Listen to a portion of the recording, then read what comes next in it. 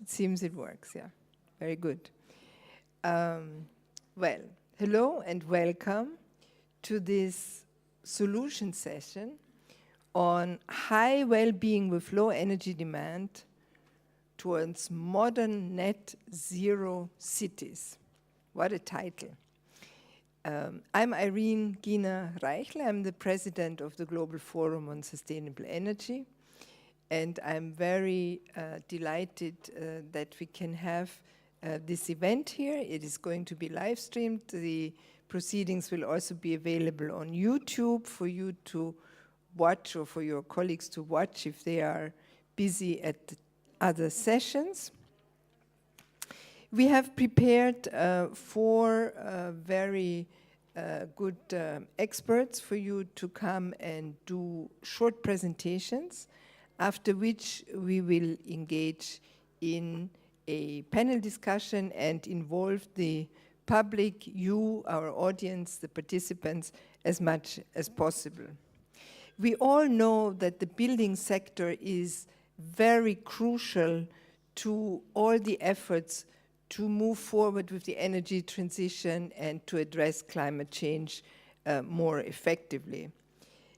We know that the building sector accounts for roughly 40% of energy consumption, 33% of greenhouse gas emissions, 30% of raw material consumption, and 40% of waste generation. And if we take into account all the embodied energy of construction materials, then the building sector is the prime emitter of greenhouse gases. So if we manage to do something in the building sector that at the same time improves the well-being of people, we all live somewhere, hopefully, you all have an apartment somewhere or a house where you can live, a home that you can call your home. And if that home is pleasant and the temperature in that home is pleasant, that accounts for a very high degree of well-being for all of us. So I think if we address this issue of managing the energy demand of the building sector in a more efficient and energy-conserving way, we can go a long distance actually to also build social acceptability for the much needed energy transition. So I think we can reach a number of goals at the same time. I have, as I said, we have here four very excellent presenters. Bas van Ruijven, Senior Research Scholar at the International Institute for Applied Systems Analysis, who will talk about demand-side solutions that enhance transformation towards net zero cities. Alessio Mastrucci, from the research, also a research scholar at the International Institute for Applied Systems Analysis, who will talk about technological, social, and systemic innovations to impact on energy demand change in buildings. And then we have Elisabeth Sibylle, who is energy efficient buildings expert at Klimaaktiv. She will talk about solutions for viable and high-quality building refurbishment in Austria. And Daniela Huber, head of property management at Sozialbau, who will talk about the energy transition in the dwelling stock, the end of oil and gas floor heating systems in non-profit housing. I'm very happy that we have a balanced panel, two excellent male experts, two excellent female experts. I'm also the co-founder of the Global Women's Network for the Energy Transition. So inclusion and drawing on the expertise of both women and men, and as wide as possible a talent pool, is one of our main concerns in the Global Women's Network of the Energy Transition. I'm happy that we can at least show on this panel that it is quite possible to have a very balanced composition. Could I invite the first speaker, Bas van Ruijven? Would you kindly come here and take the floor for your first presentation, for the first presentation? Yeah, thank you for that kind introduction, Irene. And I hope this works without me putting it too higher. Actually, we had originally a full female panel, but logistics got in the way. And so what I want to do to kick us off is to give a very global scope on why demand side matters. Before we dive deeper and deeper into the building sector. But from the global scope, ways of trying to limit our warming to 1.5 degrees, I think the traditional way of thinking about this is to say, well, if by 2100 we at least are not exceeding these temperature levels, we might exceed them before, we have some time to get the big system moving, and then we'll compensate later in the century with having net negative emissions. However, we are increasingly realizing that that might be a bit of a flawed idea. We need very quick transitions that avoid overshooting the temperature, and for such fast transitions on the short term, we actually need much more demand-side action than you would see in the traditional scenarios. And they have multiple benefits, economic, on all of the SDGs, to avoid overshooting the climate problem and coming to the solutions now and not later. Another reason to go on the demand side is that our energy systems are actually very inefficient in providing the services that we as people need from them. You see here a few graphs for different sectors, how we start off with 100% of the energy that we take out of the ground, and it becomes less and less and less, and in the end only 5 or 10% of the energy gets transferred to services. And so if you manage to do something on the demand side, you have enormous leverage on the further upstream in the system to have savings. And this holds especially also very strongly for the building sector. If we are able to organize our society differently, be more efficient, that really saves a lot of upstream energy. This has major additional benefits in the IPCC. These demand side scenarios have been assessed together with other approaches to getting limiting warming to 1.5 degrees.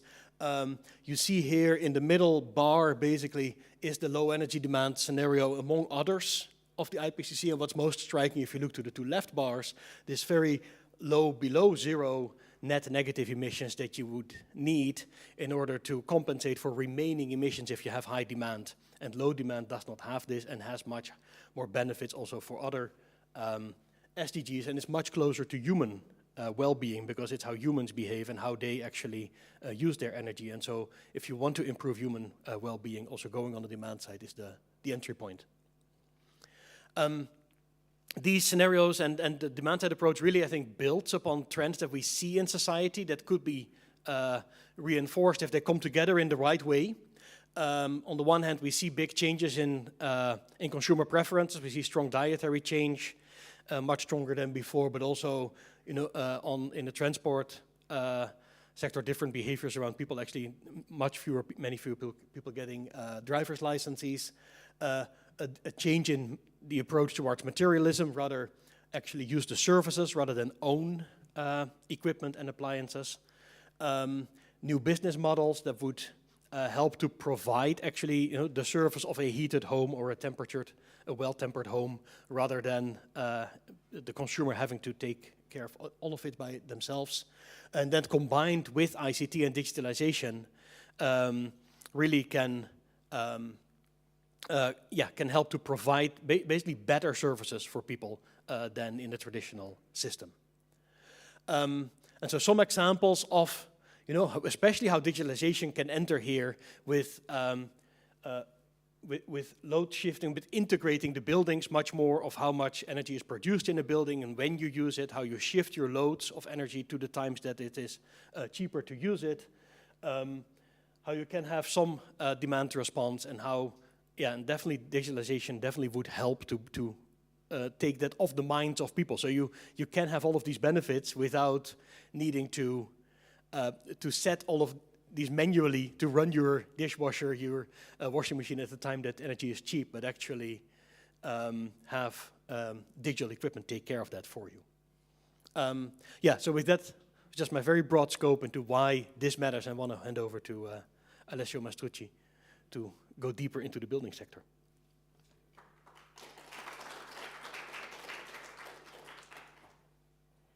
Thank you very much. Over to you.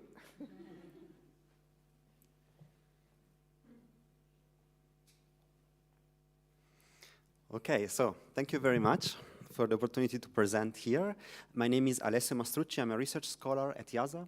And in this presentation, I'm going to give an overview about the transformation we need in buildings to achieve low energy demand futures, focusing on technological, social, and systemic innovation.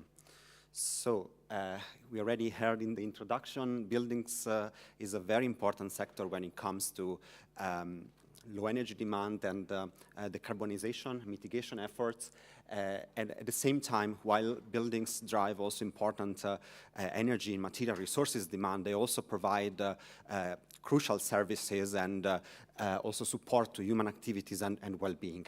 So in the latest IPCC report, a potential of 61% for the global mitigation by 2050 was estimated for buildings. So there is a lot of scope for reducing energy demand and emission here.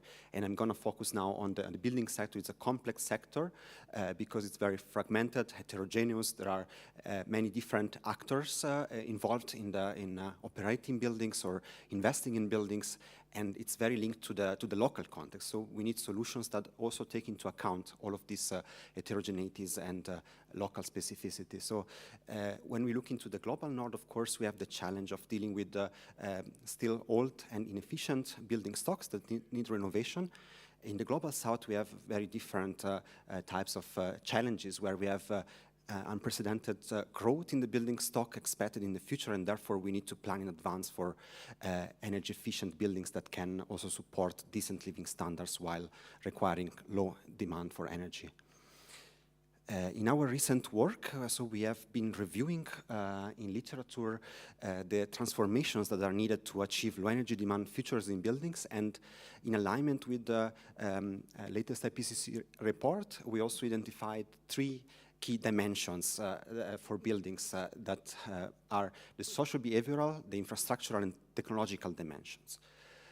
So starting from technological transformations, here the starting point should really be on the buildings themselves, on the buildings envelope, because if we provide well-insulated buildings, buildings that are adapted to local condition and can, for instance, also shelter from solar irradiation, provide good ventilation, we can already provide very good thermal comfort inside the buildings without requiring active or mechanical systems for thermal comfort.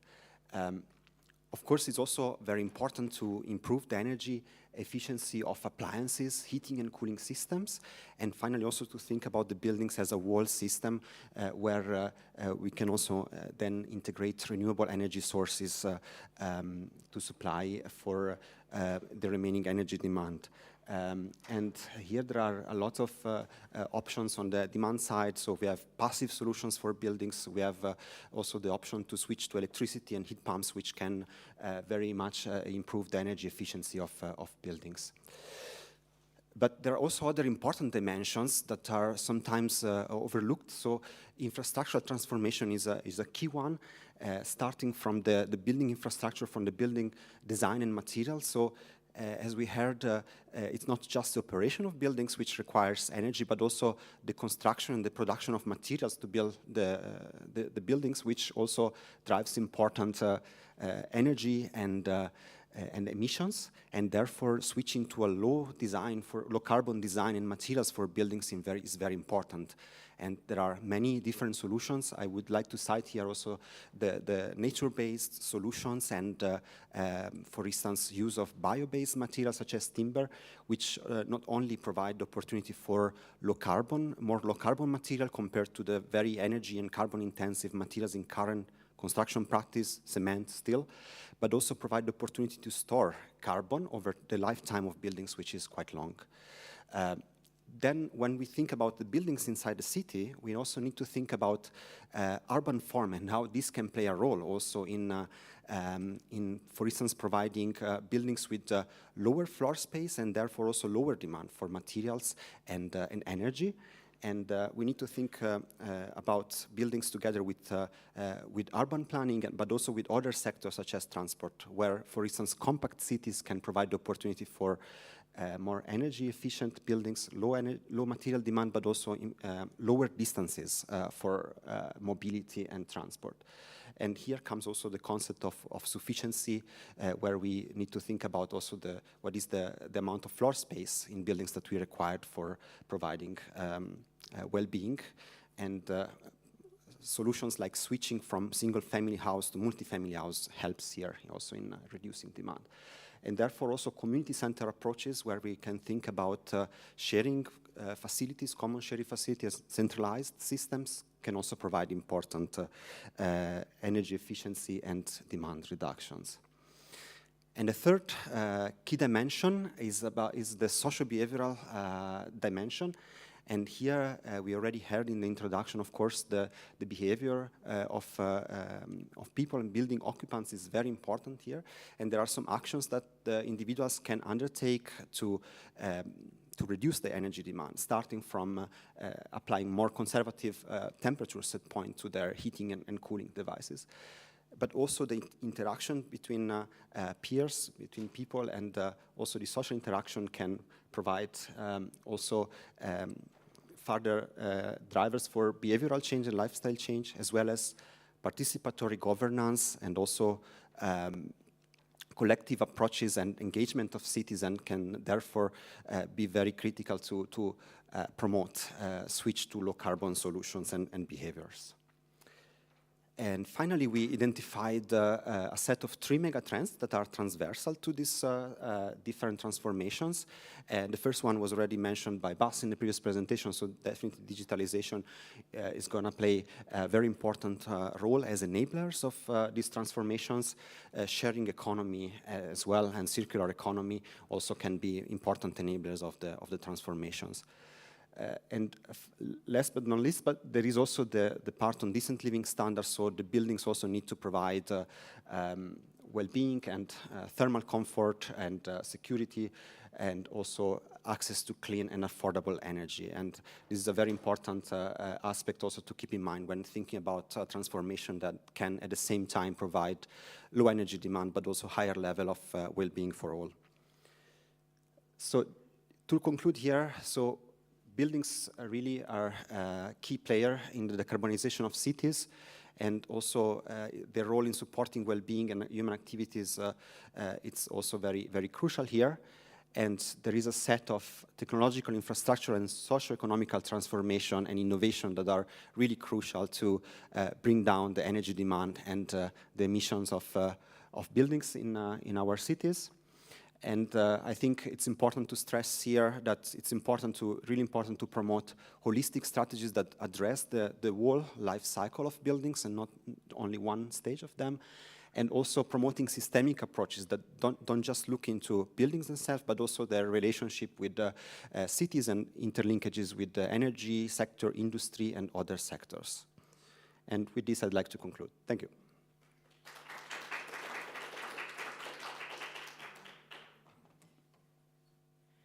Thank you very much, Alessio. Bas and Alessio have given us the global outlook on the topic, and I think they have framed it in a very interesting way. I think there will be many opportunities to latch on to what they have said afterwards when we have the panel discussion. However, if there are any questions right now that anybody would raise after hearing those two presentations or make any comments, we can allow for that, of course, as well. If not, can we now move from kind of the global overview to examples of what is actually being done about these issues in the real world, in the here and now, in Vienna, in Austria? Can I ask Elisabeth Sibylle from Klimaaktiv to please come and speak to us, please. Thank you. Thank you very much for handing over. Yes, thank you. Okay, so we've, can you switch? I think it's a bit too far. There are some slides before. Yeah, thank you very much. All right. And how can I switch to the next slide? Sorry. Excuse excuse me. Is there a... is it this one? Yeah. The green one? Okay, thank you. Excuse me. Okay, so I'm very happy to be here today, and as just presented before, I want to give you here an insight into the Austrian challenges that we have here in terms of building refurbishments and which solution do we have. Here a few points that I'm going to tell today. First, I would like to see a little bit more what are the needs in Austria for building refurbishment, and then we will see very precisely with a couple of examples that I have picked up what is actually possible, and I really picked up 3 replicable solutions to see what is possible. And then I will also talk about the beneficial social effects of the building renovation and see how the Klima Active program supports this challenge of building refurbishment in Austria. So here are some graphs. We have seen this in a way in the previous presentation on the global way. Here this is represented for Austria. And here, as we can see, the objective of Austria is to be climate neutral by 2040. This means when we have a look at the final energy consumption, that we need to reduce the NATO final energy consumption by already 2030 around 20%, and then until 2040 by 35%. And when we have a look at the breakdown of the final energy consumption in Austria, we see that the households and then the buildings are already responsible for almost 30% of this final energy consumption. So it means that there is a lot of work here in Austria. I have also taken I want to focus what are the buildings in Austria that need to be refurbished? How does the building stock look like here? Here on the first graph you can see the amount of buildings, the number of buildings that has been constructed by time period. And as you can see, I hope it's not too small, you see most of the buildings have been, a lot of buildings have been created between the 1960s and the 1980s, but if you see at the accumulation, almost 2/3 of the buildings has been created before the 80s. And when you have a look at the energy standards of these buildings, which have been created before the 80s, it's very poor most of the time, unless they have been already been refurbished, but most of the time it's only a part refurbishment. But when you have a look at these energy standards, you see that, of course, now we build better with better standards, but most of these buildings need a refurbishment. And this refurbishment, we see to a high energy efficiency standard is a key to achieve the climate neutrality into the building sector. So here the motto is energy efficiency first. And if we have a look, then on the other side of the refurbishment, so it means when you have refurbished your building, then how are you going to make the heat for the heating? Here you can see on this graphic, on the first one, that the primary energy, there is still 1/3 of fossil-based primary energy for the heating system in Austria, I mean based on fuel or gas. And when we have a look on precisely on where are this gas or fuel system installed in the Austrian household, we can see that most of them are installed in single-family houses. Almost the half is fuel and the half is gas, and a lot also are this apartment gas heater in city multifamily buildings in Austria. So here there's 2 building sites for Austria in terms of replacing the heating system from fossil to renewable energy. Now that we have seen the challenge, I would like to present you three examples, which I found are very typical. Either the first one, because it's very typical for Austria and also easily to replicate. It's an example in Tyrol, in Austria. It has achieved the Climate Active Gold standard, so it means that it has been refurbished to a very high standard. And still, as you can see, it's not a very luxury housing, so it could have been also made also with not very expensive.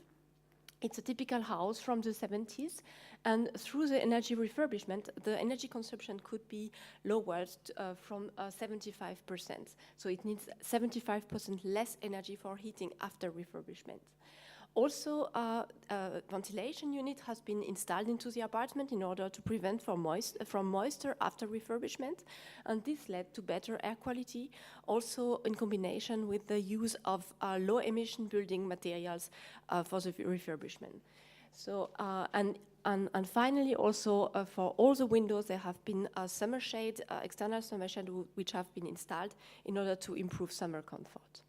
Another example, which is not very typical, but which shows that everything is quite possible in terms of refurbishment. This is a heritage guest house from the 12th century, which has been refurbished to a clima-active silver standard, which means that also a lot of reduction in the heating demand has been made. It has a photovoltaic area could be also installed. And the refurbishment led to a building class B, which is very good, especially for a very old building. And still, the existing stone walls and the existing structure could have been preserved. The third example is also very typical for Austria, where a lot of housing is a single-family house. This is very typical and also to be replicated. It's a housing from the 60s, and it has been refurbished to the passive house standard. This means that finally the heating demand could be reduced to 97%. And also with the help of the integration of ventilation units combined with the heat pump, there is a very high quality inside the building, a very good air quality. Also the windows opening could be a little bit enlarged, so we have better daylight, better comfort into this housing. There are a lot of other examples like this, but I tried to pick up what could be very typical from here. And also what is always very important to see also in terms of cost is that other benefits are always to be taken into account into the refurbishment of the houses. And this, when you have a look at the global cost, this is a very big advantage. First, of course, when you refurbish, you have, of course, less heating cost, which means that you have less risk of energy poverty. You are more resilient if there is any crisis about the fuel costs. Of course, as we have seen in those examples, you get better air quality and healthy spaces inside the housing. You get more comfort, daylight and livable area. And all those criteria are possible to be taken into account in terms of money. And this is all aspect that actually cheapens the energy refurbishment. Then, of course, you have better resilience, again, with heat waves through the insulation, through the ventilation systems, and against the effects of the climate change. You have most of the time the possibility within the refurbishment process to improve the accessibility and to enlarge the community spaces. All in one, this is the aspect that we want to put in focus when we are supporting as a clima-active program the refurbishment of houses. We have one guideline which is for supporting step-by-step refurbishment, which is helping to find best practice projects, to help for finding financial support, energy consultant, and to monitor quality proof and certify the refurbishments.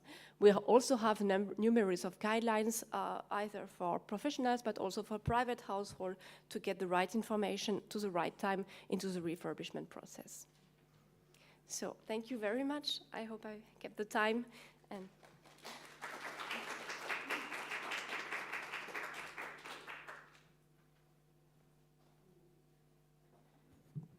thank you very much, Elisabeth Sibylle, for your very clear presentation. Klimaaktiv is, of course, a very important tool for bringing the changes about in Austria.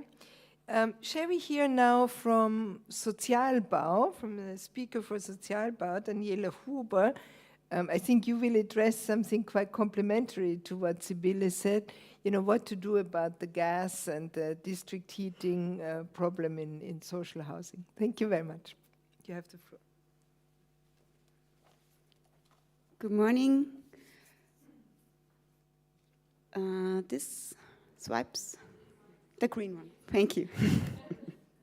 Good morning from me.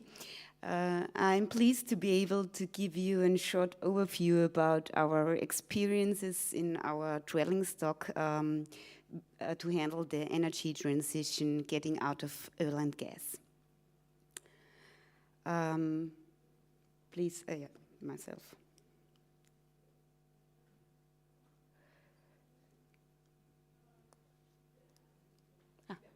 First, I want to introduce you to our company, of who we are and what makes us special.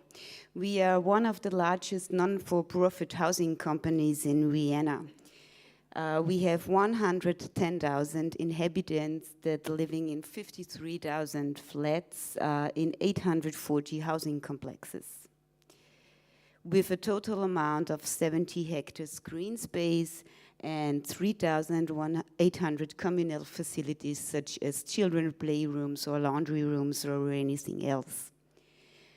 Our average net rent is €5 per month and square meter.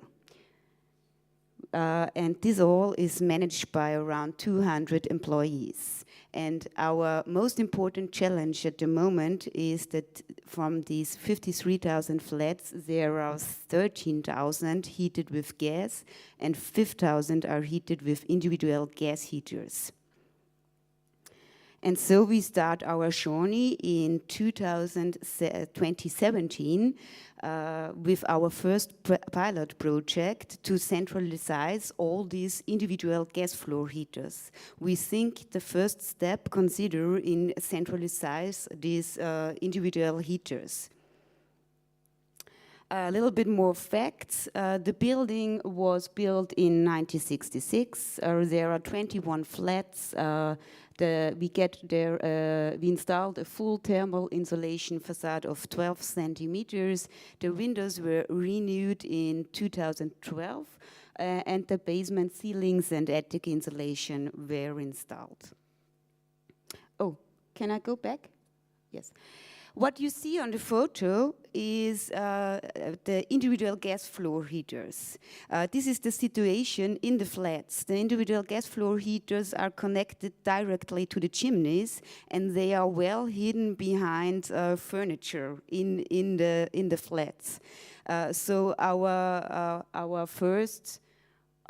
important challenge was to don't go into the flats, don't interrupt into the flats. What you see here is our solution.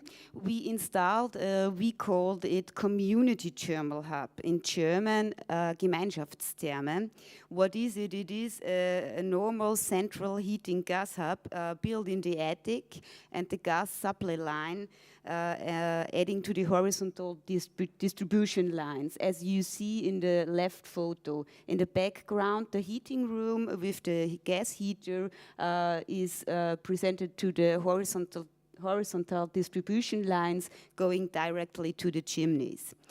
What I say is the first step consists to centralize what energy source, the energy source you can replace later. In this project, we installed in 2012 a heat pump. And the gas heater in the heating room is only a backup if the heat pump fails. But in 3 years, this only happened for one time.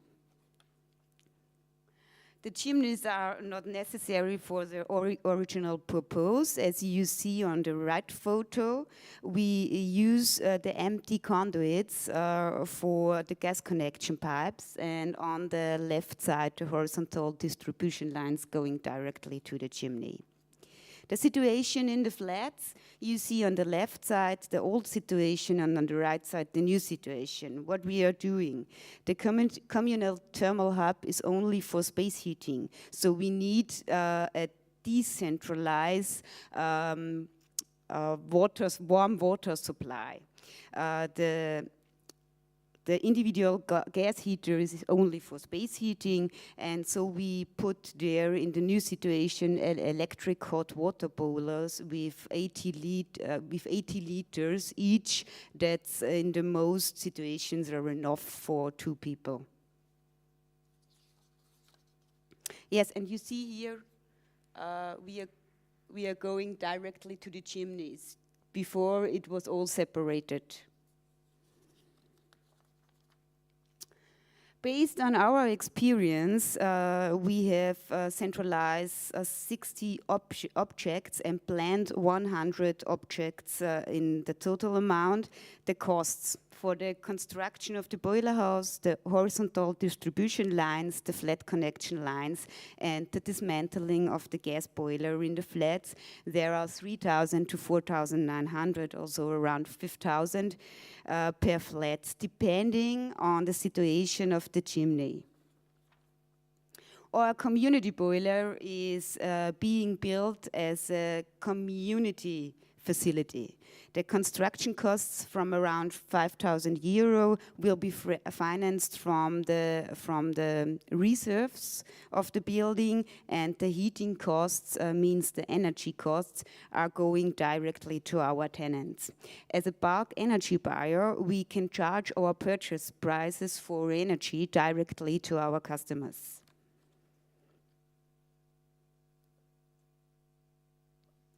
The future, what we all probably agree is that a rise in temperature is unstoppable. In urban areas, the overheating is a hot topic, and here on the photo you can see our dystopia. To ensure that our houses not to look like this, we set ourselves the following goals. At least the room temperature decrease must be reduced to degrees, and the extracted heat from the flats are going not unused to the atmosphere. And so we come to our second pilot project. The core of the project is the building component activation. This facade temperature control system cools the living space in summer and warms them in winter. What we are doing, slots were milled in the outer facade, a fine meshed network of water hoses was laid in them, and then the thermal insulation was installed on top. With this measure, we have introduced basic heating and reduced heat loss up through the facade. In summer, the flats are around 2 degrees cooler, and in winter, the heating requirement can be reduced to 20 to 25%. The costs, again, for this pilot project was, without an existing insulation, 3,600 per flat, and when you have existing insulation, 5,200. Thanks.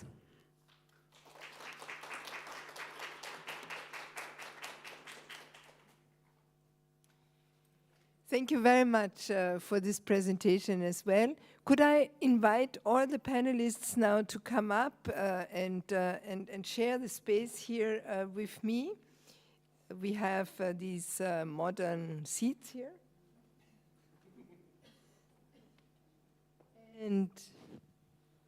And we have mics.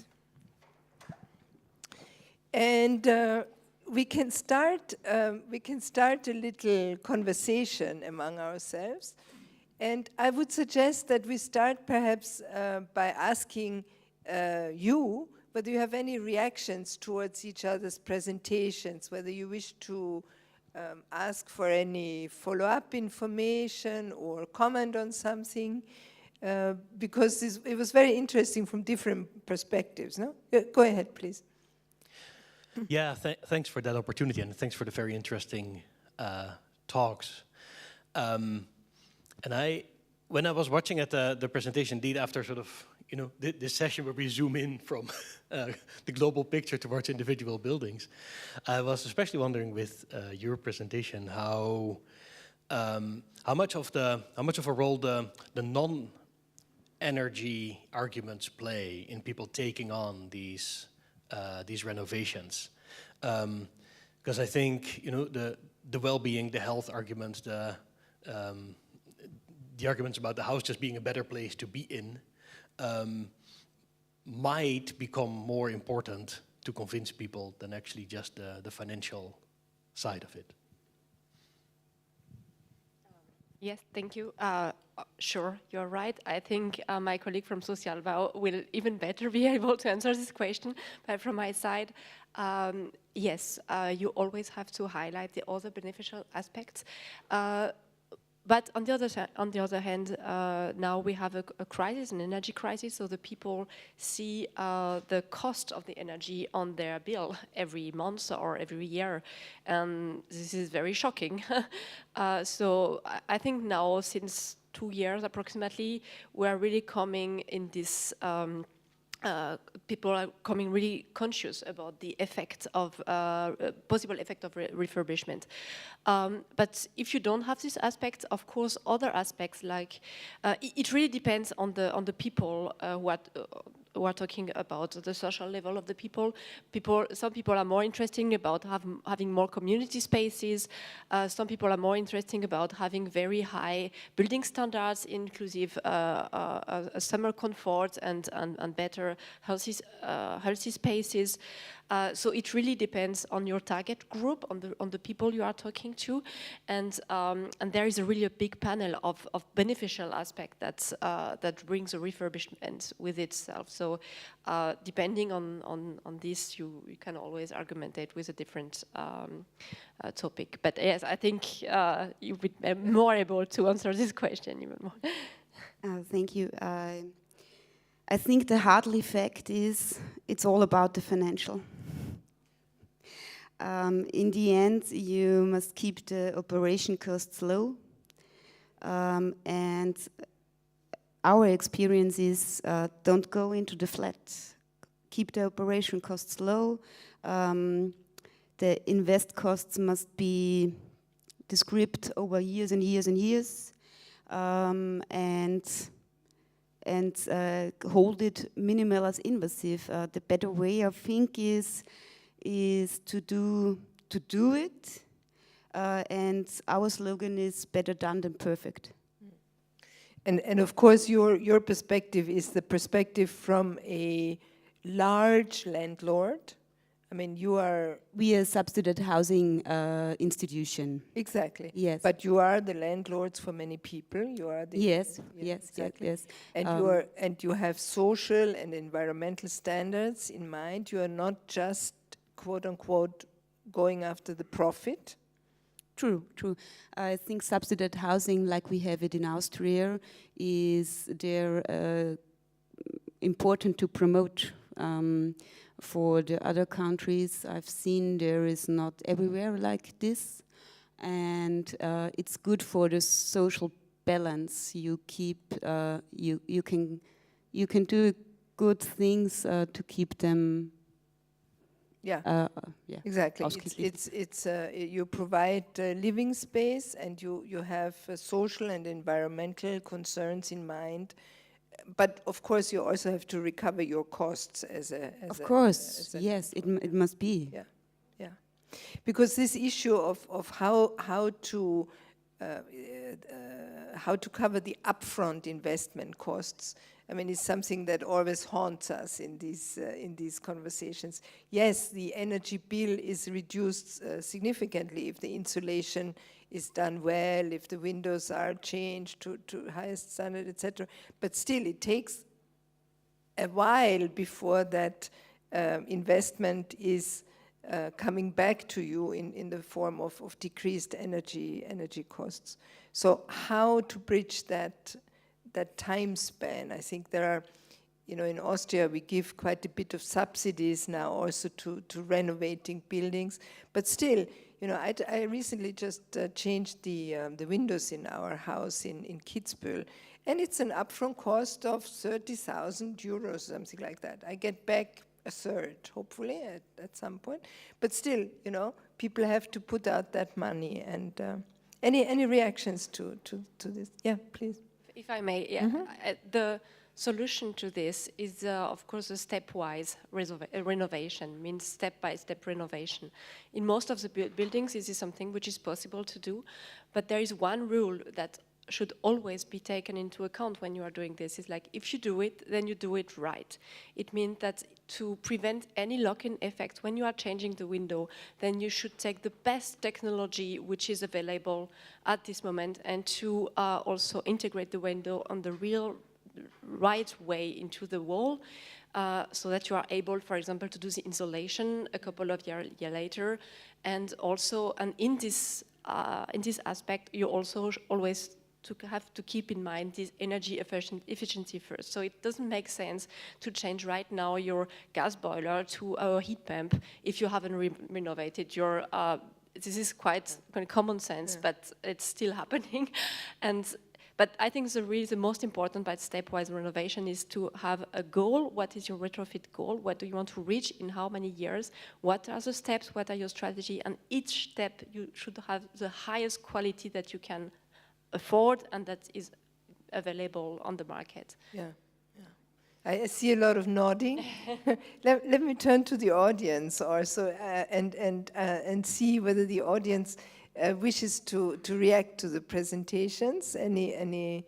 Yes, Natalia, please go ahead. Natalia is a colleague from the Global Women's Network for the energy transition and an engineer, a PhD. She just finished her PhD. Go ahead, Natalia. Thank you, Karine, and thank you for the presentations. It was very inspiring. And now I'm more curious to know your thoughts about which one of you think you can engage more people by inspiring them for having high well-being or to have a reduction in the costs. Which one you think, by your experience, which one works best? Mm-hmm. Mm-hmm. Anybody would like to reply? Go ahead, go ahead. Yeah, I can take a first cut, but I definitely want to hear indeed from the people in the field as well who have the experience there. But somehow the cost argument, to me, even in the it strikes me personally often how even in the current price situation, often many of the efficiency measures actually from the cost argument are still difficult to still make it only on price. And so I think the convincing power and the enthusiasm for people to actually take action in the end has to come from the added benefits of it. That your insulated windows also insulate sound. That a better insulated home is just nicer to live in, and better better ventilated, but healthier to live in. And somehow but that's harder to bring across. And it's not the first thing on people's mind. But if you really go down the rabbit hole of just doing the math of, does it financially pay me back? It's actually, even in the current situation, I think still quite risky that people then say, actually maybe it's not, let me just live with this badly insulated home. I actually agree with Bas completely, and I think indeed this barrier of investment, the upfront investment, is still very, very crucial here. And I think indeed having instruments to help also the owners and the households to reduce the upfront cost is really key here. And I think, therefore, I think also having more information is very important, because I think all of the co-benefits we are discussing right now, I think it's really important to discuss them with the people, with the communities, and engage them actually in this kind of action to really try to promote this action and show what are the real benefits they can entail. And for me, I tried to say that in my, but I think well-being is money. Actually, you can always quantify somehow, and if it's not money now, then it's money in the future, because if you don't refurbish what's happening, then the people don't want to live anymore in your housing, maybe, or you just make really different classes of houses, and this is exactly also what the European Union tries to do with the energy efficiency directive for buildings, is trying to put ideally all the building on the same level, so that then the classification is on other parameters than on the energy efficiency. And somehow all this, it depends. The argument is always different depending on the people working. But I think also this example of the single family housing, the people really said they had actually more square meter to live because they insulated the windows, so they could just do anything like play with the children in front of the window, what they couldn't do a couple of years before because it was so cold next to the window. Nobody wanted to stay here. So somehow trying to translate everything in one is possible. Did you want to say something? I think we can coexist. You can coexist. Excellent. No, I think the argument is also that if you own a place, right? If you own a house, then often the incentive to refurbish comes easier than if you rent, right? So when you rent, then there's more of the onus on the landlord, on the owner of the apartment.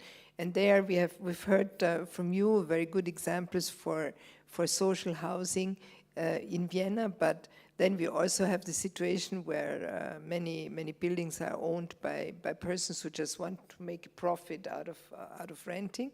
And there, the situation starts to be different. But what struck me in this, in these presentations, a couple of points that struck me, and I want to come back to them. One was the importance of the social dimension of it all. I mean, yes, it is about technology. Yes, we want to use the best available, technology for everything that we do in the refurbishment, but it's also very much about communication, about reaching out to people, about building awareness, right? So often in these discussions about the energy transition, I'm missing this social dimension, and it sounds as if everything could be achieved simply by technological fixes, but that leaves out the human dimension, doesn't it? So how to really make sure that the communication is successful? Any reactions to that, or from the? Yes, please. Yeah. Hello.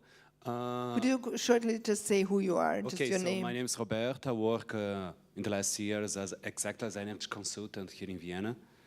But from origin, I'm from Brazil, and I live in Italy too, so I compare different realities, let's say, to habitation, and then especially about something that you just said, and about this, always look like for technology as a solution for everything. Because, for example, in almost all the last buildings that I myself am doing the energy evaluation, like for example, even here in Vienna, for a totally new building with perfect energy efficiency, totally perfect thermal insulation, right now, cooling is already a bigger problem than heating for modern buildings. And for example, I noticed that with the last presentation is exactly in this room yesterday that was about the group of the decarbonization of Vienna. I see many times they talking about solutions for heating. I don't see so much about cooling, especially like I lived the last 2 summers here in Vienna. I noticed that's complicated. And many times what I wonder is because there are many things that we could do to improve the buildings. There's not only about technology. Sometimes simply we could look at what our neighbors around here are doing. For example, if you go to Italy, almost any building has any kind of, let's say, window blind, external window blind, something that's something that's really cheap, is way more efficient than trying to solve after the sunlight already crossed the glass. But even in modern designs, I don't see so much this cooling, because for me that's is architectonical consideration, not technology. Something that simply the architect in the design, okay, let's think about where the shade comes in. Yeah, the shade. So, for example, things like window blinds, balconies, there are many things that could do that doesn't involve spending more money. It's simply thinking a little differently how to design. Or even how to adapt buildings. And I consider that can be also a problem for the future, especially as the summers get hotter and hotter. Also because since like in Vienna, I suppose most people, they rent their places. It's like we are very, for heating, let us say in the worst case scenario, someone can always get like electrical heating. Okay, that's terrible for energy efficiency, but it's something for comfort. Now for cooling, it's like, for example, like in my case, I live in a renovated old building. I cannot install air conditioning in my window. Okay, we got the point. That's the problem. The cooling point. Did you raise your hand also? No, no. A different question. Okay. Let's take the question because we are coming closer to the end of our allotted time, I'm afraid. So we gather a few questions and then you can address them. My name is Ananta. I'm a student in Vienna. I just want to ask, like, I've seen this OEAD student housing as active clima active partners. So, I mean, is it like mandated by the government or is it purely voluntary? Like, do they have to go through certain requirements to become clima active partner? Or like, are you incentivizing them? Like, what's the process? Mm-hmm. Okay, any other reactions? Yes, please. Thank you very much. And I have a quick question. Do you think that there is a chance that Austria could roll out passive housing for all? Thank you. Thank you. Retrofit into passive housing is complicated, I believe, but yes. Okay, back to the panel. Since there was a direct question to Clima Active, I may first answer this question. I hope I got you. To achieve a climate active standard, there is a panel of criteria that you need to achieve. These criteria are not only concerning the energy efficiency, but also on the materials that you are using for the building, like no emissions materials, in order to achieve also gray as a good low emission, good air quality, and that you are not polluting the environment just by doing the building itself. There is also a criteria about air tightness and so on. There is a list of criteria. This is everyone can go on our website and have a look at this. And there are different standards: bronze, silver, and gold, which are for renovation, but also for new buildings. And in Austria, as far as I know, all public buildings need to have a Klima Active standard. So there is an example. A public building needs, when they are new or refurbished, they need to make an example for all the buildings. I hope I could answer your question. Maybe if I may answer the question about the passive houses, because I was a long time working for the Passive House Institutes in Austria. And no, it's not obligatory complicated to make a passive house, even a passive house refurbishment. There is two ways for refurbishment into passive house standard. There is a way, like I would say standard way, that you make the insulation, the windows and so on, and the ventilation, and the criteria for achieving passive house standard for refurbishment is less hard than for new buildings. It's only 25 kilowatt hours a year for a square meter instead of 15 for a new building. And the other way to achieve passive house standard is to refurbish with passive house certified components. So it means that it's quite easy, because when you are changing your window, you just have a look at the data bank and see, oh, this window, if I install it and install it the right way, of course, then I'm okay with this. So it's same for insulation or any facade. Yes, of course, in Scotland, I think they have a new rule that new buildings should be passive house, but this is not already the case in Austria. Well, we work towards it, right? But Klima Active standard is very close to passive house standard, so we are really on the right way. Other reactions from them? Yes, please, go for the cooling, perhaps. Yes, no? I would really like to react to Roberto's point. I think it's very crucial point here. I'm really happy that you brought this in here. I think the main issue is that we still think about building and design building, thinking about the current condition, current climate condition, and this I think requires a change in the way we design buildings and also in the regulations, which are also, I think, I come from Italy actually, and regulation has been for a long time focusing on heating only more recently cooling has been taken in, and still most of the standards relate mostly to heating and not to cooling. And I think we need to change the way we think about buildings and think about buildings that can be future-proof, that can also be comfortable and low energy in future conditions. And this needs a change in the way we design building and also in the regulation and in the standards related to buildings. Yes, and in Vienna we are only slowly starting to realize that we will probably need air conditioning soon, because most of the building stock here in Vienna doesn't have air conditioning, because in the past when these buildings were built, we had perhaps a week in Vienna where it was warmer than 30 degrees, but now it has changed drastically. Yeah, and I think all the issues with parks and with green spaces and with trees and with cooling zones and all of that is coming into the discussion very much. We come to the end of our conversation. I would like to give you the opportunity to have a concluding sentence, if you wish.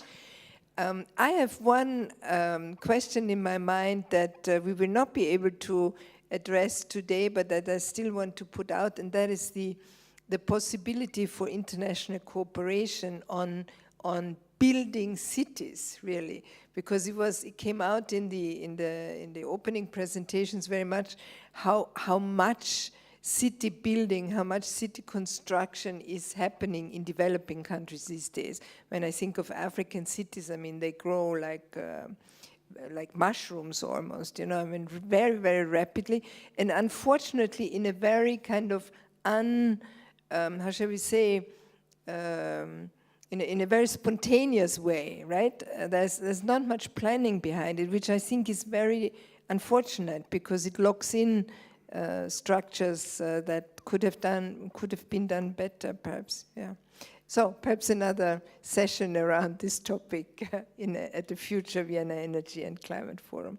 But your concluding remarks, please, if there are any. Echoing your thought that in the end the social seems to be more important, but not only among consumers, also among architects and installers and people actually, how across all of society, the social changing of mind is much more important often than the technology. Okay. For me, if you wish. Yeah. Yes, sure. For me, I just to reflect what you've just told, something that I realized actually just a few years ago, the first trigger for gas emission, global warming gas emission in building sector is not the fact that the building are not energy efficient, but only the fact that we just build. And that we may transform something which was a forest or just a green area into a building. And so the first thing to think, just to say now, maybe in the global north, we have accumulated a lot of know-how and everything. The first thing to think is that when I build, I just say, okay, before I build, I just think about, can I just not refurbish something or, yeah. And if I refurbish, I do it right. Not to seal more soil, yes, really. Yes, yeah. this is really the first trigger of gas emission in building, yeah. Thank you. I also think valorizing the existing building stock is a key action to promote sustainability. And of course, as I also mentioned in my presentation, we need to think about the different also regions in the world, different local contexts. Local context and local communities are very important to think of and to engage in the building practices, building construction, to think about solutions that can be future-proof and provide well-being to population with low energy demand. I think it's not about the technological things, really. It's about the social caring. Thank you very much. Thank you for being with us for this very interesting panel. Please give a big hand to our panelists. Thank you for taking interest in this topic, and enjoy the rest of the conference.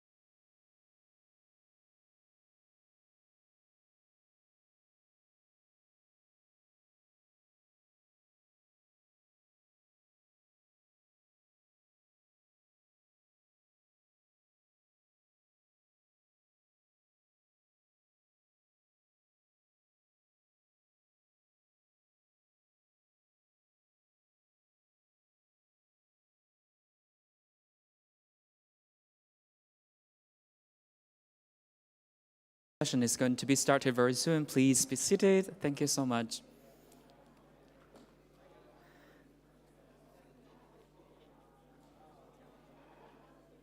After closing the door.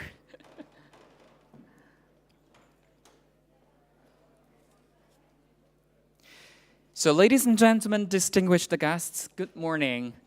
I'm Imbo, the Director of Europe Office of GEICO, Global Energy Interconnection Development and Cooperation Organization. It's my great honor to be the moderator of this event today. The event is themed on climate change solutions through the synergy of meteorology, AI, and global energy interconnection. I'm truly delighted to welcome you all. And this event is made possible through the collaborative efforts from 3 leading organizations: the World Meteorological Organization, WMO, the GEICO Global Energy Interconnection Development Cooperation Organization, and the leading company, Huawei. We believe to address the climate and energy challenges, it is extremely important for us to have cross-sector communication and cooperation for a systematic solution. And that's why we have this joint event. And together, we have the power to create a more sustainable and resilient future for generations to come. So for this event today, we're going to have 3 keynote speeches for 35 minutes, and then a panel discussion for 40 minutes, and a Q&A for 10 minutes. It's going to be ended around 1 p.m. after a very short closing remark. Now, we're starting from the keynote speeches from the 3 organizers of this event. First of all, let's warmly welcome the first speaker, Mr. Li Baosen, the Deputy Secretary General of GEICO, to kick off and deliver his keynote speech about energy interconnection. Please welcome.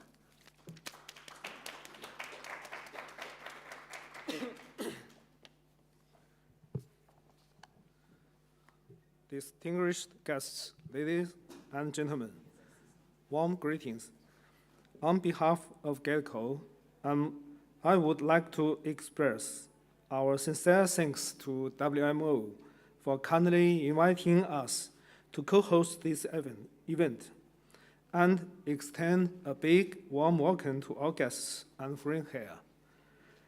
This forum tells us a central truth. We must work together to find co-development paths for energy and climate. Without an overall solution, energy transmission and climate change goals cannot be achieved. Today, the clean and low-carbon energy transition aimed for climate change goals is speeding up. Our overall solution is to build a global energy interconnection to realize green and low-carbon development. GEI is a new energy system for energy transition by grid interconnection. As a global platform, it can meet the demands for clean replacement in energy production, electricity replacement in energy consumption, large-scale integration of energy, clean energy, wide allocation, and cost-efficient energy use. Now, focusing on various areas such as generation, grid, load, and storage, I will share some practices promoted by GEICO and China in energy transition with you. First of all, we have scaled up various centralized and distributed renewables. China has rich clean energy resources for centralized generations in different regions, all with low costs. For instance, the deserts in the north are suitable for developing large-scale wind and solar bases. The rivers in the southwest are suitable for large hydropower bases.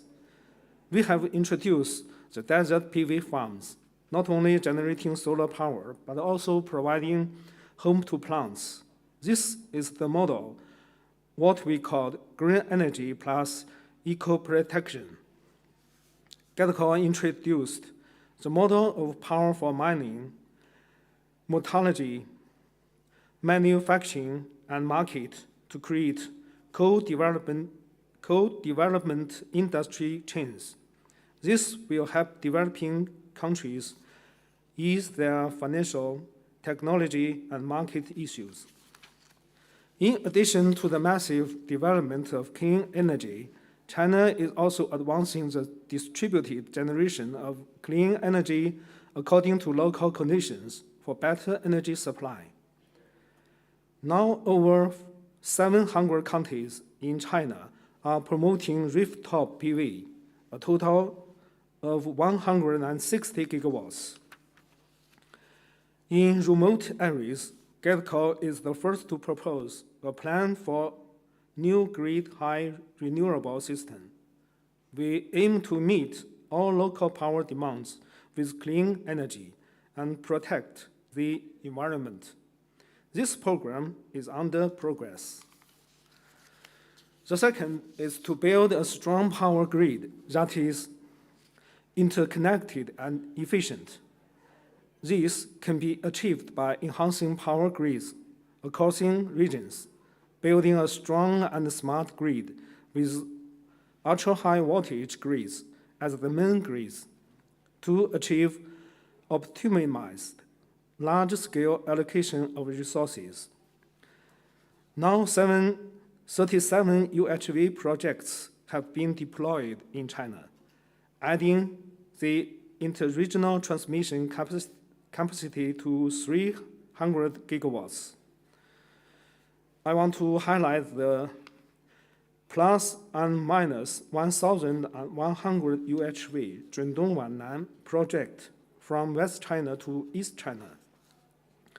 In the past 4 years, with a capacity of 12 gigawatts, it has transmitted over 650 terawatt hours of electricity over its 3,300 kilowatt transmission line. Thirdly, China is promoting smart energy use system. We have increased the use of electricity in the whole society, including transportation, industry, agriculture, buildings, and our daily lives. At the same time, we are also promoting digital and smart upgrade to meet flexible, diversified, and convenient needs. China is replacing fossil fuels with electricity, promoting EVs, electric heatings, e-harbor, and so on. China's EV fleet is bigger than 16 million. The State Grid Corporation of China has established a smart EV platform connecting over 2 million charging poles. The fourth is to build multi-energy and flexible energy storage system.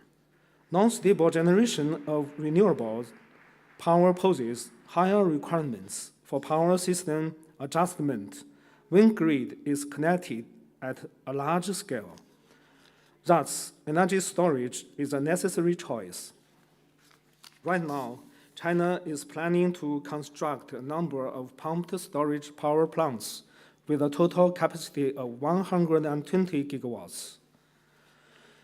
The commissioned Fengling pumped storage power station is the world's largest, with a total installed capacity of 3.6 gigawatts. It has a full storage capacity of 40 gigawatt hours. Furthermore, for regions lacking both hydro resources and energy, GETCO invented a new model of pumped hydro storage to combine the function of water diversion and supply. It thus has a bright future for worldwide application. Ladies and gentlemen, GETCO's mission is to build a win-win, open and sharing international energy platform. To achieve that, we have constructed a global network and wide partnership with 1,305 members from 142 countries. GETCO has released over 80 research reports. GEI has been listed in the UN high-level political forum for 6 years. The GEI-based carbon-neutral solution has been written in the IPCC report. Look forward, we are ready to work with WMO, with Huawei, and other stakeholders to jointly promote energy, climate, and co-development. Let's join hands and work together, work towards GEI, towards global energy transition, and towards a sustainable future for all. Thank you.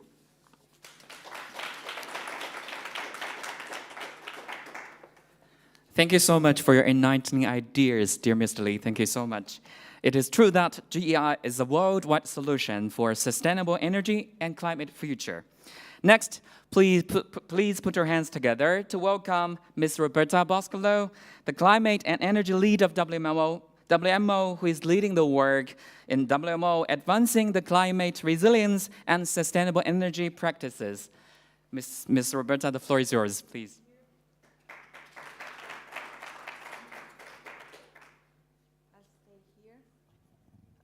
In this side, because I'm small.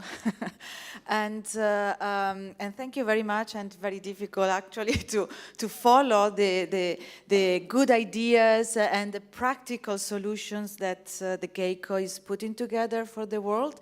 WMO is the UN agency for authoritative voice for weather, water, and climate. And what we do is really try to use our data and our analysis and our knowledge to support the energy sector, especially the resilience and the renewable energy. And I would say that WMO has been doing a lot of services for specific sector from a long time, and historically was agriculture, food security, was DRR, disaster risk reduction, water management, marine services, aviation services. But energy is really a new area, and we started less than 10 years ago, but we did go very far, I think, with now, and this is what I'm going to present. But also we have a strong partnership with GEICO and other agencies, which make us, of course, more progress faster. So maybe the first part of my presentation is just a little bit of a repetition of what I did yesterday, but it's good because it sets the scene for what we really want to look here. And as you know, climate change and especially the failure to mitigate climate change is one of the big risks that has been identified globally by the economic, every economic sector. And not only as a short-term horizon, but especially on the long-term horizon. And as I said yesterday, we know that we are not addressing the climate change as we should, as WMO indicators that we are looking and we are monitoring for the last 30 years are telling us that the effort that I've been doing so far is not enough. Temperature, we have the last 8 years are the hottest year ever recorded. And I said yesterday, and I read this morning the news, that there is a chance of 99% that 2023 is going to be the hottest year on record. And we know that the temperature, there is some scientists say that actually the global warming is accelerating. We know. We monitor the ocean and the heat on the ocean, and this is increasing because the ocean absorbed 90%, a little bit more than 19% of the excess of heat in the Earth system. This is also contributing to the sea level rise and also the melting of the glaciers are contributing to the sea level rise. glaciers have been melting at least for the last 30 years, every year, even more dramatically, as you can see in the graph here. And both poles, Arctic and Antarctic, are losing sea ice volume and extension. So we know that also another WMO monitoring system, the greenhouse gases, tell us that the concentration of CO2, methane, and nitrous oxide in the atmosphere, which are responsible for the global warming, are increasing. And these, I would say, these curves actually are not bending. Although we know that emissions is plateauing, and we are emitting, we are trying to emit less, especially with the energy transition and the renewable energy. We try to reduce our emissions, but we just remind you that carbon dioxide is a greenhouse gas that remains in the atmosphere like on the horizon of 1,000 years. So every little emission is contributing to the increase of the concentration. And this is the key issue that we have to solve. Just to go through some of the most devastating extreme events that we have experienced in 2022, because this is part of the report, the State of Climate report that annually WMO published. But the 2023 is going to be released or launched at COP 2028, so I still don't have the latest figure here. But yesterday I remind a little bit what really happened, for example, last summer, and all the extreme event that we saw, and the devastating phenomena. Recently, just now, I think, there is this big storm in Europe called Kiran, that is battering the coast of Spain and France and the UK. And we see these photos of houses destroyed, and of course a lot of disruption in transport, air transport, and economic and activities. Schools are closed, and population, though, I think has been informed about this storm in advance, and I think there are not loss of lives, at least so far. Yes, and go back to what happened. The recent trends of summer. We had just the hottest summer on record. We had the hottest September on record by far, actually, by almost 1 degree compared to the rest of the time series. And as I said, the 2023 is really going to be the hottest year on record, most likely. And energy as a sector, which is, one of the sector more polluting and contributing to the emission of carbon dioxide, and which is one of also the sector that we are going to transform, is also affected by this climate change. And we have so many examples here of storms, wildfires, sea level rise, and heat waves that is affecting the energy sector. And so one of the things that is also very important is the energy sector has to be resilient as well to climate change. Just a few figures, a few statistics. Water availability is a key element for the energy sector. Here we have a recent work done for the state of water availability by the WMO, showing areas where water availability comes from the glaciers, from the cycle, for the water cycle and the glacial. And if the glaciers are disappearing, there's going to be a big problem for water availability affecting agriculture, but also energy because of the hydropower.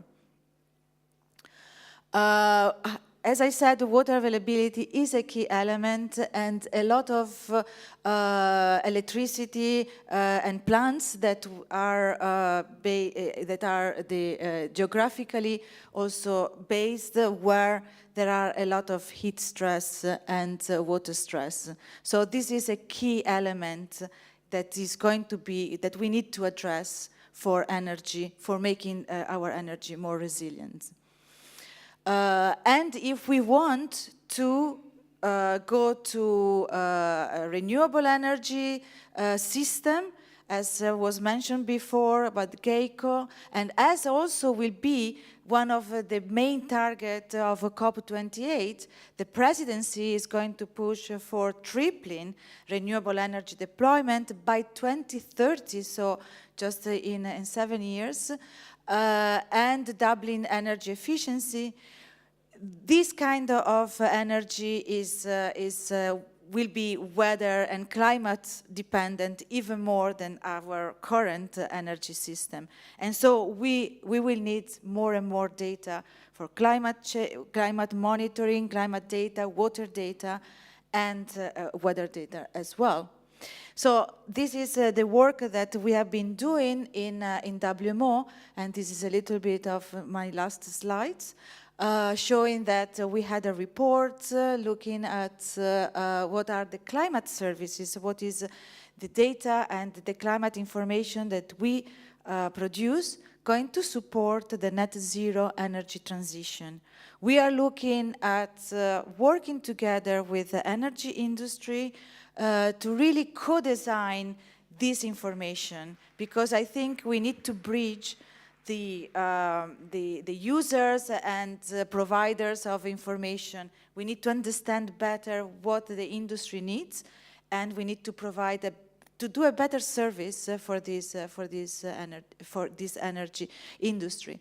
And we are going to look at the whole time series of what really WMO does, from historical data, that this is what we use to reconstruct the past climate, to understand what were the risks in the past, and to see how these risks evolved in the future through different products, seasonal forecast, sub-seasonal to seasonal forecast, decadal predictions, and the climate projection as well.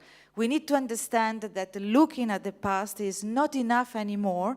We need to have also information and information on the projection of the future climate, because climate is going to change, and we need to factor it in our decision and in our investment. Yeah, okay, so that's my presentation. Thank you.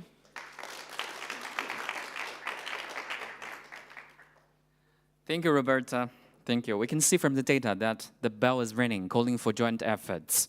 And I believe that WMO will definitely play a key role in climate actions and green energy transition. Our next speaker is Mr. Hu Hao, Chief Consulting Expert of the Electric Power Digitalization Business Unit of Huawei, a driving force behind the integration of AI and digitalization in energy sector. Mr. Hu, the floor is yours. Okay, so it's really happy to come back to Europe, because now today I'm very happy also to see some old friends from my core former company, and also new friends here. So today I would like to share some experience and also our, case study in different countries, how we are going to achieve the target, also for net zero transition and also for energy transition. So maybe everyone will ask a question about Huawei, because under everyone's understanding, we are a technology company for digitalization. Why we are working for energy? In my understanding, you can see for the society development, there are two key drivers. They are energy and information. Because during the whole life of the human beings, we experienced four revolutions from technology and from energy. And you can see from two different dimensions, now we are experiencing energy transformations and the digital transformation. And also, when we are talking about, we can see we have a very fast development for the human beings. Now, this is the reason and the cause of the climate change and also for our environmental issues. So now everyone is serving and also finding the solution, how we are going to achieve the carbon neutrality. And also we find we also have two directions from energy and information. This is what we are going to use to integrate the traditional energy and power technologies with digital technology like AI, 5G, clouds together. We are going to provide some innovative solution for the future. Yeah. So this is the strategy model we created actually for the, how to say, global development. That we call that a T-cube. There are three-dimensional transformations for the future. First, net zero transformation for carbon neutrality. And the second one is energy transformation. Actually, now we are running from the traditional like gas, coal, and to the new energy like solar, wind in the future. And now we are more focused on how we are going to integrate. I mean, the traditional one with the renewable energy have better efficiency in the future. And the third one is the digital transformation. Undoubtedly, now we are now in digital economy now. So the digital technologies like AI, like big data, will be hugely used for every industries, especially for energy industry. Yes, because now we are experiencing very big challenges. Like Mr. Lee mentioned, now we have more and more new energy. This is unstable and will bring very big issues to our power grid. So how we are going to solve the problems? So from Huawei, now we are using, just as I said, with IoT, with AI, with clouds, with big data, to provide the capability from the generation to transmission substations and distribution, and also utilization from the full life cycle usage of electricity to improve the energy efficiency and also to reduce the carbon emission. So how we are going to do that? You can see the first thing is on the base, they are infrastructures, because everything now, when we are talking about the digital transformations, the first thing is we need digital infrastructure, something like the data lake with big data, and also we need the AI infrastructure, because now everyone is talking about the ChatGPT, right? So actually Huawei, now we are also working on the AI and to provide the capability for prediction of the sunlight, from the wind, from the climate change, and also for the new energy. And then in the future, we are going to use the digital technologies with our power grid, actually with our energy system, to achieve the target for green and more secure and sustainability for the future. So here I would like to share you some cases. The first case is we cooperate with State Grid of China in Jiangsu province. Actually, Jiangsu is the, how to say, the top 3, number 2, actually, GDP percentage actually in China, the largest one. And the other thing is they have the largest load for the electricity in China. So actually now Huawei is cooperating with SGCC actually for the net zero intelligence campus. So in this campus, we have 4 million square meters with maybe more than 100 buildings and campus. Now in this campus, now we are using the distributed PV and also wind and also heat cold to integrate the building energy measurements with carbon monitoring carbon transaction with with the internal, internal transaction, and also to the trading between our country, national trading platform with our, enterprise. So actually in this campus, this is the model actually for the campus. You can see, yes, we have a methodology I mentioned from 3 dimensions that we can provide the net zero transformation, that we provide the carbon footprint monitoring full life cycle, and also for the integrate carbon management and the trading capability in this campus. And also for energy transformation, we are also providing the PV, distributed PV, storage batteries, and also with wind, with our traditional heat, cold, our building energy systems to improve the energy efficiency and also to reduce the carbon emission. Actually, just in this campus, we can save 3 million giga-hours, actually, electricity per year. It's a large amount of money, the first thing is. The second thing is we can reduce more than 6,000 tons of carbon emission for every year.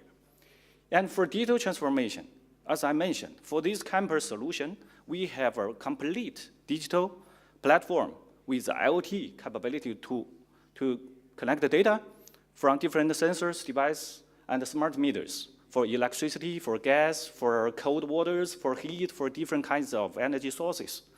And the other thing is we have the AI brain for the analysis of different types of energy and also for carbon emission, carbon management. And then the last one is for the business model is most important. So we can just reduce the electricity usage and also to save carbon emission. And also we can promote the carbon transaction. Actually, we can sell carbon credits for money in the public market. This is the business we are working on. So actually, this is the demonstration of this solution. So just as I mentioned, just in this campus, we already have more than 80% share of new energy, and also with the 100% share of electricity in final energy consumption, and also save electricity for 3 million giga-hours, and also to save, reduce the carbon emission. So this is a very big advantage, especially just in campus. But in my mind, campus is just the unit, just like our city, right? Like our continent, our country is maybe larger campus. So this is the same logic. We are going to work with our provincial government for the regional actually energy management and also for carbon management actually in different cities. So the second case is actually how we are going to achieve the carbon neutrality target, especially for our power system. Because now the Chinese government is promoting a new actually concept and models. We call that new power system. So in this system, we are going to integrate the source, especially for new energy, with our power grid, with our batteries, or with pumping storage, and also with our load together to, to improve the reliability and the resilience of the power grid in the future. So Huawei now is working very closely with State Grid of China, especially from generation to transmission, distribution, and utilization. Actually, you can see the first thing is we provide a better capability for the data connection and also provide intelligent solutions, especially using drones, rubbers, and also different kinds of sensors to detect and the monitoring and collect the data from our cables, from our overhead lines, from our towers, and also from our substations, from our smart meters in your house. Yes, we can have capability to collect data from more than millions, maybe billions of these kind of different devices. And then we can use the AI brain for the analysis. The first thing is for the energy efficiency, and the other thing is for the carbon neutrality. And the third thing is very important, the future. We are going to support the capability for high percentage of new energy, not only for the generation, but also for the utilization for the DERs. And the third case is, I think, Rebecca just mentioned a lot about the climate changes. And also, we are now working very hard, especially using AI technology for the future about global climate change, and also for the prediction, especially for the sunlight, wind, and also for typhoon. Because China, the South China Sea, every year we have many these kind of disasters. So now we just created a new AI model. We call that Pangu. Pangu, this name came from the Chinese god who created the universe. So the story is coming from the god that we are going to use AI technology to change the future. Actually, how we are using the weather, maybe better use our renewable energies, especially for carbon neutrality and also for energy transition. And also last year we have an article published on a Nature magazine. Yes. So you can see, actually, before maybe we are going to be using 3,000 servers for 5 hours calculation, but now we just use maybe one server, one card, and then just in seconds we can have the results for the track and the routine of the typhoon. You can see, and we can obviously improve the accuracy of the prediction. Yeah, here you can see actually for the power prediction solutions for new renewable energy. Actually, because now everybody knows for the sun, wind, this kind of new energy is a big problems for the integration with our power grid. So now our TSOs and the DSO, they are very, challenged about these kind of issues. So now we have a very close cooperation, especially in Europe, because I have worked in Europe for more than 1 year to talk with the TSO, DSO in Austria, and also in Switzerland, in England, right, in different countries. And also now we are helping them with our AI and IoT. That is very important to give them faster prediction and also more accurate prediction in the future. You can see we can improve in the prediction precision by 3 to 5%. 3 to 5%, and to improve the speeds, yes, by 140 times. So these all we are going to work is just the beginning, but we have a maybe very good beginning here, because for our solution and our ideas, now we have some feedback from the industry and the international industry and the academic. Yes, we just got, maybe 3 weeks ago, we just got the Allergy Global Award from Austria. And last year, we got the Global Champion Award from ITU and the UN. And also, we have the Paulson Sustainability Prize, and also the Excellent Team Award from Harvard Business Reward. And personally, I have several papers published for IEEE, actually, about these ideas. So in the future, yes, we hope we can stand with our friends and with our partners together to running more and cooperate better for the future. Yes, especially for the sustainability of the world. Thank you. Brilliant. Thank you, Mr. Ho.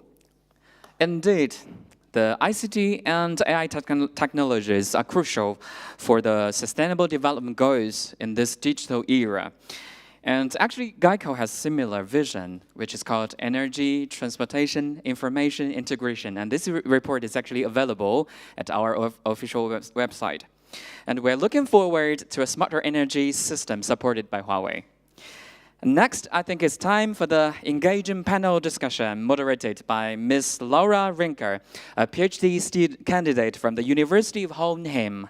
Ms. Rinker is an outstanding young expert, and she's going to introduce all the panelists and guide them to bring their expertise and experiences to the table. Ms. Rinker, the floor is yours. Yeah, I think that would be great. Yeah, thank you very much, both for the introduction and also for just having the honor of moderating the discussion section for today's session. And I must say that I'm incredibly privileged to be in a room with so many experts on with really diverse backgrounds, both virtually and in person, the speakers that we have today, each who contribute significantly to a more sustainable future. And as Bo already mentioned in the beginning, we have about 30 minutes of discussion, and we have prepared some questions for that, which our speakers will answer first, and after that we have about 10 minutes for, that makes sense, for a Q&A session. So if during the questions and the answers, some questions for you that come up for you, keep them in mind for the Q&A session later on. So first, I'm gonna introduce the speakers. As already noted, we have a hybrid session, so we actually have one speaker who is connected to us virtually. That is Mr. Dario Liguti, who is a seasoned professional in the energy space and has been for almost 30 years. And he is currently the Director of Sustainable Energy at the United Nations Economic Commission for Europe, the UNEC. And in this position, he provides analysis, policy advice, and assistance to governments for the implementation of the 2030 Agenda for Sustainable Development and the Paris Agreements. And he additionally facilitates international cooperation in energy, and he will join us virtually, so I can't welcome him to the stage, but he is with us for that. The second speaker that we have today is Sergio Mesiana, who is a well-known Chilean author holding a PhD in Spanish from Stanford University and who is also teaching literature part-time at Stanford Santiago program. Mr. Mesiana has served as Director of Publications and Head of International Relations at the BBVA Foundation in Madrid and was a member of the Governing Council at the European Foundation Center in Brussels. And in addition, the kind of role he is in here for us today is as the Secretary General of the Climate Parliament, which is an international cross-party network of legislators dedicated to preventing climate change and promoting new renewable energy. And yeah, great, we have Mr. Dario Liguti now also on the screen. That's great. So, Mr. Sergio Mesiana, may I welcome you to the stage? Round of applause for that. Take your seat. Perfect. The third in our round is Zhenghua Zheng. He is a senior research fellow at the Energy Division of Guideco's Economic and Technology Research Institute, where he works to promote energy connectivity and climate change actions. He received his PhD in electrical engineering from the University of Bath in the UK and his master's degree from the Shanghai Jiaotong University. And his research interests include new energy technologies, carbon trading, power market, energy economics, and sustainable energy policy. And also a big round of applause for him as he comes to the stage.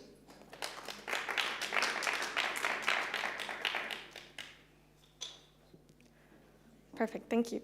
And last but not least, we have Bas van Rooijswijn. He is the group leader of the Sustainable Service Systems Group in the Energy, Climate and Environment Program at YASA. And he's also the co-chair of the International Committee on New Integrated Climate Change Assessment Scenarios, which is quite a word, shortened to ICONICS. He holds a Master's of Science in Environmental Science and also obtained a PhD in energy science from Utrecht University in the Netherlands, and his research interests cover a wide range of topics from energy and technology scenarios to energy transitions in developing countries and the impact of climate change. And also a very warm welcome to him as he enters the stage.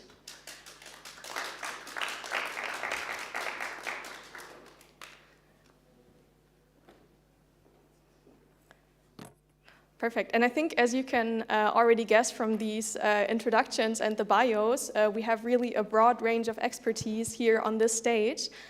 So I think without further ado, as not to lose time for that, I'll start us off with the first question, which I may address to Dr. Zheng. Yeah. Right here. Perfect. GuideCo has been emphasizing that global energy interconnection is a systematic solution, accelerating energy transitions aligned with the sustainable development goals. And given the unequal distribution of resources and capacity around the world, I wanted to ask you, what solutions do you believe can effectively facilitate the expansion of cross-border interconnected grid development? Thank you, Laura, for the question. And I'm Tony from GuideCo. Why should we promote energy connectivity, grid interconnections? Well, because the carbon neutrality, the green energy transition is kind of global consensus. And if we would like to achieve the carbon neutrality, grid interconnection is definitely something very likely being one of the most promising solutions on the table. So, and the thing is, the climate change is a global issue which might require a global solution to our problems. But there's something very challenging. First is that people tend to forget the importance of the grid because they switch the light on, they get a light, it happens naturally. But the thing is, there's lots of work that's underneath, and people lack of insufficient understanding of the importance of the grid. That is a big issue. Secondly, I would say that there are lots of obstacles in terms of financing, investments, technical standards, policies. That could be something big problem for this kind of projects. And thirdly, is that the grid project is really something very time-consuming. It takes months to have a wind turbine, but it takes years, maybe more than a decade, to have a grid project. And which means that the comprehensive and values of a grid project will take time to emerge. But I'm not sure I can live that long. Thanks. And so my suggestion is that first we need to have more kind of improve the exchange and mutual understanding, which will be something very basic for such projects. And secondly, and there should be kind of a more exchange about in terms of the experience sharing, so that the best experience could be shared by more people. And thirdly is that I think there's a need to explore the importance of a kind of a supporting mechanism to such projects, and also some very innovative business model. And last but not least is that I would say that we need to promote some kind of demonstration projects, so that the value, the comprehensive value and benefit of such project will be seen, will be heard by the public. Yeah, that's my suggestions. Yeah, thank you very much. I really would like to emphasize the point of really communicating the information that is available and that is being found. And I think maybe Dr. van Rooijtwen may also have something to say about that. You are, within YASA, as part of your job, you are a leading researcher within ENGAGE, which is a research group that aims to co-produce knowledge on the feasibility of climate pathways, so kind of feeding right into that. So I was wondering whether you could please share your opinion on the most important elements to consider when creating tools aiming to assist policymakers in utilizing scientific results, and how to collaborate with the different stakeholders to achieve a successful and ultimately, impactful outcome. Yeah, thanks for that question and for the opportunity to elaborate on that and speak about this. In the ENGAGE project, an EU-funded project with 30 partners worldwide, among 3 in China, actually. We have been developing methods to assess the feasibility of climate scenarios and what aspects of climate scenarios make you raise your eyebrows when you look at them. And there can be many dimensions where that make you raise your eyebrows when looking at the future. Where changes could be going too fast, economic impacts might be more than you would expect. You could be seeing more of certain technologies than you would expect. And since there's a very diverse range of views on what could be issues on feasibility of future scenarios, we had a very elaborate stakeholder process to actually do this together with society and not sit there as scientists to just say, well, what do we think is important, but actually have long conversations with people on what actually are the important aspects of future solutions and future, the future development of the energy system and how we avoid climate change. Yeah, a lot of what we learned there is that, unfortunately, a lot of what we did took place during COVID, and so had to take place online. We did learn from the few meetings that we were able to actually have in person, that in-person contact where you have so much more time for conversations and long discussions is actually essential to bring everyone along in such process. And especially since the whole transformation of the energy system and avoiding climate change is such a broad process where we really need all players in society basically to come along. And it's not either just the politicians or just technology basically coming with solutions. We need also, all players in society being also the consumers, industry, also to really see how they can play a role and see their interest also reflected in what the future looks like. So one example here is that we worked also together with Guideco to explore what the potential actually is for global energy interconnection. We learned that the plans basically that Guideco put forward could almost be called modest if you analyze them in a global modeling context, because if you just let future models of the energy system evolve with the option to have global energy interconnections, the potentials are at least 10 times larger basically for trading electricity than what is currently being proposed in these plans. And has major benefits, basically, especially for regions that don't have that much domestic resources for renewable energy in the future and are highly populated, especially if you look at South Asia as a major importer that could benefit from importing energy from its regions around it. Europe is one of the regions where that could have major benefits as well, and unlocking these remote energy potentials really helps to reduce a lot more CO2 emissions at the same cost. Now, the whole idea of building a global power grid is, of course, a relatively technologically-oriented one, and one that is very hard to sort of impose on society. And in that sense, bringing a conversation with all of the partners in society with the different countries that would be involved in building such a grid is an essential aspect actually of making this happen in the real world. And especially because there's so many more aspects to it than just the technological sides, right? Power lines have to go through countries where that might not always be the best friends with each other. You might become dependent on neighbors that are sometimes good neighbors, but sometimes not in their best mood. And so in order to grow that trust, really long and deep conversations probably are needed to actually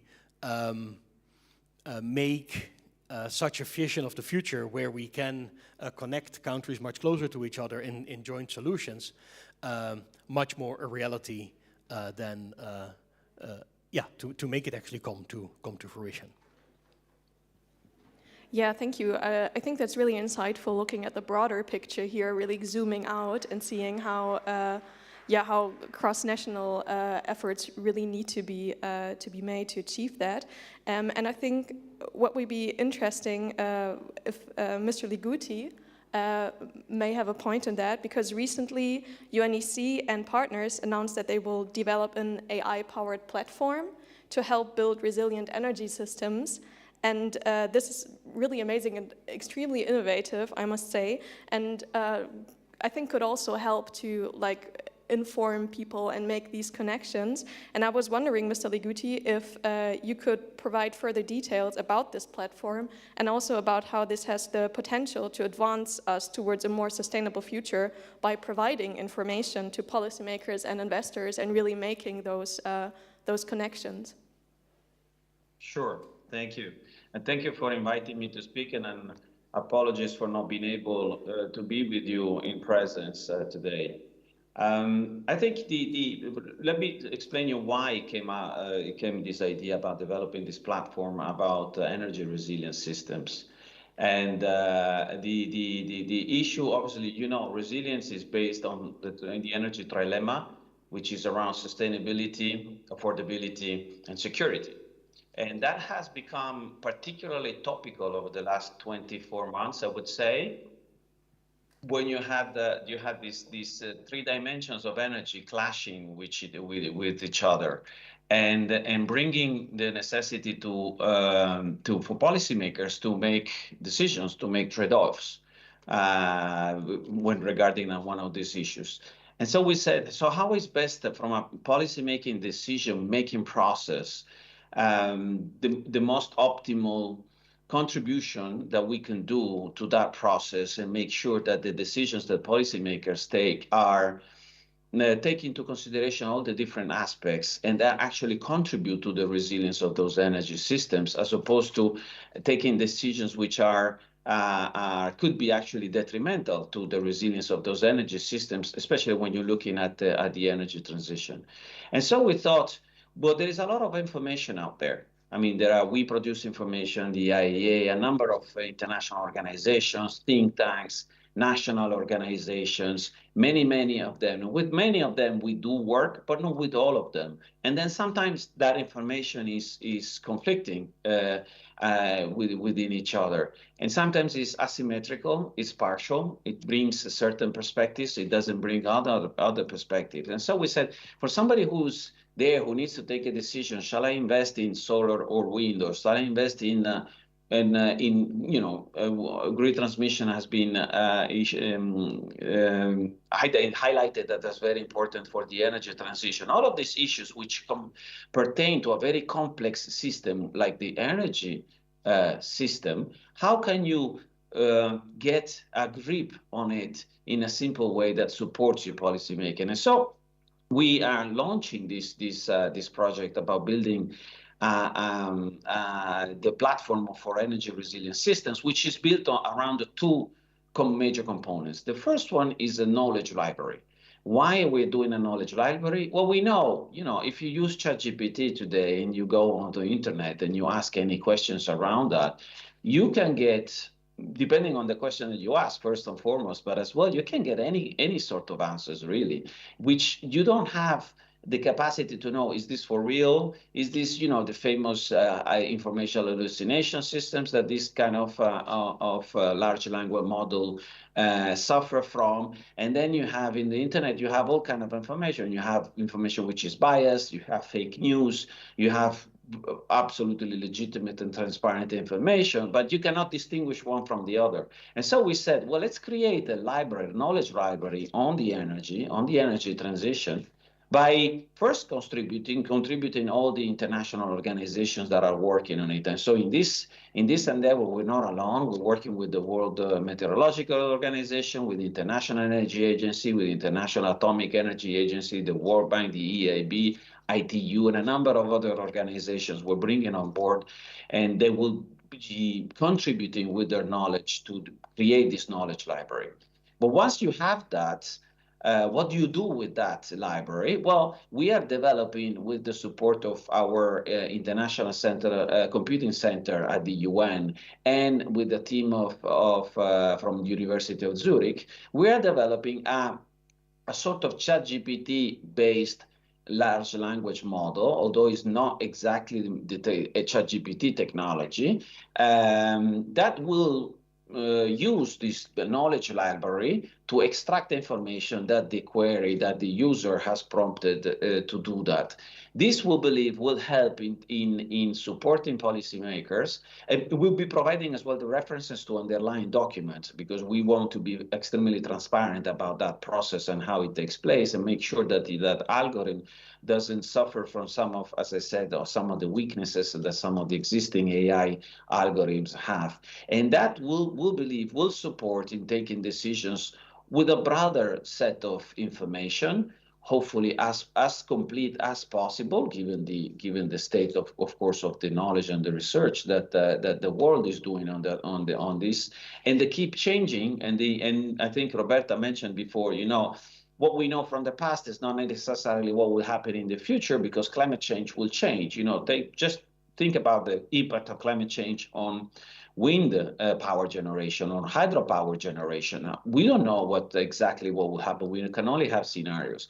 So in order to have the most updated information, the most complete information, as well highlighting where we don't have knowledge, where we don't have that information, so as to drive research from organizations like ours into that space, we are building this platform, and hopefully will be helpful for policymakers. Obviously, it will be open to everybody because we produce public goods, so we'll be open to researchers and to a lot, and we expect a lot of people to we're starting a long journey, so it won't be. We have a beta model, but which is not open to the public yet. But once we will get there, obviously it will be open to the public, and everybody will be able to use it, and hopefully that will happen in the future. But we will be putting that in the public space only when we're very confident that it's a useful tool. It doesn't it mitigates some of the weaknesses of the current technologies when it comes to artificial intelligence, and most importantly, provides as much as complete and data-based and science-based accurate information to policymakers. Yeah, thank you. It does sound like an amazing project, and I'm really looking forward to the actual launch of it. And maybe for Professor Messana, I know that the Climate Parliament does a lot of things and has done a lot of projects to foster international collaboration with regard to the policies to accelerate the global transition to a sustainable and low carbon energy future. So maybe you could share, like going from the future AI platform that we don't have yet, going to what are you doing right now, and kind of what are the key initiatives and strategies that you see that are crucial in achieving meaningful progress on climate action. Sure. Just a word about the Climate Parliament to explain what it is. We're an international cross-party network of members of Congress and Parliament working on climate issues, and with a strong emphasis on advancing the transition to renewable energy. So we focus a lot on, and this has to do also with what you were saying about engaging multiple stakeholders, and the fact that certainly parliamentarians have, in a way, are unique in the sense that they have the mandate to respond to climate and to transform energy systems rather than enforcing them. So they're certainly a key part of this very complex puzzle as we see it. A lot of our work focuses on building capacity and awareness among parliamentarians about climate issues, trying to instill in them a source of urgency like the presentation by Roberta highlights very strongly, almost bordering on scary as always when one looks at the latest data on this. We create networks that are always cross-party, so we work in all countries that we work always with MPs from government and opposition. Gender diversity is very important for us, but we're also a network of climate champions. We're very much an activist network, not only organizing meetings, but also promoting action by the MPs and supporting them. We adopted early on this vision that grids are absolutely crucial to tackling climate change. In a way, it is possible that technologies will emerge in the future that will be game changers, but with the existing technologies, you have to harness renewable energy beyond weather systems. You have to do it at a continental and even intercontinental level. Of course, investing also on generation, and this is a vision that we've shared with GATECO for a long time. We're part of their council, very honored to be there, to be collaborating with GATECO. Some years ago, we decided to build a coalition of governments called Green Grids Initiative. We started around the time of the COP in Paris, having meetings with energy ministers, and long story short, that was launched at the COP in Glasgow, actually by the Prime Minister of India, Mr. Modi, Prime Ministers of the UK and Samoa, ministers from the US, the UK, France, Australia, Nigeria. And so we are working on creating this institutional framework for quickly advancing infrastructure in grids. Of course, the majority of the investment needed is on massive increase of generation, but the grids are necessary because renewable energies take space, and that space cannot displace agricultural land in a world where food security is going to be even more and more veering on crisis. And of course, you cannot displace forests, which are so essential for carbon capture. So it has to be in deserts, it has to be in windy coastlines or off wind, and that's where you need grids that need to be massive in scale, and obviously, of course, smart. One of our partners talks about a digital backbone of the grid. So the grid also has to be able to absorb, but that technology exists. And then again, we work with parliamentarians, but also on what could be described as climate diplomacy, in the sense that the parliamentarians have access to so many levels of power that they're a key stakeholder that can help us engage with other stakeholders to make this transition happen at the speed and scale needed to tackle this issue, not at the speed and scale of business as usual. But I'll leave it at that. I know we have limited time availability. Yeah, thank you. That is the case, although we are a bit ahead of schedule. So I know that each of you just got an individual question. So maybe there's anything while the others were answering that you may want to comment on. There would be time for that if you wish to. Just broadly looking at the speakers.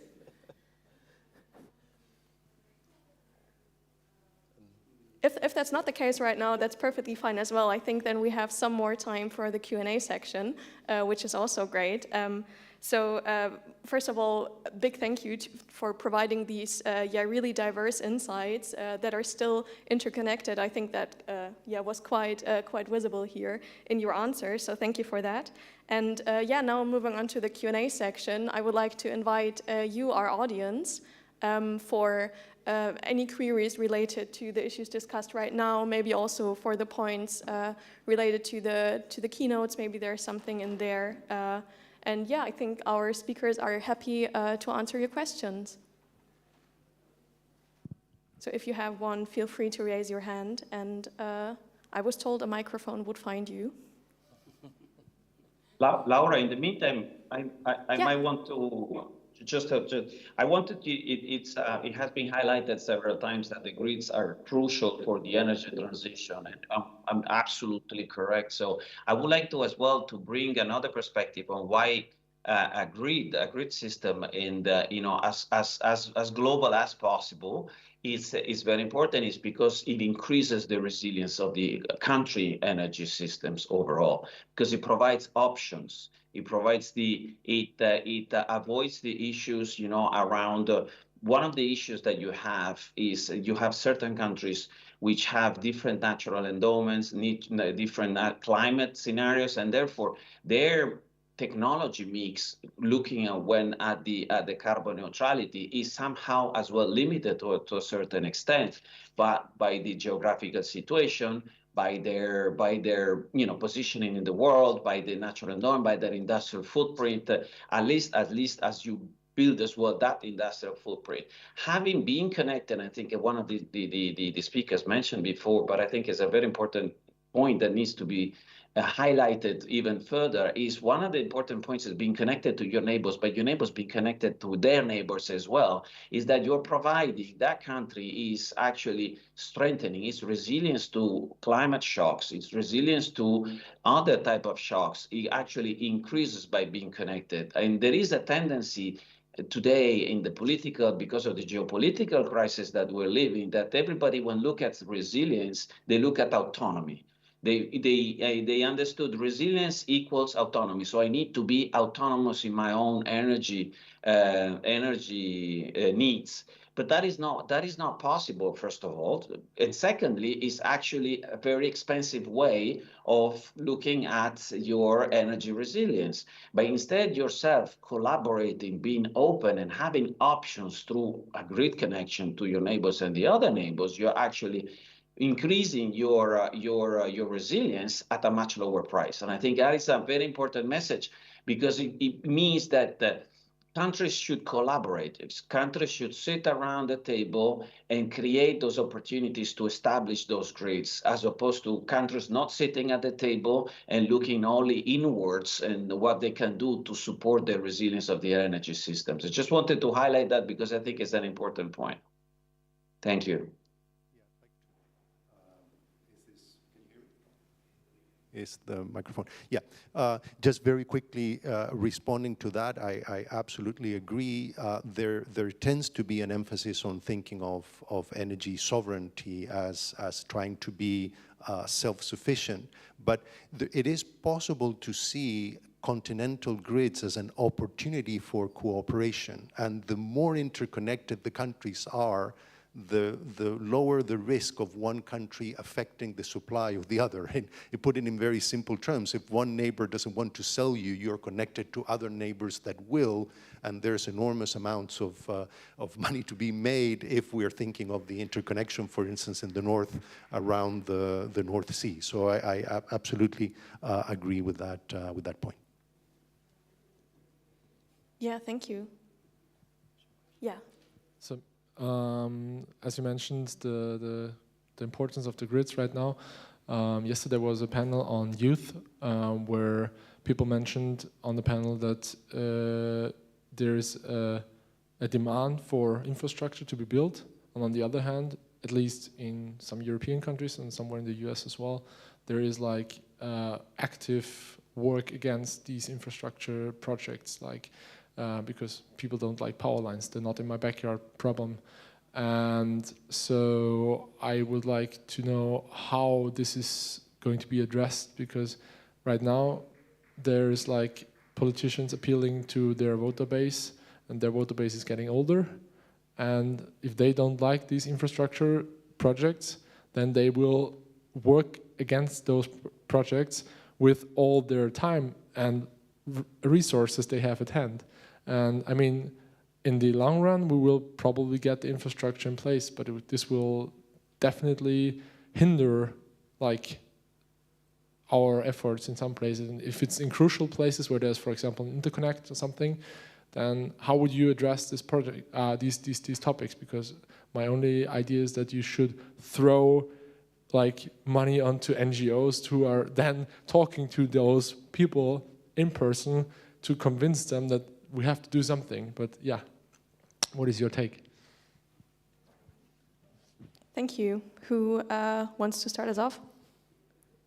No, I can take a first go.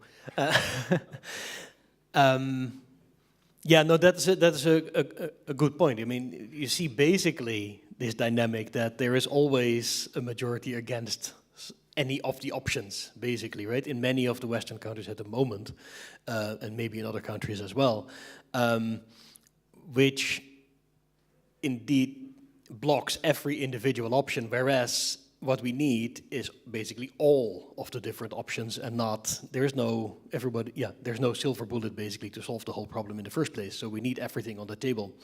It sort of, to me, it highlights that this is a very important time, especially for political leaders, to be selling their vision and actually taking the people with them, rather than just then imposing the plan, and then all people can basically do is protest against it. But really, it might take more time to actually take people with you. But in the end, that is, I think, the only way that we can get people to see that there is a little bit of this technology, a little bit of that, and you don't get always exactly only the solution that you favor. And you need a very balanced mix for multiple reasons, not only because we cannot otherwise not only make the climate targets, also because of this whole security argument that you don't want to be dependent on one single option, and that's what often these against voices strongly state. Yeah, very quickly. Very quickly. I think there's a tension between environmental thinking at a large scale, looking at the very scary panorama of climate change itself, and environmental thinking at a local scale, and that cannot be completely erased or ignored. You know, you can't be fanatically, defensive of one or the other solution. So there is a trade-off. Large-scale renewable energy projects and transmission projects will have an environmental impact, and we can't ignore that, right? We have to play with that reality. And I would say this is not generalizing, but we are always in dialogue and promoting dialogue between investors, public and private, and politicians, regulators, officials. And a lot of investors tell us that when it comes to HVDC, given the option, going underwater is always the preferred solution, all right? Even rivers in landlocked areas, okay? Again, this is not generalizing, but there is this thinking, the not in my backyard phenomenon is so strong that going underwater it's part of the solution. Sorry, so may I add that I think it's like Beth said, if we kind of when we think about energy supply, energy security, we need to think about it locally, but also we need to also open to the solutions globally or maybe cross-border. Because of the renewable energy, there is no such kind of border for renewable. It's everywhere. The wind in Austria is the same as the wind in Germany, so nothing changed. But the thing is that if we would like to have this kind of carbon neutrality and think about that, how much renewable we need to have. We need to have lots of winds from the North Seas, and we need to take out renewable energy right to the center of Europe. And so if we kind of open ourselves to this kind of energy connectivity, the benefit could be, like you said, 10 times larger.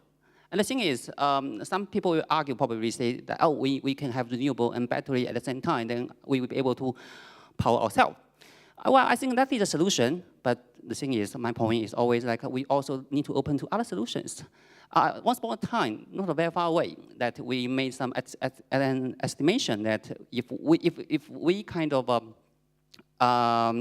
think about the capital area in China, and we will think about we provide energy to our capital area, and we think about we just taking the renewable and the battery, and that is probably quite popular and trending in the industry. We just think about the two options combined together to power the capital area. We might need to have a very big, massive size of power bank that are ready there, always taking the energy, that store the energy to power the capital region. And that investment will be equal to the size of the whole China. Which means that we use the investment in energy sectors to power just 10% of the country. Which means that if we considering an energy connectivity on our hand, we will save lots of money in that sense. Yeah. So that is not very cost effective in my opinion. So thanks. Yeah. Thank you. There is a second question. Thank you very much. Thank you very much for all the presentations. And of course, on the big scale for the industry, you need these big power grids.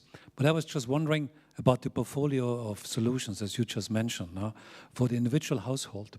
How much could the individual solution, just with solar panels or local wind, could this complement what you're talking about? Because as we've heard in Roberta's talk, that the risks are getting bigger, whether it's water availability, whether it's storm, as we have just seen in the last couple of days.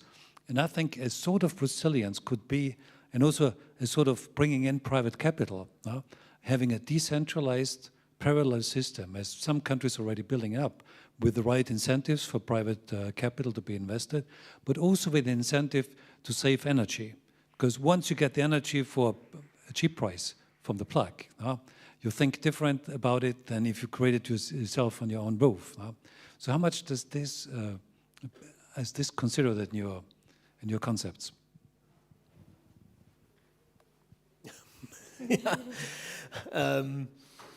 Yeah, no, So I think you might need both here. Again, like in the last question, there's not, either one of the two will not provide enough either stability and the full solution. If you just go for a decentralized local system, you have only limited potentials available. You might need something from somewhere else. And that is where ultra high voltage connections and so can help you with bringing that in without having to build a gas power plant. And so the emphasis can differ, but I think you still need both systems. One thing, though, that we haven't touched much upon, I think, is that reducing demand and being as efficient or energy frugal as we can, organizing our society in such a way that we don't need much energy and resources, helps basically with all of these issues that come up, because energy that's not needed does not need to be generated and does not lead to either security issues or environmental pressure or the need for additional infrastructures.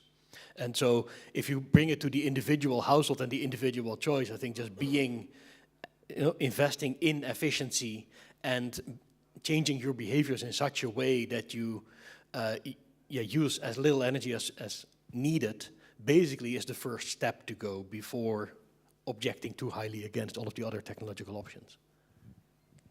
Yeah, I think Mr. Liguti wanted to add something to that, right? Yeah, that's right. Thank you. And that's right. Bas is absolutely right. We worked out a carbon neutrality toolkit, which is basically a model with support, by the way, of IASA on this one. And it shows we applied for our region, the UNEC region, which covers North America, the whole of Europe, and the ex-Soviet Union, Turkey, and Israel. And we've seen and projected, energy needs by 2050. And as Bas says, the overall energy consumption will be lower than today because of the energy efficiency needed and the introduction of energy efficiency measures, etc. But that composition of that energy consumed very different. Versus today, you have about 20% of the energy, primary energy used, is actually in the form of electricity. In 2050, that will be between 50 to 70%. So that means that your overall energy system will be different from what you have today. That is the first consideration. So you have a huge increase in electricity demand because of the electrification of many parts of our economy. Just think about transport, electrical vehicles, industrial processes, highly intensive energy industrial processes, the electrification of heating in homes. All of these will require a lot more electricity. It will lower the demand for fossil fuels, but it will require a lot more electricity. And so then, you have the questions about how you generate that electricity. But the second aspect that you want to take into consideration is why we will be looking at mixed systems, apart the centralized system with very large power generation plants and a large distribution network. In some areas, will you have a more like decentralized systems, electricity systems? Well, because certain countries, rural areas are probably best served by having, a decentralized system. Or because, running a line is too expensive to bring it to a place where you don't have a lot of energy request. For example, think of very, very large countries like the Russian Federation or Kazakhstan or Turkmenistan for that purpose, etc. So how do you define a neutrality path for countries like Turkmenistan and Kazakhstan, for example, which today are heavily dependent on fossil fuels? So tomorrow you want to electrify them. So what is the best mix? So I agree, it will be a mix of the two, and that will depend on a number of factors. It will depend on your natural endowments, on your geographical condition, your geographical situation, your industrial footprint as well. You have the very energy intensive industries or not. All of those issues all of those aspects, I'd say, will contribute to shape what will be your energy systems of tomorrow, which will be a mix of all the options that we mentioned before, simply because that is the right way to go. Just a very quick point. The question has been very eloquently addressed. Just to add one small point. Distributed systems are also likely to play a role in resilience, and we're seeing this, for instance, in areas of the U.S., right, where mini grids and other solutions like that will help address the impacts of climate change. Yeah, I think there should be, my opinion is quite simple. I think there should be a balance, a mixture of the kind of distributing system and the centralized system, because not everyone will be able to own a big gardens that you can put a solar panel there and a big power bank to power yourself. So I would say there will be a kind of a balance is needed for the energy supply of centralized one and decentralized one. Yeah, thanks to the four of you. I would personally love to discuss on, I'm sorry, do we have the time for another? I think we need to take the last question. Okay, perfect. Then let's take a quick fire round for the last question. Yes, thank you very much for the discussion. I think in this morning, the key word for the conference is collaboration or cooperation. I would like to ask your three organizations, UNIS, or ISA, and Climate Parliament.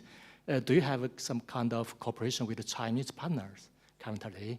Or what kind of, if you have, what kind of projects or cooperation you have? Please give a brief introduction. Thank you.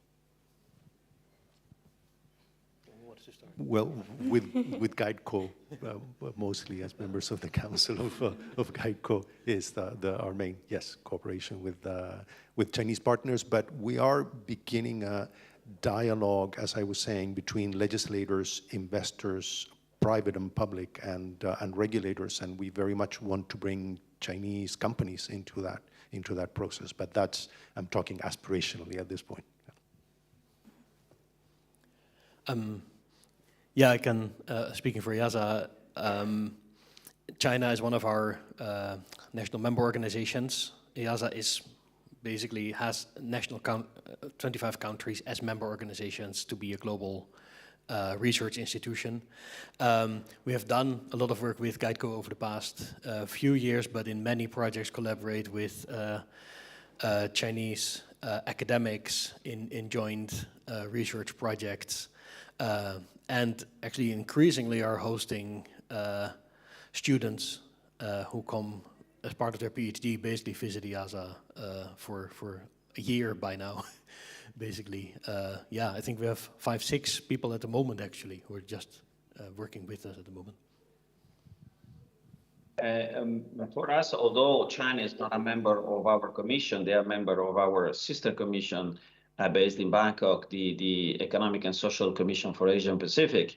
We do work very intensely with many Chinese stakeholders, not only those stakeholders which are present in our region, because there are plenty of Chinese companies and universities as well present in our region, but directly as well with Chinese stakeholders in China, not only with GEICO, but for example, we do work including governmental organizations in the area of coal phase out, for example, and in the area of critical raw materials, where obviously China has a very important role, plus a large number of Chinese experts participate in our work, whether it's on hydrogen, whether it's across as representatives of academia or as representatives of Chinese interest and Chinese stakeholders across the entire value chain. So we do have a lot of both formal and established working relationship, as well as a lot more informal relations at the individual and organizational level. Okay, perfect. Thank you. Yeah, I think that closes our Q&A session. So thanks to you for these engaging questions, and definitely thanks to our esteemed speakers for the valuable insights they provided. Yeah, I think you can give them a round of applause as the ones up here leave the stage. And I will hand it over again to Bo for the closing remarks. Thank you. Massive thanks to this fantastic panel for the thought-provoking and impactful discussion. Thank you so much. And ladies and gentlemen, today we had a really extraordinary exchange of knowledge and ideas surrounding climate and energy solutions. I would like to express my deepest gratitude to the fantastic organization of this event, to WMO, to Huawei, especially to Roberta and her supportive team from like Uri, like Shayla, everyone. And we would like to also thanks to our excellent speakers and moderator Laura for this fantastic event. And at last, I would like to also thank you, each one and every one of you, for joining this event, not only on site but also online. Thank you so much. And I think it's through this kind of events we can work together as a global community to address the challenges we're facing. So let's carry forward to turn ideas to solutions, to actions. And I believe that the positive changes is actually on horizon. Thank you all and best wishes. Thank you very much. Thank you.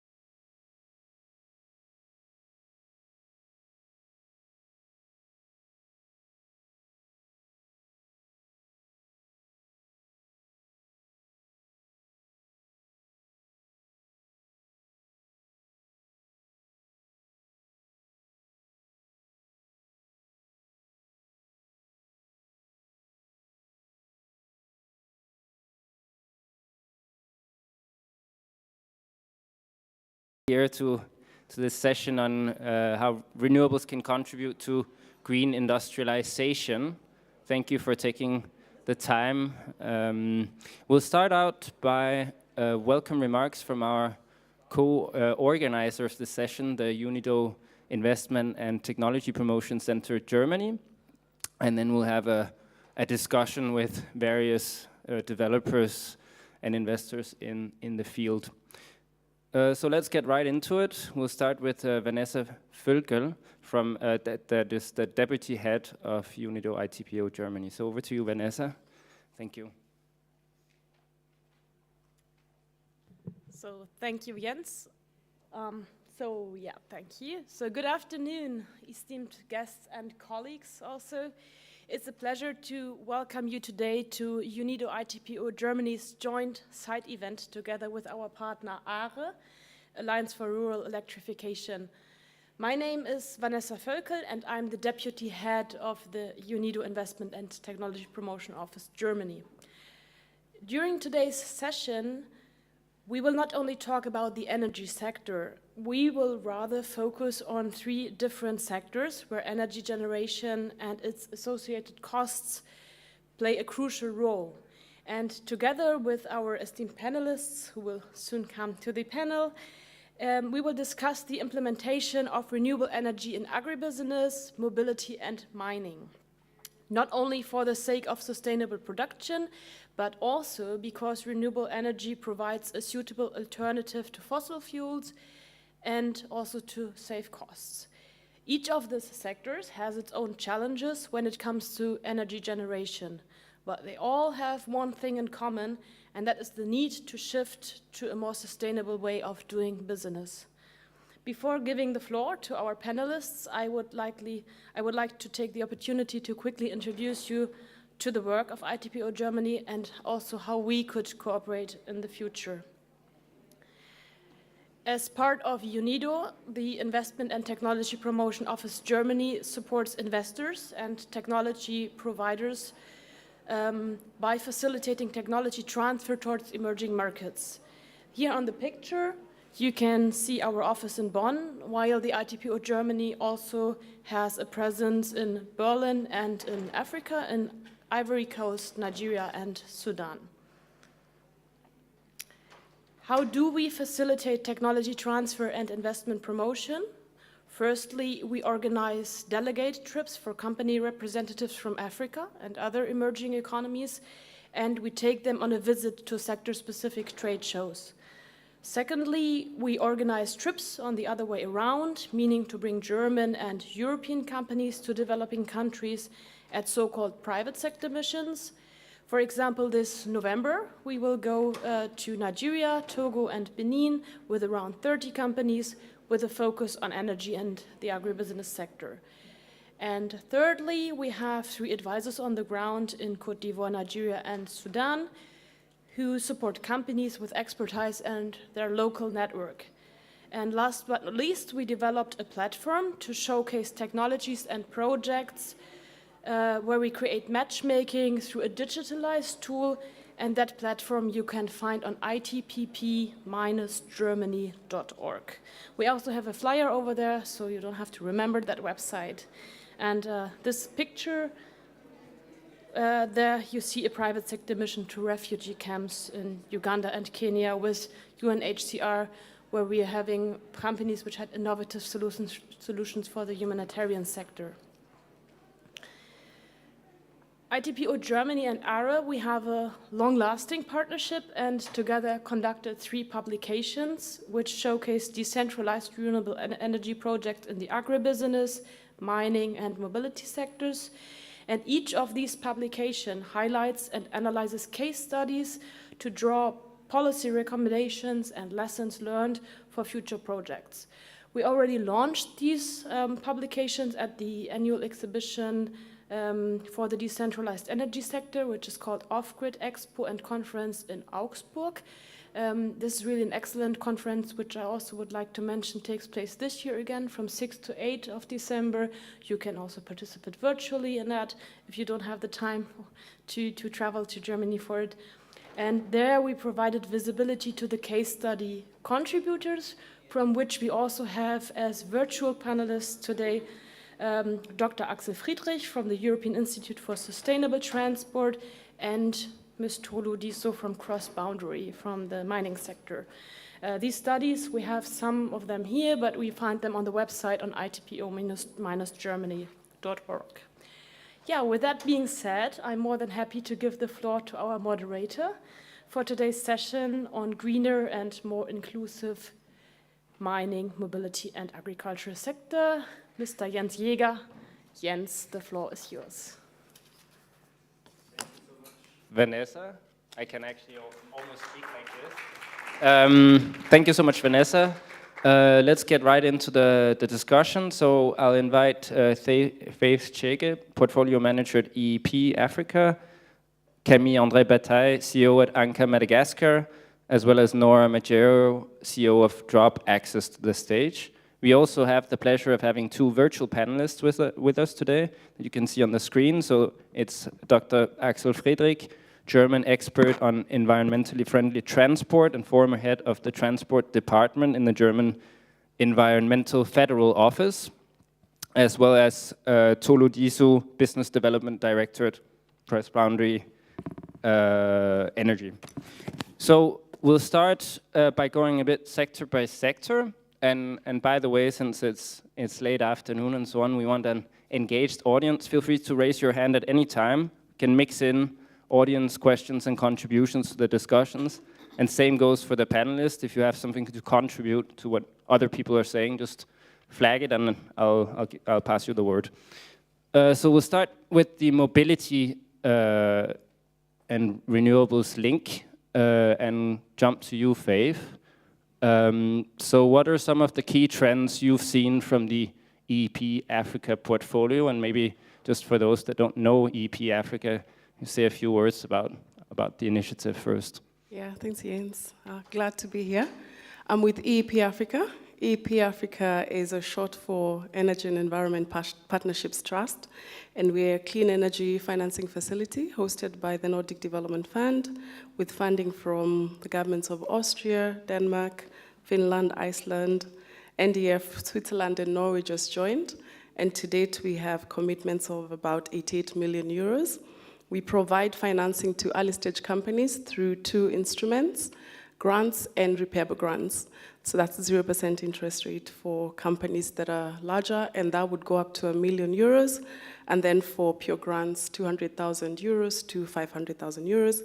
We are in 15 countries in East and Southern Africa and have offices in Nairobi and in Zimbabwe. I am Kenyan, I sit in Nairobi. So that's on EEP.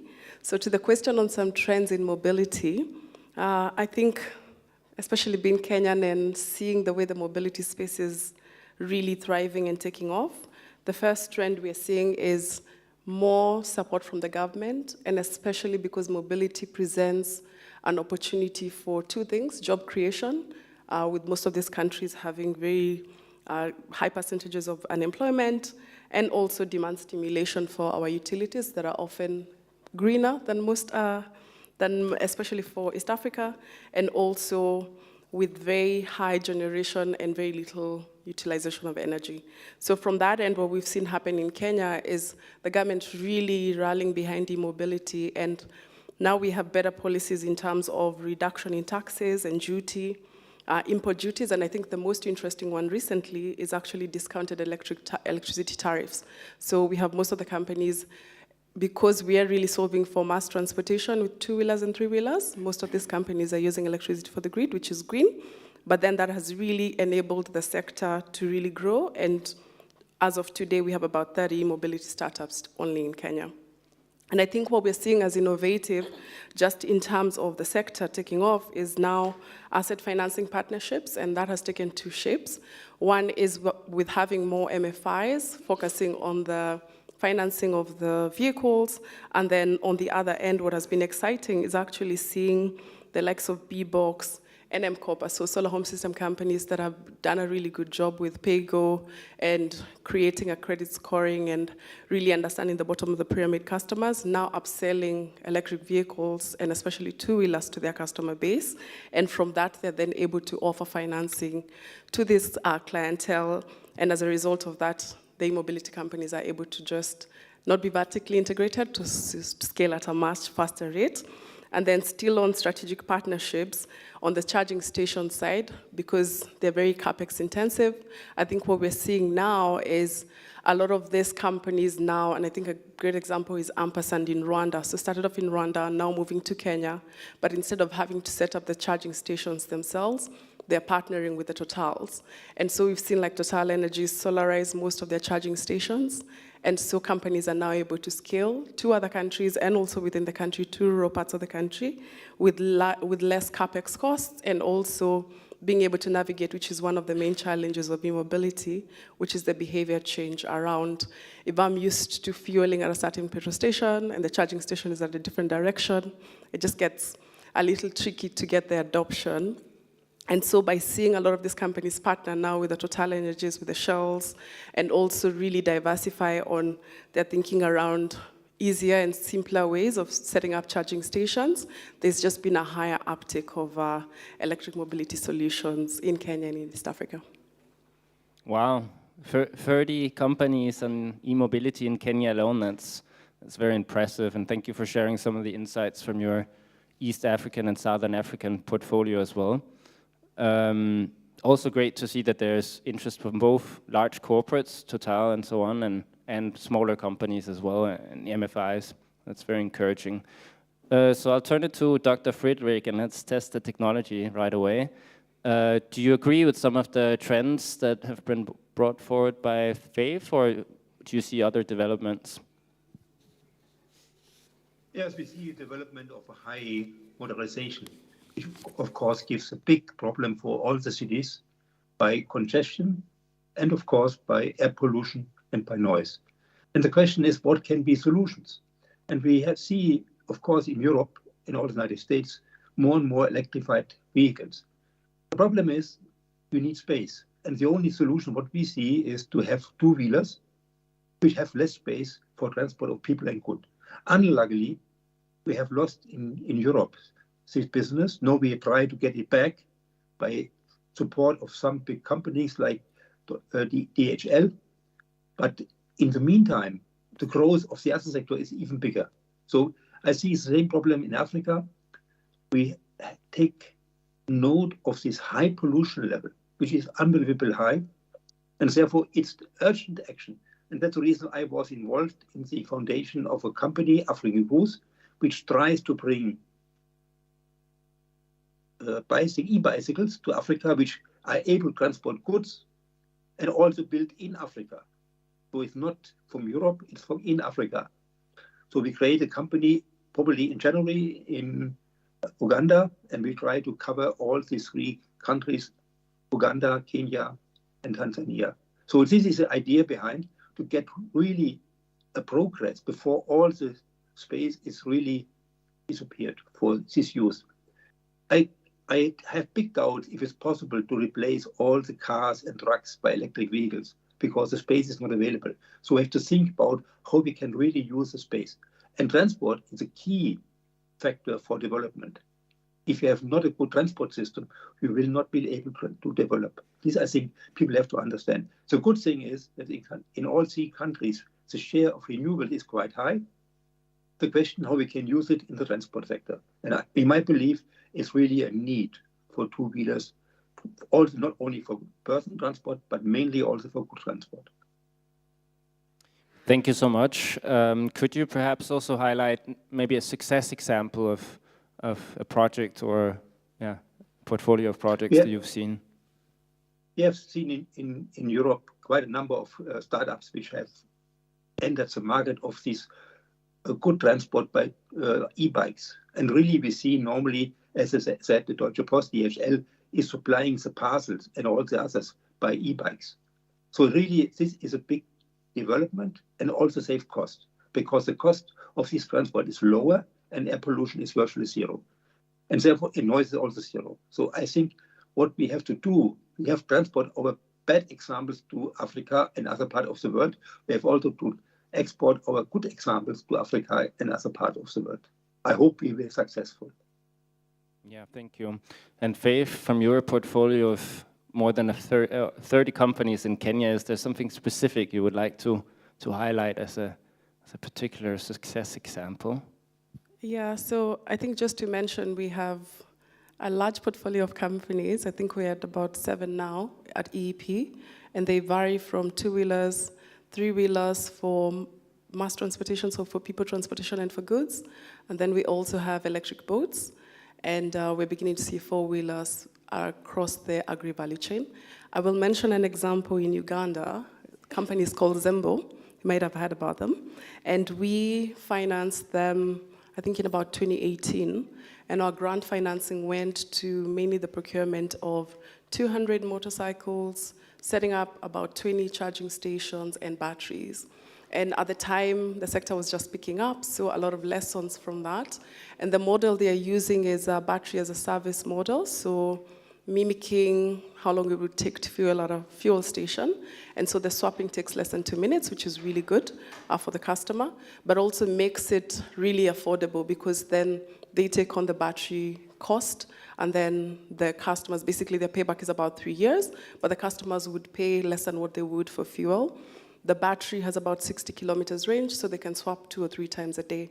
And what they've been able to do since then is raise some equity financing after reaching proof of concept. So our grants normally will go for about 2 years. And after that, they were able to raise 3.4 million, combination of debt and equity from investors in Nairobi. And now they have been able to scale that much faster and much further, and really looking at ways to just now expand that within Uganda and also look at outside of Kampala as a solution. So I think having seen that right from the piloting to them now getting to a place where they're scaling and raising their Series C has been quite exciting. Thank you so much. It's also interesting. The reason why I pulled out my phone when you were speaking was I remembered that case study because there's also another ARE member involved in the project, which is Aptec Africa. So I just needed to check that, but it's, yeah, so it's a partnership between multiple renewable energy companies, which is very interesting and encouraging to see. Yeah, so based on what you're saying, things are going great and in the right direction, but we're still not there, right, completely. So what do we need to do more to drive market growth? What key measures would enable further electric mobility with renewables market growth? Yeah, I think the largest barrier is still how expensive batteries are. And I think they're north of $1,000, which is really expensive. And so a big barrier for companies to be able to scale fast enough. So we need more financing. And I think across the value, more concessional financing, definitely, to get more work done beyond East Africa, especially. And then also after that, more debt and more equity is needed to really help this company scale. And I think a lot of lessons from East Africa, but we're just beginning to see South Africa now begin to adopt electric mobility. But it's a very nascent market and a very nascent region. So we need a lot of work done to pilot different models of and above mass transportation as well, and really do feasibility studies. Then on the back of that, then we can get more funding and more uptake. And of course, definitely government policies and tax reductions would really go a long way to just help get some of these younger markets excited, and also at a space where they're able to just really move forward with electric mobility adoption and uptake. Thank you so much. Dr. Friedrich, your opinion? Yes, battery is really the key point in the development, and the cost today is too high. So we're trying to get solutions which are lower cost, which really are more durable under the conditions in Africa. So really we try to explain to people how to use the batteries, how to handle the batteries. So you need also training of the people running the vehicles, training of the people who maintain the vehicles, so which is part of our concept, not only to supply the vehicles, but also have the network of maintaining and to educate the people. This is, in my opinion, the key factor if you want to have success. Otherwise, in 2 or 3 years, the battery is dead and the project is finished. This is not what we would like to have. It has to be sustainable, the project and the money. So you need to bring money, to earn money. And therefore, it's really important to have a good business case. And we think we have developed a business case which is sustainable. The problem, what is mentioned, we need financing. So if you want to have, as an example, 500 e-bikes with batteries, you need about 700,000 euros for startup, which is for startup a lot of money. So therefore, is a need to find money to start this. But in the end, if you have not a business case, it's a dead horse. So you need a good business case to show the people you earn money. And our goal is to earn money in 2027. This is our goal. Then we should have money. If not, we have a wrong concept. It should not be a demonstration project. It should be a business project to earn money in the end. Absolutely, fully agree on that. As ARE, obviously, we're promoting commercial projects. So are there perhaps any questions in the audience to the two speakers, or other speakers in the panel who would like to contribute with views on the mobility topic?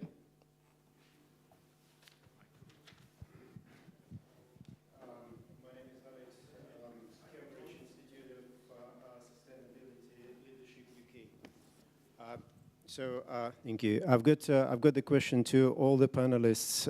Maybe you can give your vision of challenges and opportunities to bring the value chain, to localize the EV batteries manufacturing in sub-Saharan Africa, closer to the critical raw materials. Thank you for the question. Any takers on answering that? I'll try. So one of the things we've seen actually from our last call of applications is an increase in companies that are trying to solve for that. So it's on two ends. One is I'm yet to see companies that are sourcing for basically putting everything together on the continent. I think that is still expensive and it's way cheaper in China at the moment, but yes, there is need to do that locally. But instead what we're seeing is them putting the battery cell packs together and doing all the assembly, especially in Uganda. I think there are two companies doing that there at the moment. And the other thing I've seen is companies that are now looking at the second life of batteries. So as this very earlier stage companies, the pioneers, the ampersands, the Zembos, drain out their batteries, then they're able to take those and at least get the cells that are good enough to repurpose and get a second life out of those cells. And I think we've seen a few companies really benefit from that, but there's still financing needed to get. I think what we've heard is it's really expensive to do that on the continent at the moment, but I agree with you, there's room to really probably get more of our financing on that end at the very early stage with grants and more feasibility studies to really explore that and see how we can do that better locally, both to create jobs, but also to reduce the cost, hopefully, in the long run on the continent. Thank you. As I mentioned, we want to produce as much as possible locally. But I have some doubt that in the next 3-4 years can really produce cell in the countries. This is a highly developing industry, needs a lot of money for development. So I don't think it's a good idea to look on the cells themselves. What we would like to do to manufacture the e-bike and the batteries with parts imported from outside. This is not what I believe is sustainable next 4 to 4 years, because we see now a really changing market for batteries by new materials, by new players. So I think it's not possible without a lot of big money to do this. And I don't see somebody wants to spend big money on this area in Africa. All right, thank you for the perspectives. Let's perhaps turn to another green industrial sector, which is agriculture, so the main employer of most people in emerging markets. And Faith, you represent a Kenyan company, so Drop Access, and you very much walk the talk, let's say, on the ground, develop projects. Sorry, Nora, did I say Faith? Yeah, well, we've had a lot of conversation now, Faith, so I guess that's why the slip of the tongue. So Nora Majero, CEO of Drop Access, the question was to you. So can you perhaps describe your operational model and how you link renewables with agriculture in Kenya? Yeah, thanks so much for that, Hans. And my name is Nora Magero. I am the CEO and one of the founders for Drop Access. And Drop Access started originally as an NGO. So we have Drop Access NGO and the Drop Access Limited Company. Drop Access NGO primarily deals with solar pumping solutions. We mostly work within the water energy food nexus. And maybe I'll just explain a bit more why we settled on working with the confines of the nexus, because when we initially started providing solar pumping solutions, we realized as much as we are preaching that we want to increase the productivity of these farmers, there's so many things that have come into play that still hinder the productivity in the long run. They don't fully get that dollar back into their pockets as anticipated, and it should be expected that way. And also it came out very apparent that farming, or rather agriculture, can't really exist in a silo alone. We have to consider all the contributing aspects to it, the energy drivers, the energy inclusion, mostly including renewable energy systems and productive use asset to drive agriculture. And in that case, for us, we were providing solar pumping. But then we also realized that to really to meet the productivity that is expected, there has to be aggregation and also saving what is being produced at farm level and also at the retail aspect. So for us, we quickly had to now introduce maybe cold storage technologies that are equally powered by solar. And then also at the heart of it, there's water. And given the crisis that has been happening in Kenya with the drought year in, year out, and biting the smallholder farmers even further, we now had to rethink of how we're delivering this water, where we are delivering it, and what's happening downstream or upstream as you also give this water to the smallholder farmers where it's needed. That is why now we decided to work within the confines of the water energy food nexus. And as we did this, also we included capacity development for these farmers, because we gave them the solar solutions. When we didn't teach them how to use it, they never adopted it for the long run. And that just didn't make sense. So we saw ways of how we worked with manufacturers of solar pumping solutions to bring in low-cost solar pumps into the market. But then not even as much as they were low-cost, not everybody was adopting them, because they didn't really understand why would I actually adopt a solar pumping solution, and my petrol-powered pump works equally fine. So we did lots of capacity development to just explain literally to them that this is what it means when you take up a solar pumping solution. As much as you are now more inclined to pay an extra dollar upfront other than buying fuel or even renting out the engine pump, you invest in the solar pumping solution, and this is what your productivity means, and you calculate the dollars for them. And that really helped us to make inroads in very many smallholder farmers who now slowly actually started including renewable energy technologies and productive use assets within the value chain of agriculture. So you'll find the farmers that we've worked with in providing solar pump, they are very, very conscious of once I actually produce this, I want to get the full amount when it's fresh or when it's aggregated or even value added. So now some farmers actually asked us for cooling solutions. And I remember there's a time we done a campaign with under USAID to just provide capacity development on how farmers can actually take up solar pumping solution. And when COVID hit, they literally started asking us questions. Now we have more milk. This was among the dairy farmers in Eastern Kenya. Now we have more milk.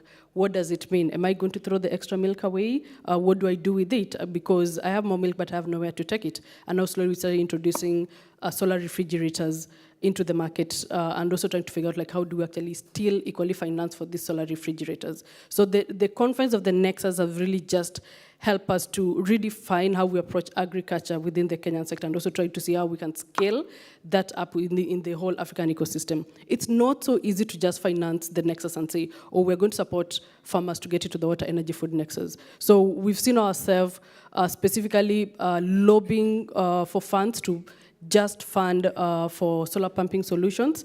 Either they get them on a pay-as-you-go or a lease model or pay-per-use. It's still pretty much developing in the country. It's not like we can say that there's so much offtake of it. And also various farmers want various models that there's no one size fit all. So for us as an organization, we've consciously accepted to take in all the models that we can possibly give and sustainably give. So those who want to buy outrightly the pumps to still do get the pump. And if we can't give them a cold storage solution, we now just connect them to the available cold storage solution that is in the market. just to add a bit to this, so doing this work, working within the Nexus now prompted Drop Access Limited company to be started, because Drop Access Limited solely manufactures solar refrigerators within the Kenyan market to serve the whole market. And we focus on manufacturing portable solar refrigerators, because as much as we gave the farmers, we told them this is where you can get a cold house or a cold room or a cold chamber, and this is the 100-liter refrigerator that you can actually store your items. It was still quite costly, and also we still didn't really meet the mobility aspect that comes with smallholder farmers. Like for the dairy farmers, they told us, okay, fine, I would like to take my milk to the market, but I can't carry this huge thing, and this cauldron won't really take me for all those 2 degrees to 4 degrees to the market. And slowly they told us we'll actually need a portable solution. That's why now the limited company, the commercial aspect of Drop Access, manufactures solar refrigerators, mostly to reduce the cost of solar refrigeration by making it affordable, and also manufacturing within the country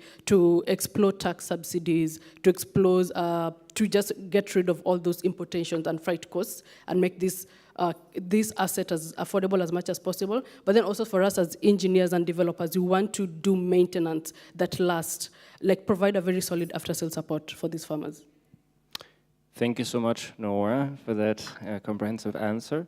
So I'll turn to Camille, and you're also an example of a developer that actually spans across all of these sectors that we're discussing today. So can you perhaps also highlight your operational model and success cases of your work on the agriculture renewables nexus? Thank you. Yeah. Thank you. Thank you for having me. And as you just mentioned, this is quite an interesting session because my company works through different activities in all those 3 industries. So maybe I'll start by introducing very quickly my company, what we do, and I'll just comment a little bit about mobility because this is interesting and I think that I come from another angle compared to what was mentioned. So my company is actually a group of operational companies and dedicated financial vehicles. So we're more focusing on infrastructure. So we're specialized in renewable energy infrastructure and energy access solutions. And we have quite a unique approach in the sense that we deliver energy access solutions through different kind of activities and for different kind of customers. So on the one hand, we work through mini-grids, solar-powered mini-grids to deliver energy services to remote communities. But we also provide energy solutions, solar-powered solutions for commercial and medium to large-scale industry customers as well, so more on the B2B markets. We have an entire department within the company that is dedicated to the downstream of energy access, which is precisely energy application. So that's where this whole conversation is actually linking, because we work on agriculture, agribusiness, irrigation, mobility, ICT, cooking, so different application. And last but not least, one of our jobs is also to provide advisory and consulting services so that this value chain from the market study to regulatory framework, technical assistance, and different kind of topics. The whole story started and was originated in Madagascar, so in the Indian Ocean, where I live for the past 10 years. But we have now a footprint and different activities in about 6 countries, I think, from East Africa to Western Africa. So just to comment a little bit, as I was saying, on mobility, I think that this is very interesting, and we are obviously not manufacturers or developers of let's say, solution on mobility, but because we're working on infrastructure, we actually provide systems that can power mobility. So what we've done so far is that, so we have an experience through a collaboration with an oil company in Madagascar. We actually installed the first solar system on a gas station that actually hosts the first solar-powered charging station for vehicles. That was back in 2018. So at that time, actually, there were no electric vehicles in the country, so there was a charging station, but no vehicles. So that was kind of a tricky situation, but still that was a starting point. And for the past year or so in Madagascar, we can see now more vehicles coming in the country. So there was a first trial, and also the proof of a collaboration between energy company and major oil corporations. And we're trying to continue this collaboration. We are at the moment negotiating with one major company in the country to sign an agreement to actually power a bunch of gas stations throughout the country and in the most remote areas to provide renewable power for those gas stations, but also to connect further customers from the surrounding communities to this gas station solar powered. So instead of just considering the gas station as one asset, we're trying to consider sort of an ecosystem around these very assets. So this is what we're trying to put in place at the moment. So that was my comment on mobility and more from the infrastructure angle. On agriculture, obviously, as we understand, this is, and you mentioned, like one of the first sector employing people throughout the African continent, and especially in rural and remote areas. So I think that there are two main, or three main angles from where we tackle this topic. So like 4 years ago, we started working and designing a whole concept that is called agri-grid, which is basically an agri-energy nexus business model that is supposed to, that's the idea and that's the concept, that basically enables for more market linkage and crop productivity thanks to energy services, while providing more profitability for mini-grid developer and mini-grid investments. So the idea came from the observation that mini-grid are quite intensive investment risk profile, and how to de-risk those projects is by linking those projects to the very use of electricity. And so in that case, agriculture, in a wide sense, that includes actually irrigation, cold storage, and agri-processing. And so through different kind of activities, we provide these energy services, and we support, especially through women association locally, as an enabler, the creation of value chains, facilities, business units that will support the development of the area and the communities. One comment on water access, we mentioned a little bit. We worked also on a desalination project. Again, like our work is mainly focused on infrastructure. We're kind of technology agnostic. Our work is mainly focused on project management, innovation, and supporting all of these technologies to be installed in the places and to deliver services. And the last thing that I want to mention is also cooking, because I think that it's also very well connected and very close to agriculture in a broad sense. Thanks to, like, the OPEC fund has been one of our first and major grant provider over the years to build mini grids, and they're very much involved as well in supporting clean cooking, and in that case, electric cooking. So we've been working with them and also with the company that has been recently set up in Madagascar called Vacana to further investigate electric cooking solution within the mini-grid space and the peri-urban and urban space. So we've initiated a pilot for like 2 years ago on our own initiative. And now we're receiving more support from the UNIDO, Sustainable Energy for All, and the OPEC Fund to continue working on electric cooking solutions. Thank you so much for the comprehensive answers. So you both mentioned some of the challenges and how you address them. Noah, you mentioned uptake and capacity building as a solution to that challenge. Camille, you also mentioned finance, and it's interesting you mentioned OPEC Fund, because OPEC Fund has also provided concessional finance for a number of other mini-grid projects from ARE members, also with agri-hubs or agricultural end users. But an interesting other challenge that we see is how do we bring in renewable energy projects, how do we bring co-investment from agricultural players? How do we bring co-investment from mining companies? So I'd like your opinion on that. So both Nora and Camille, and then we can perhaps also bring in Tolu on that question from a mining perspective. So we can start perhaps with, well, yes, sure, Nora, and then we go to Camille and then Tolu. Sure. So how do we bring in co-investment? We have to look at the whole chain of agriculture. We can't really just look at pumping or bringing technologies. renewable energy technologies. We have to look at the whole chain to bring in more financing to come into, to finance agriculture. The end goal here is to have more food, farmers to enjoy productivity and the household, increase nutrition and also economic value, but then also protect the climate. So that's why we have to look at the whole value chain for food production, for agriculture.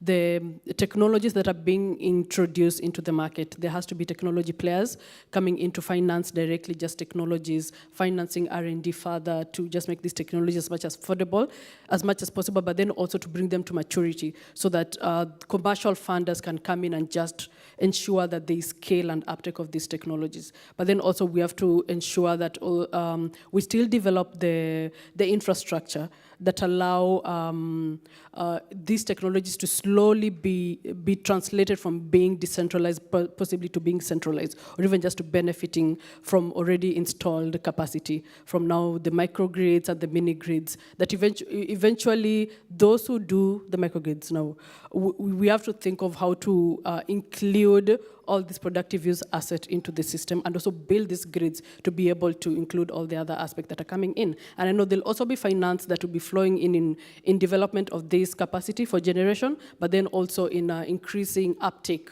and also just ensuring that all this capacity is absorbed into the market. But then also we have to include those who are specifically just financing value chains, whether it's value addition within the agricultural space, and specifically targeting sustainable food production and value addition. I know there is money that is coming into that. But then when we are doing our proposals, or rather we're developing our strategies, it has to be a 360 view of everything else, so that there is co-financing and various forms of financing coming in to just support agriculture, support the food chain, support the farmers, support engendered ways of contributing, of doing agriculture by directly just including women and ensure that they're fully adopted into the chain and they're benefiting directly. But then also to support ways of how we can protect the climate. So I know there is climate financing.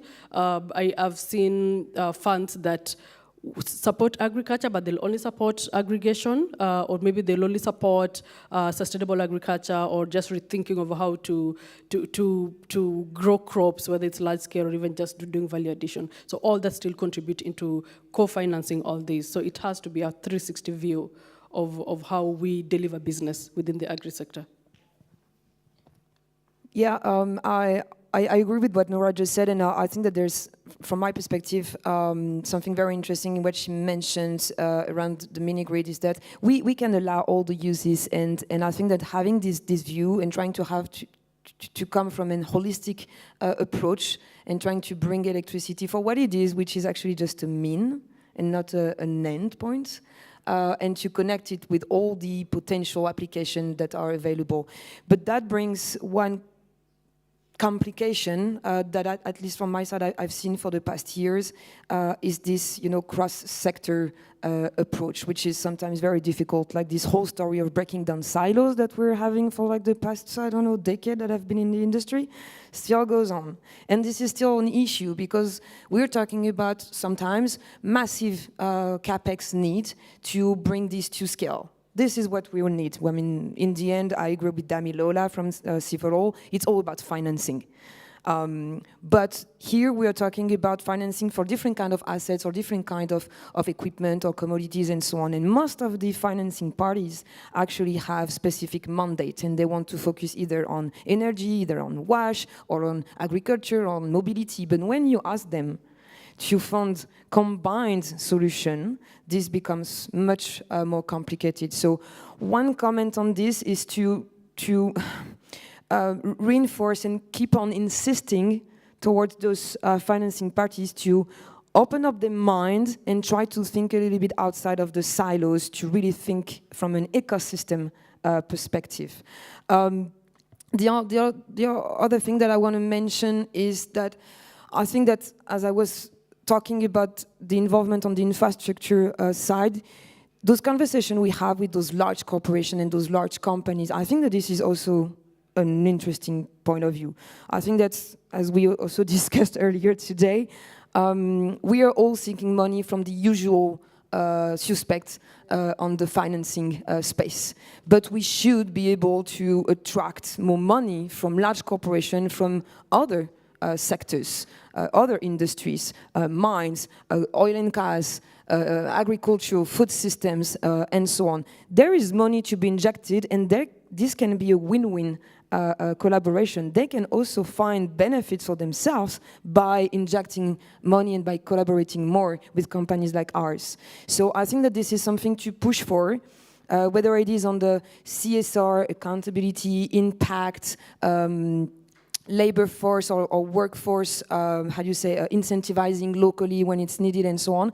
There will always be aspects where we can argue in favor of having them on board financially. And the last thing that I want to say is also the cooperation and the South-South collaboration. We have also a quite recent experience on the mining industry, and where we came in, even though it was quite a limited work we performed in the first place, that was by collaborating with a South African company on 1,000 projects. So a Malagasy company together with a South African company worked on a project together on a quite large and closed industry, which is mining. And I think that this can also be a good asset and a good argument in terms of competition and how to position ourselves. We talked about how to relocate manufacturing locally, but what is true for manufacturing is also true for expertise and services. And I think that this also needs to be addressed and supported. Yeah, perfect, thank you. And I think that creates a perfect bridge to Tolu, who is coming in from cross-boundary energy and also investing in mining projects. So how do you see this question, Tolu? And maybe you can also, in the process, explain a bit about how cross-boundary invests in renewables for mining and why. Hello.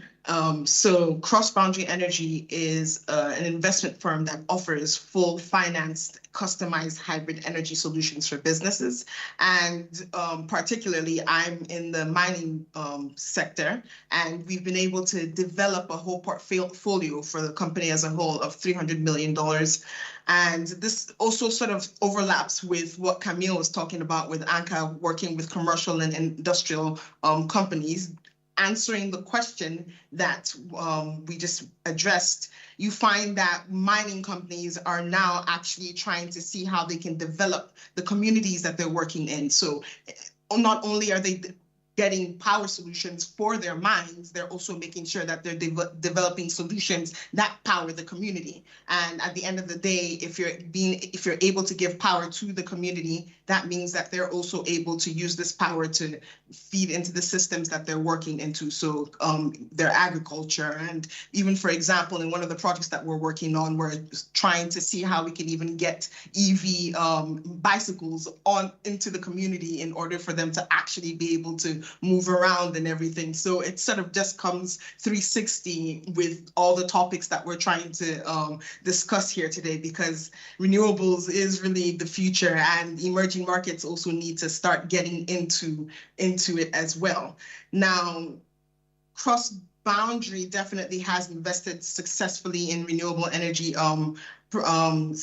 solutions, and particularly with mining, we know that there is a mandate for them to decarbonize and get to net zero by 2040, latest 2050. And you're beginning to see now that more companies are making bold commitments and intensive efforts to actually decarbonize their operations. And what Cross-Boundary has found with working with these companies is that we give them 3 particular value-added solutions. One, obviously, we reduce the carbon emissions. At the end of the day, if you're trying to decarbonize and go net zero, you want to go and start using more renewable solutions. So we do offer solar. We do also offer wind and battery energy storage as well. We also do see that we are causing them to get more reliable power and reduce their costs. One, we're fully financing the solution for them.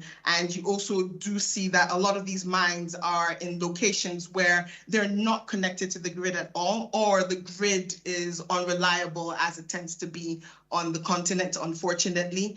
And this causes their costs to be quite high, because now you're dealing with a complete thermal solution for your power. And now we come in and we actually give them a hybrid solution. At the moment, decarbonizing and getting to net zero means that you have to introduce solar, and then with the trend of prices going down for PVs, you then tend to see that now you can increase your renewable contribution. And they're definitely seeing reductions in their costs, and they're also seeing that the total cost of energy is lower than what they would be spending if they were using thermals only.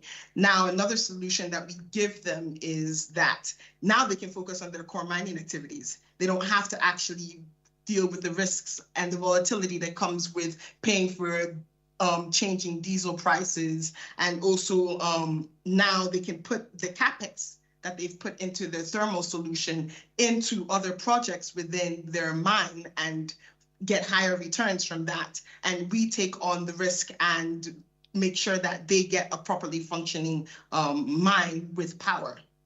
Now, the examples of things that we've been able to do is looking into in Madagascar with QIT Madagascar with minerals with Rio Tinto. Their global mining company, Rio Tinto, they are operating a mineral sands project in southeastern Madagascar, and we've been able to develop a solution for them where they are getting about 70% contribution from renewables, and this is dealing with about 12 megawatts of wind, dealing with about 14.5 megawatts of solar, and we also have given them battery energy storage as well at about 16 megawatt hours.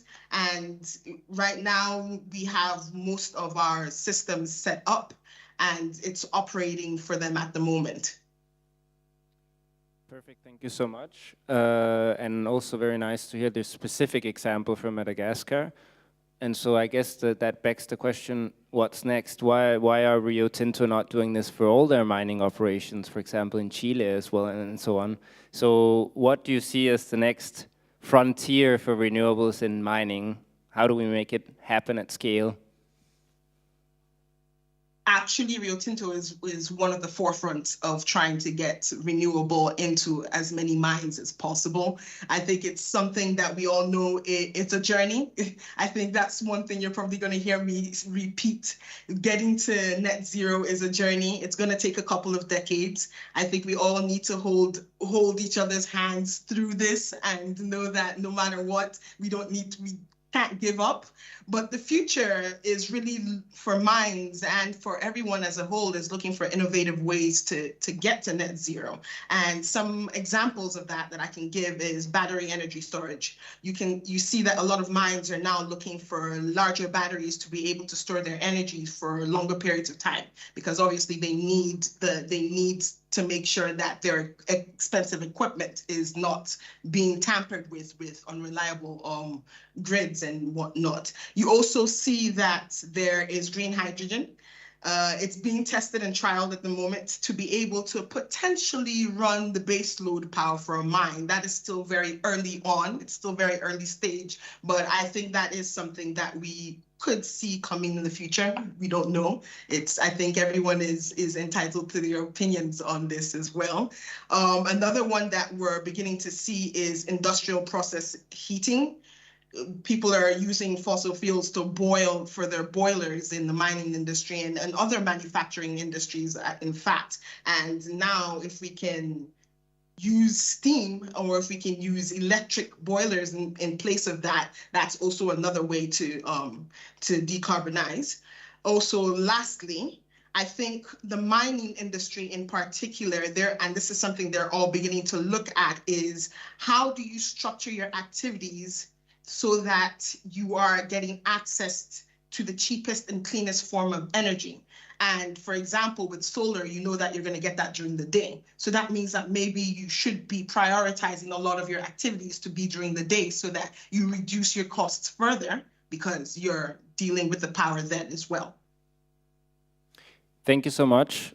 55 minutes is quite a short session. We're almost at the end. So perhaps I'll do a very last question for all the panelists. And we'll start with the ones that are here in the room. Basically, what are the main partners you are looking for here at the conference to enable your work or your portfolio to grow and so on? So what key partners are you looking at? Who in the audience would you be interested in meeting? Yeah. Okay. Well, Nora, go ahead with your question, but then also answer the question at the same time. Yeah. Thanks for that. So my comment on how to just ensure there's co-financing being raised is it's our collective responsibilities to communicate the compounding impacts of all the work that we do. Because sometimes even funders can work in silos and only focus on the metrics. They just want to see impact on carbon, they want to see impact on children, or whatever. But if you look at Africa, a simple energy solution does not just have one impact. It's far-reaching, it affects so many things.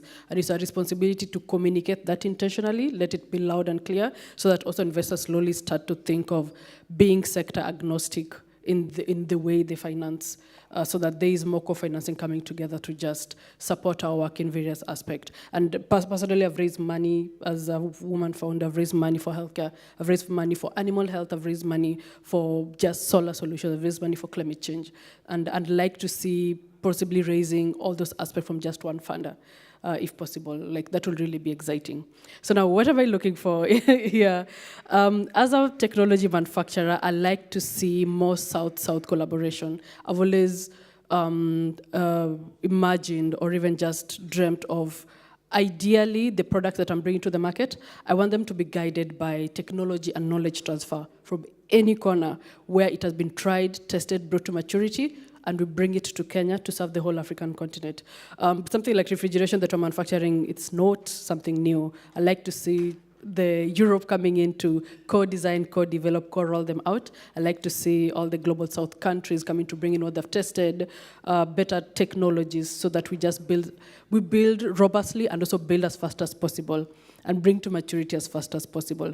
But then also money. Money goes a long way. So bring in the money for local manufacturing within the African continent. Like, I'm kind of getting tired of hearing like, oh, Africa is too young to manufacture. This is the time to do it. And I really believe that right now is when Africa needs to venture into deep tech, so that we get to grow the economy sustainably and for the long run. So I want to see financiers coming in to say, we are going to finance manufacturing within the continent. We are going to finance really small, what are they called? Ticket sizes to just impact the smallholder farmer who is dealing with 1 acre. Why not, really? Thank you. We're looking for you, first and foremost, and more of you. So entrepreneurs, we have a call coming up next year in Q1. So entrepreneurs looking for grant funding in the 15 countries we're operating in. And then just a quick comment on the financing. I'd like to agree with you, Camille, on that there is a lot of financing, and most of the time outside of our usual suspects. Just by giving an example of Soccer Fresh, who they're doing cold storage, and one of the things they've been able to really figure out is innovatively utilize the asset by moving it around the country depending on seasonality. So in one season they're doing mangoes, the other season they're doing avocados, but also really partnering with different people who are off-takers on one end. So really looking at the whole value chain. And by doing it that way, they've been able to get funding from Safaricom, largest telco in Kenya. They've been able to set up an SPV and actually gotten financing into that SPV for CapEx costs from a bank in Mauritius. So there are innovative ways to just think about the solutions in a way that appeals or looks at different value chains. And for Safaricom, for example, that's their customers who are buying their data, right? But then if their income goes up by getting their produce off-taken by Soccer Fresh, it is in their interest that they come in as an equity investor. Or for the Mauritius company, it is cold storage, but still, your finance. So they're innovative ways, and I know CrossBoundary has done a lot of work with doing that for the mini-grid sector as well, setting up SPVs, getting that off balance sheets. So there are ways we could think about getting more financing into the sector, and there are people who are doing it as well and doing it well. So some lessons as well we could learn from on the continent.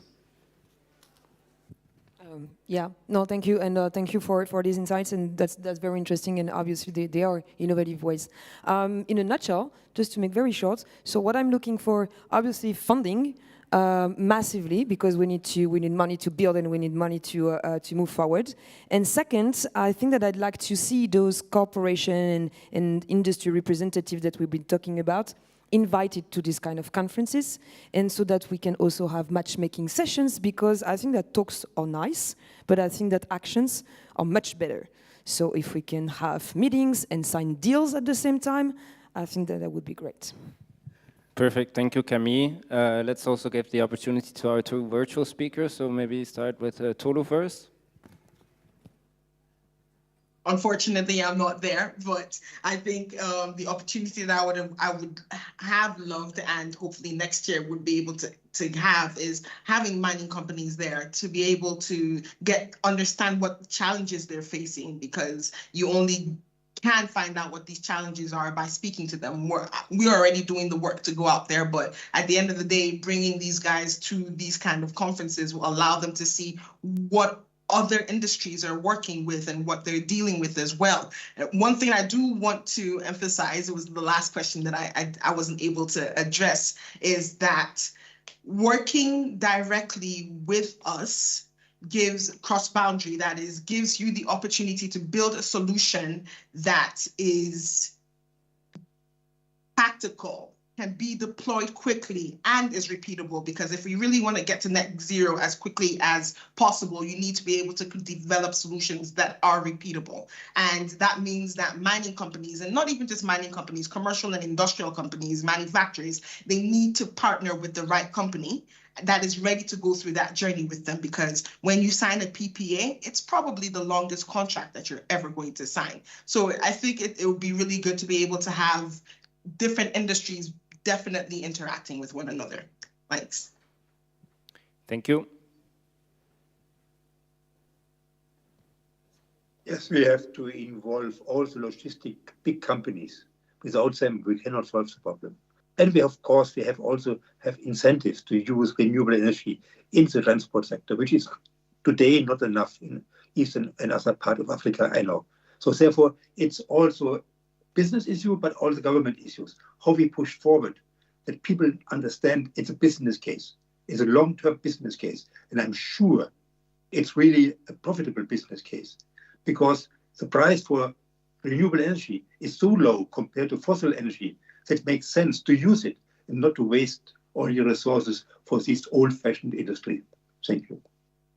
Thank you so much. I think that brings our panel to an end. We've heard a lot of very interesting solutions, and we'll also definitely, as ARE, take on board the recommendation of connecting with corporates from other industries, especially also for our annual investment forum, which I can briefly mention is taking place Q2, tentatively in Nigeria. So an open invitation to attend that as well, to matchmake with investors for those that are looking for that, and to meet private sector.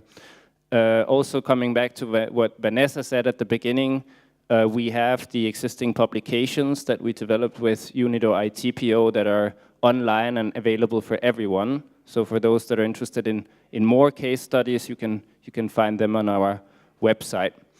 With that, thank you so much to all the panelists. Thank you for making the time to join us here as well in the room, and wish you all a nice afternoon. Thank you. Thank you.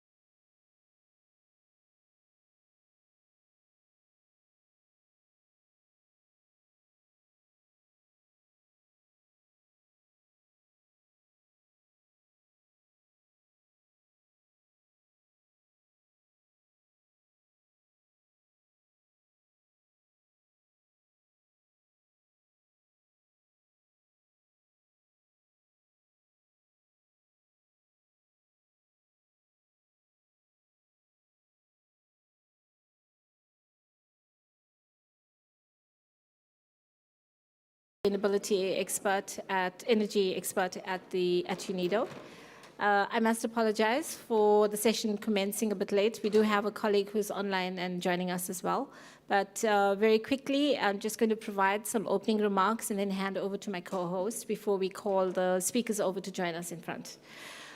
Okay, so yesterday morning we had the pleasure of being addressed by DG Muller from UNIDO as well as Ms. Cristina Duarte, and they made quite important points during their opening remarks. What I want to echo is DG Muller indicated that perhaps there's a need for a green Marshall Plan for developing countries, and also taking into consideration that we may need industry to be part of that equation. So the inclusivity aspects of all stakeholders being involved in this transition that we'd like to see the world moving towards. Now with Ms. Cristina Duarte, she indicated that I think what's pertinent from her input in comparing Africa's contribution to the global emissions sitting at 3.9% of the total global emissions, she also indicated that after 27 COP meetings, it's been a lot of talk and a lot of negotiations, but the action has been quite limited. Towards the afternoon yesterday, and not to necessarily give you a summary or rundown of yesterday's sessions, we had Jim Skier, who's the chair of the IPCC, and he indicated that based on the two scenarios, the 1.5 degrees Celsius as well as 2 degrees Celsius, it seems like we're leaning more towards 2 degrees Celsius. Now, that being said, and setting the scene in terms of this afternoon session that talks to clean cooling, what I would want to indicate is that the focus here is obviously on the HFCs, but noting the successes that have been realized with CFCs, as well as the recent reporting on the restoration of the ozone layer, both over the Arctic as well as the Antarctic by 2040 and 2045, respectively. Now, before I get into introducing the speakers, I want to call upon my co-host, and she's going to provide you with a little bit more information, and thereafter we will get along with the session. Thanks. Thank you, Janita, and good afternoon, everyone. So I'll be just providing a few words on the framing of the topic of today's session. So we know that the Montreal Protocol on substances that deplete the ozone layer is to date one of the rare treaties to achieve universal ratification.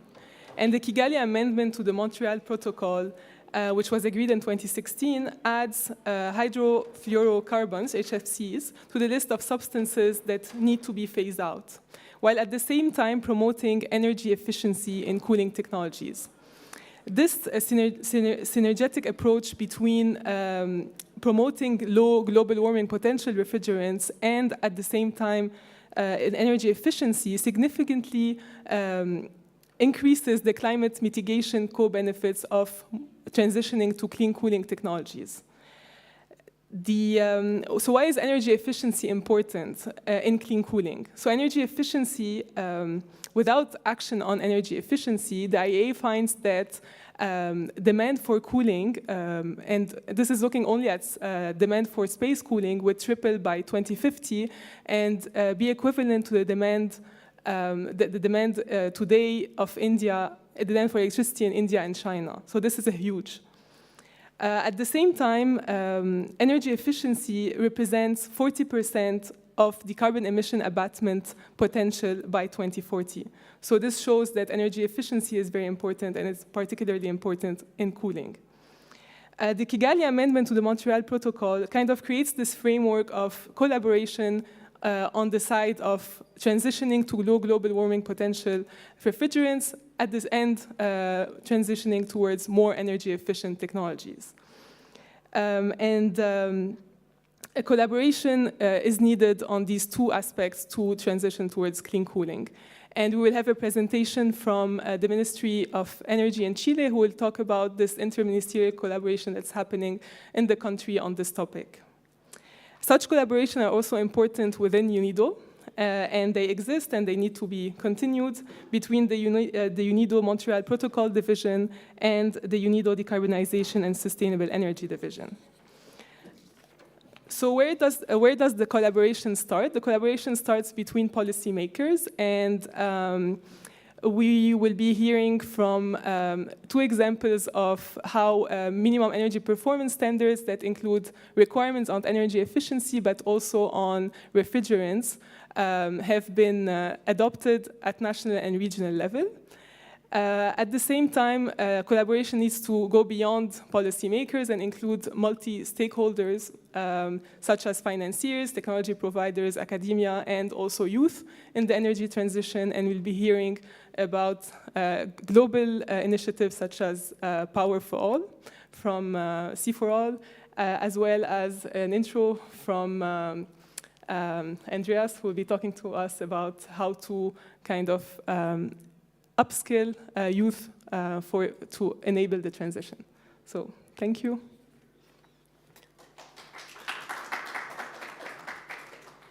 Okay, thanks for that, Evita. So, noting that Evita has obviously also referred to what makes up for what are the key ingredients in determining success. And I think this is where we're headed to, because reflecting again, once again, on the ozone layer restoration, it was about quick talks and more action. And this is how we got to where we are currently. Whereas with the broader climate change agenda, there's been a lot of talk, there's been a lot of potential investment in different areas, but we know that the finances that are available are not necessarily adequate enough to cover the transition to carbon neutrality by 2050. So meeting that net zero 2050 target is going to be quite an enormous task. But I think that's a different story for the Montreal Protocol. Now, without further delays, I'd like to introduce our speakers who've been lined up, and Evita has mentioned a few of them already. First up, we have Mr. Gadi Mohuvuma, who is the Interim Executive Director of ECRI, which is the East African Center of Excellence for Renewable Energy as well as energy efficiency. So I'd like to invite you to the front. Yes, you can take a seat. Thanks. Second, we have Andreas. Evita's already introduced you. He's also actually doubling up to serve as a youth representative and also give us a perspective of what the youth are capable of doing and having them in the conversation in terms of inclusivity. So I'm going to maybe pause here, allow Gadi as well as Andreas to provide us with their perspectives before we move into the actual examples from SACRI, as well as the colleague from Chile who's online, and Brian Dean from the Cooling for All program. Thanks. Over to you, Gadi.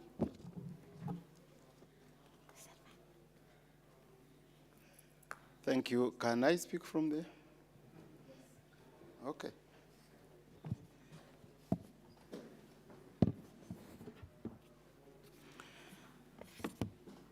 Thank you, the organizers of today's event this afternoon on clean cooling, call for action on energy efficiency in the context of Kigali Amendment. As you have heard, I'm Canon Gode Mhangzumhumza, and I'm the Executive Interim Director of IACRI, not ICRI. It is IACRI. There is that A. So, ladies and gentlemen, permit me to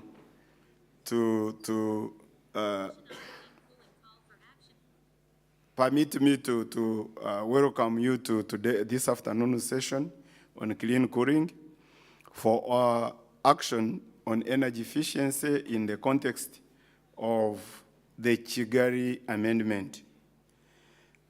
It is noteworthy that Africa is the least contributor of the overall greenhouse gas emissions in the range of only 2% of the total global emissions, and yet most vulnerable to climate change effects. As you will see later, about 37% of the food produced in sub-Saharan Africa is lost between production and consumption. And That is according to the Food Agriculture Organization of 2011. This means that most of the food produced is 63% lost, which affects economic development in almost all African economies. Post-harvest loss is one of the key contributing factors to food insecurity globally. In Africa, no person should go hungry if everything that was being produced, if everything was being consumed, and in its proper stage. If there was proper harvesting, proper storage, nobody in Africa should go hungry. Considering the fact that we have fertile soils and climate in the entire continent. Cooling is also critical for food value chains. It is also important for preserving medicinal properties in some of the foods or some of the shrubs, as well as for health and well-being of individuals. Cooling is not only lacking today, but the population of sub-Saharan Africa is growing at a rate of about 3.2% per annum. And with rapid urbanization, the demand for cooling appliances is expected to grow even further. East Africa is the fastest growing region in Africa with a population rate of about 6.7%. Countries in Africa will experience a tremendous increase in cooling requirements if the global mean temperature exceeds the Paris Climate Agreement threshold of 1.5 degrees Celsius and rises to 2 degrees Celsius above pre-industrial levels. The countries to be greatly affected include, that is in Africa, Central African Republic, Burkina Faso, Mali, South Sudan, Nigeria, Congo, Democratic Republic of Congo, Chad, Uganda, and Cameroon. Hence, there is need to ensure the cooling of appliances are energy efficient and climate friendly to manage the future energy demand and climate goals. The East African Community and Southern African Development Community, SADC, regions could save about 3.2 terawatts and 9.4 by 2040. If the market would transition to energy-efficient room air conditioners and residential refrigerators, that is according to UNEP U4E 2020 report. Hydrofluorocarbons, which are greenhouse gases commonly used for cooling and refrigeration, have a high effect on the environment due to their high global warming potential. It is therefore very important to transition and identify and adopt alternative refrigerants with low global warming potential. The East African Center for Renewable Energy and Energy Efficiency, IACRI, is the center that was established by the East African partner states, to basically promote renewable energy and energy efficiency in the EAC region, and also make collaborations with other sister companies, centers with a similar mandate to ensure that they harmonize energy efficiency and renewable energy and energy efficiency. The focus areas of IACRI include regional policy harmonization, awareness and capacity building, knowledge management, investment promotion, research, development and innovation in renewable energy and energy efficiency. IACRI and SADC centers Center for Renewable Energy and Energy Efficiency, otherwise known as SACRI, are collaborating with UNIDO in implementation of the energy efficient lighting and appliances, otherwise known as ERA project, in the East African and Southern African regions. ERA project, which already successfully supported the regional harmonization of minimum energy performance standards, otherwise known as MEPS, for lighting in East Africa Community and SADC regions, respectively, is now working with UNEP, United for Efficiency, U4E, in the development of the regional MEPS for cooling appliances, that is residential refrigerators and room air conditioners. The process of development and adoption of the MEPS, which is led by the ministries of energy of the countries, will be presented by Reddy from SACRI today, or this afternoon, or this afternoon.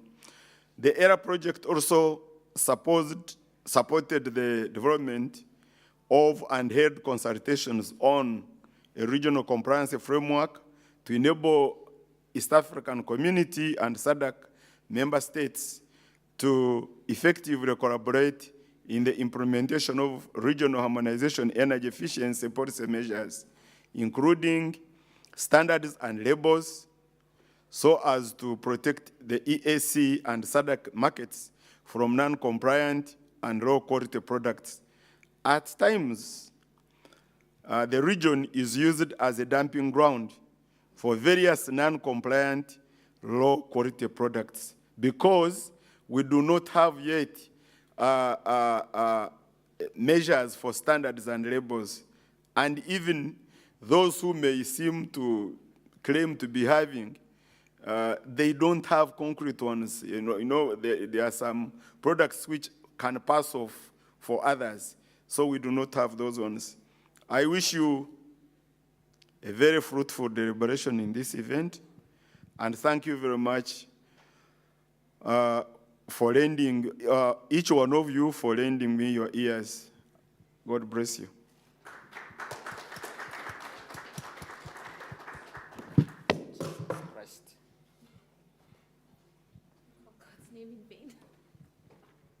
Okay, thank you for that, Gadi.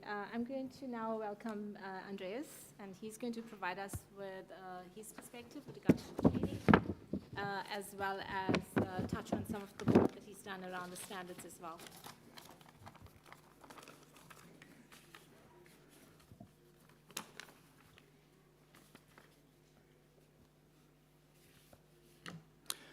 Yeah, my name is Andreas Claudels, and I'm the founder of the Austrian Academy of Refrigeration. And within the next 5 minutes, I will talk about youth in the sector of clean cooling. I will talk about training in this sector, and also will tell you something about the Austrian education system and why the Austrian system is a very good example or a good thing, and I will tell you some examples of it.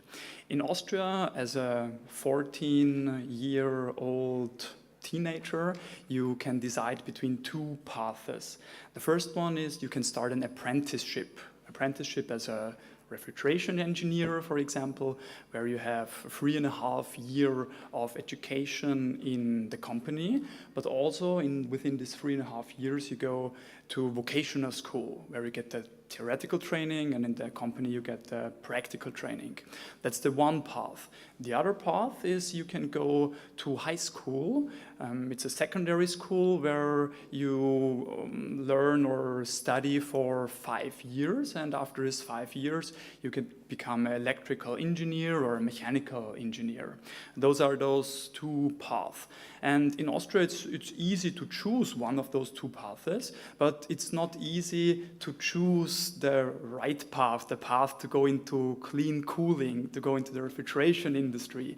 Me, as a 14-year-old teenager, was also in front of this decision, and I decided myself to make an apprenticeship as a refrigeration engineer.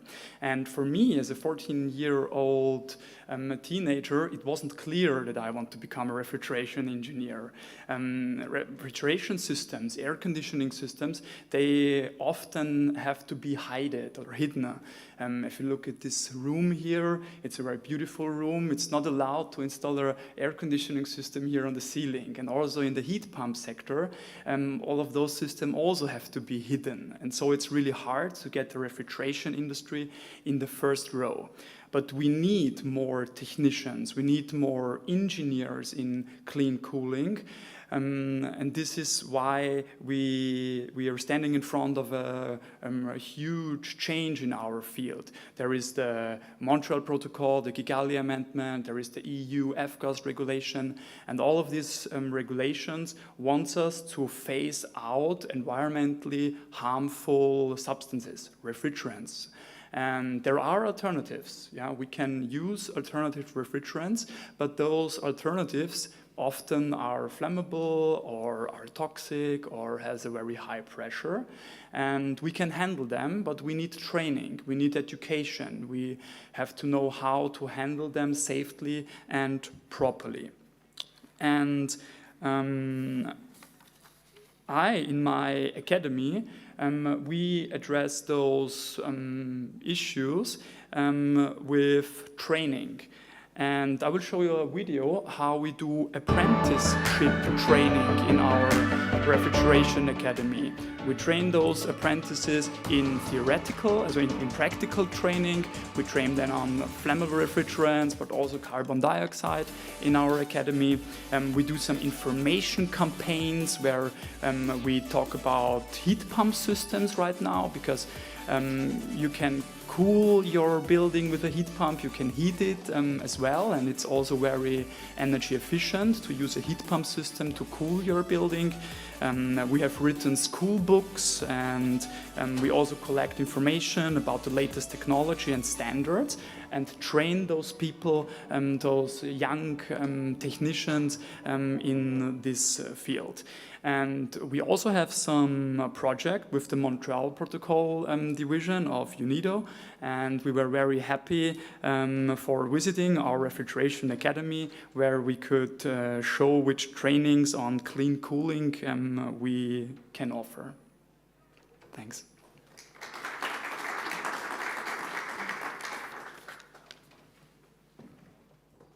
Thank you for that, Andreas. I have to point out to you, I don't see any females in your video. So we have to transition the sector as well. So next up, we have three speakers who we've lined up. It's Reedley Makaliki, and he's the technical expert who's based at the Southern African Development Community's Center of Excellence for Renewable Energy and Energy Efficiency. And he brings along a lot of experience in the electricity industry in terms of generation, distribution, as well as transmission. So Reedley, welcome. You can join us up front. Godley and Andreas, you're welcome to stay on stage. And second, we have Marcelo Padilla, who's the head of Efficient Transportation and Standards Unit at the Sustainable Energy Division for the ministry in Chile. And he holds a master's degree in economics applied to public policies from Georgetown University. He also has more than 15 years of experience in the field. And then finally, we have Mr. Brian Dean, whose background is in engineering, and he is the head of energy efficiency and cooling for the Cooling for All program. So welcome. I'm going to now ask Reedley to provide us with his input. My presentation? Is it up? Do you want Marcelo first? Okay. Apologies, Reedley. Okay. So, Marcelo, the stage is yours. Virtual stage. Thanks. I'm using my presentation, so give me a second to share.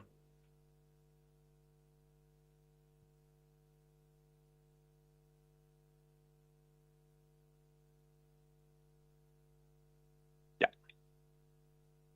So, thank you very much for the invitation. It's a pleasure for me to present on this occasion the joint work that we are carrying out with various organizations in the context of the call of action on energy efficiency on the Kigali Amendment to the Montreal Protocol. I have called the presentation Working Together, Energy Efficiency, Ozone and Climate Change, because it is not always possible to use this strategy to advance on issues as important as this. I only have a couple of minutes, and I think it's time for a beer in Vienna, so I'll be brief. A little context. We have a goal. Chile's goal is to be a carbon neutral country by the year 2050. And to calculate how it will reach that goal, a series of projections have been made, and 4 major areas have been identified that will contribute to meeting the goal. The first is the energy efficiency programs with 35% of the goal. The second is green hydrogen with 24%. The next one is promotion of the renewable energy with 22%.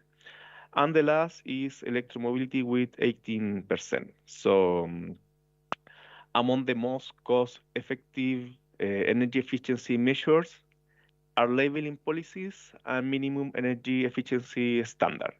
So we have the first pillar is energy efficiency, and between the measure, the label and maps are the most powerful. So as I said, labels and standard are powerful tools to advance in energy efficiency.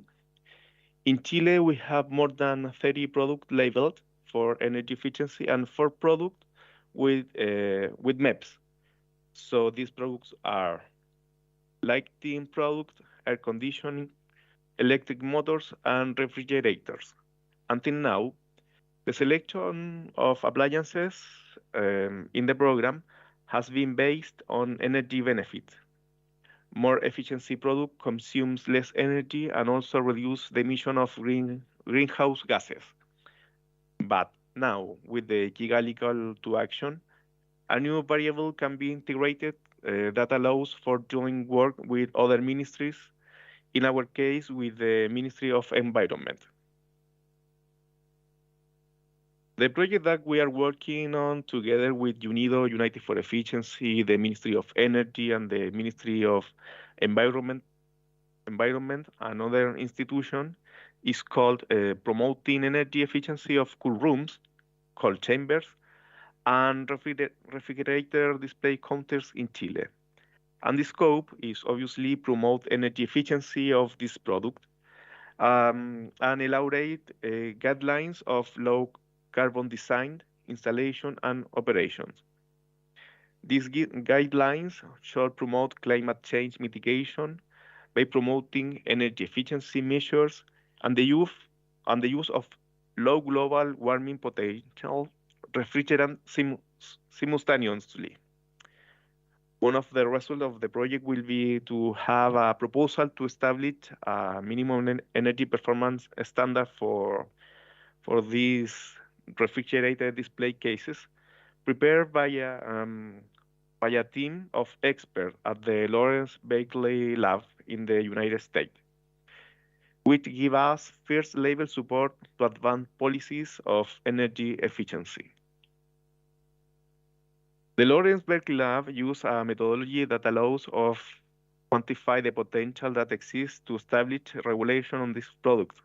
Therefore, with this information, we can propose a level of energy performance in our country in a justified manner, and this is important from the point of technical, economic, and environmental view. Some of the elements in the report are test conditions, energy efficiency metrics and requirements, the max energy consumption for the appliances, the cost efficiency analysis, and the cost of improving efficiency. During this year, we hope to finish with the report so that next year we can propose the norm or the regulation at the national level and jointly advance policies that increase energy efficiency and reduce greenhouse gases through the promotion of refrigerant with low climate potential. So working together, energy efficiency, ozone, and climate change. Thanks.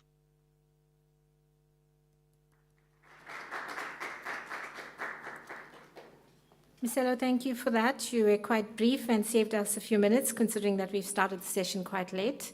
Next up, we have Ridley, and he's, as I've indicated earlier on, from the SADC Renewable Energy and Energy Efficiency Center of Excellence, and he has a presentation. So if you can please put it up. Thanks.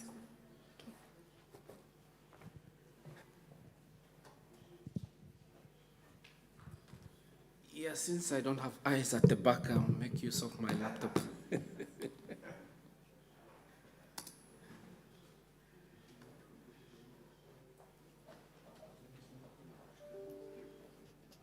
You can project. Okay. If you want to go to the next stage, or do you want us to do it? Do it for me.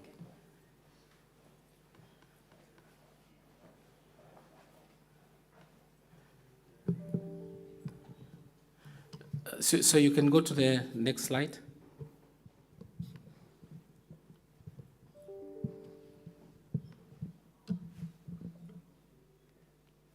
You are one step ahead. I just wanted to show that. Yes. The figure we are seeing here is the plot of the volume of products sold against their efficiencies. So we see that in a market that is not disturbed, the distribution in terms of the sales is that we have low volumes of low efficiency products being sold, as well as low volumes of higher efficiency products that are being sold. The majority are in the middle.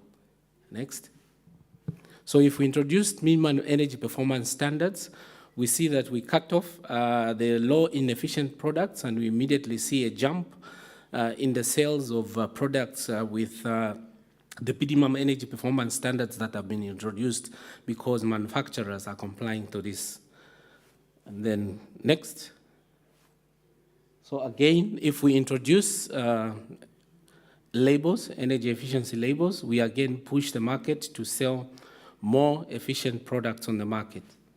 And next, I think should be the last one, and if we introduce other instruments like energy efficiency procurement in the public sector, then we again drive the market to sell more efficient products on the market.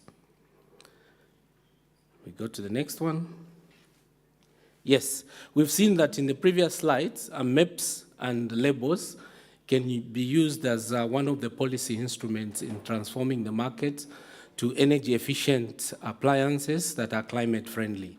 And then if we do this in a harmonized approach, like we are doing under the ELA project, where we have a regional approach and inter-regional collaboration, then we remove the technical barriers to trade.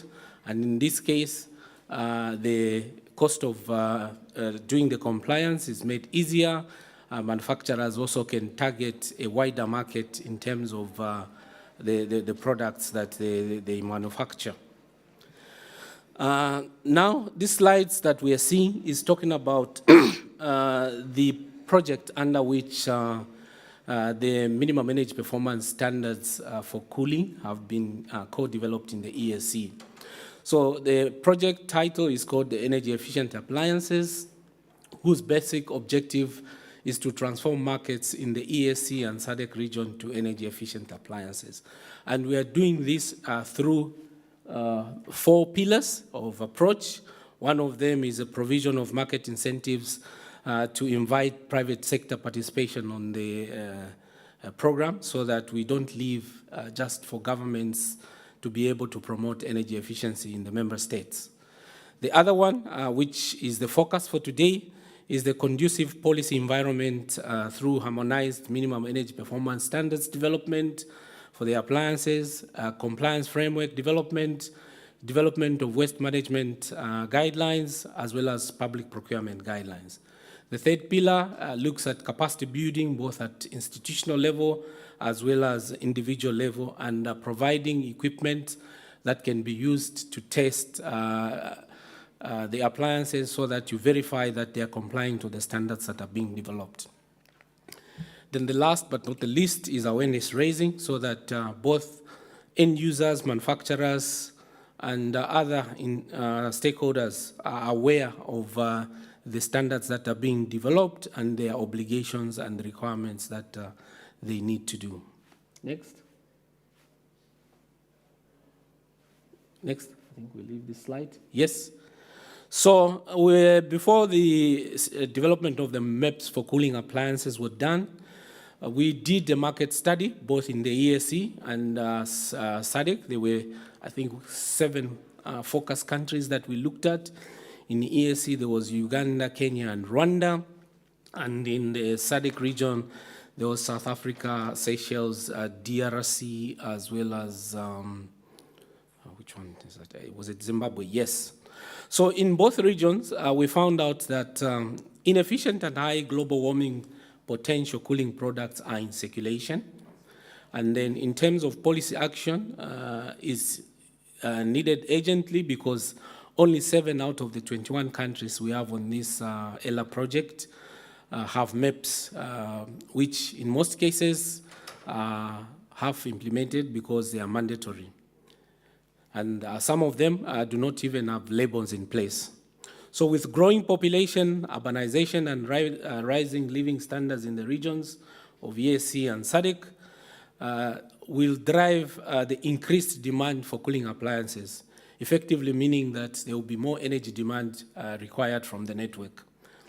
It was expected that electricity consumption used for room air conditioners and residential refrigerators by 2040 will increase by 2.5 times compared to the time in 2021 when the study was done. So the market assessment also reviewed that in most countries, inefficient room air conditioners and residential refrigerators are common. Cooling appliances have a large saving potential compared to inefficient products of the room air conditioners and refrigerators, and can be improved up to about 60%. The findings also reviewed that most room air conditioners in the region are equipped with R410A, and then the second highest is R22. And in terms of manufacturing and import, the study reviewed that most cooling products in the region are imported from China, the European Union, India, Thailand, and the United Arab Emirates. In terms of manufacturing, only Eswatini, Rwanda, South Africa, Uganda, and Zimbabwe have manufacturing facilities, and there are no manufacturers of air conditioners. The other countries I mentioned are just concentrating on refrigerators. So next slide. Yes. Now, in terms of the estimations that were done, we see that for both refrigerators and air conditioners, by 2040, we stand to make savings if we are to just implement the minimum energy performance standards of about 10 terawatt hours. By 2040 also, the estimations were that in terms of electricity consumption used for cooling appliances, it would increase to about 133%. So by just introducing policies in terms of MEPS, minimum energy performance standards, we can decrease this growth by 78%. And if we focus to do higher efficiency performance standards, HEPS, then we can also decrease this growth by 15% by 2014.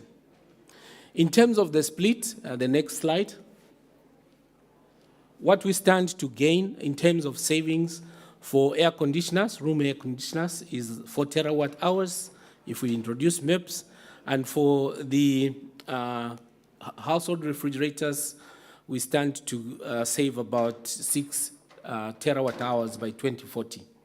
And then the statistics on the right there are showing that in terms of annual savings, if we achieve this, it will be equivalent to an avoided build of about 4 plus power stations of 500 megawatt capacity, avoiding carbon dioxide emissions of about 8 million tons, and then also saving in terms of electricity of about 1.2 billion US dollars annually.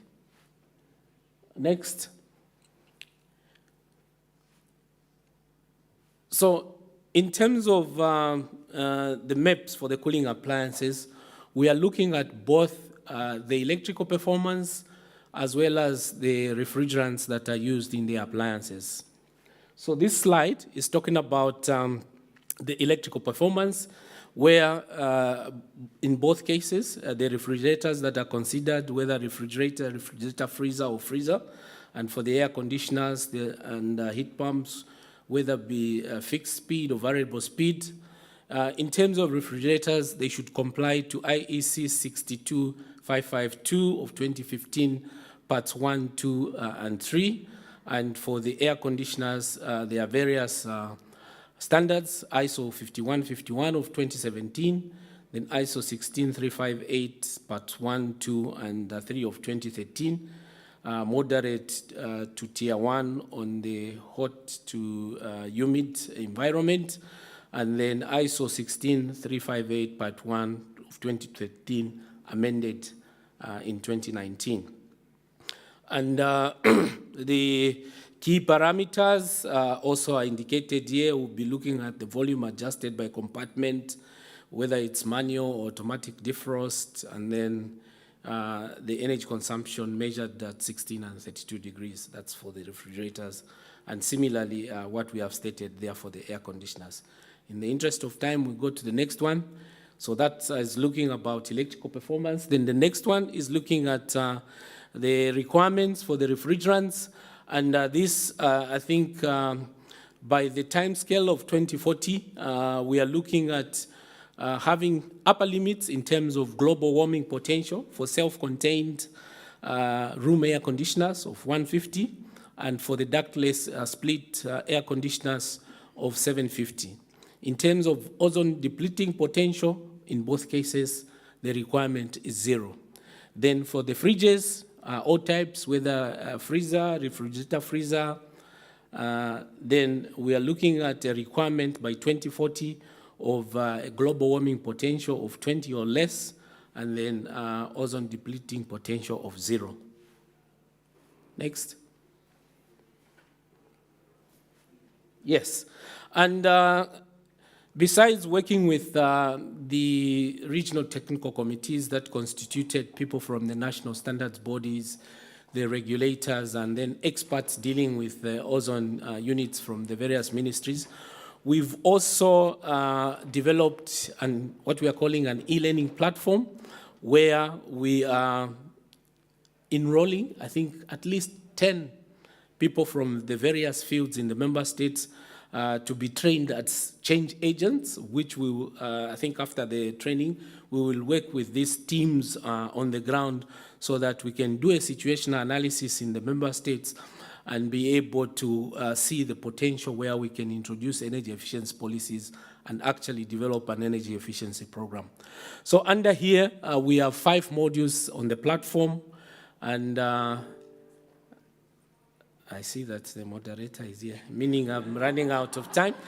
I just have this one and the next slide, then I'll be done.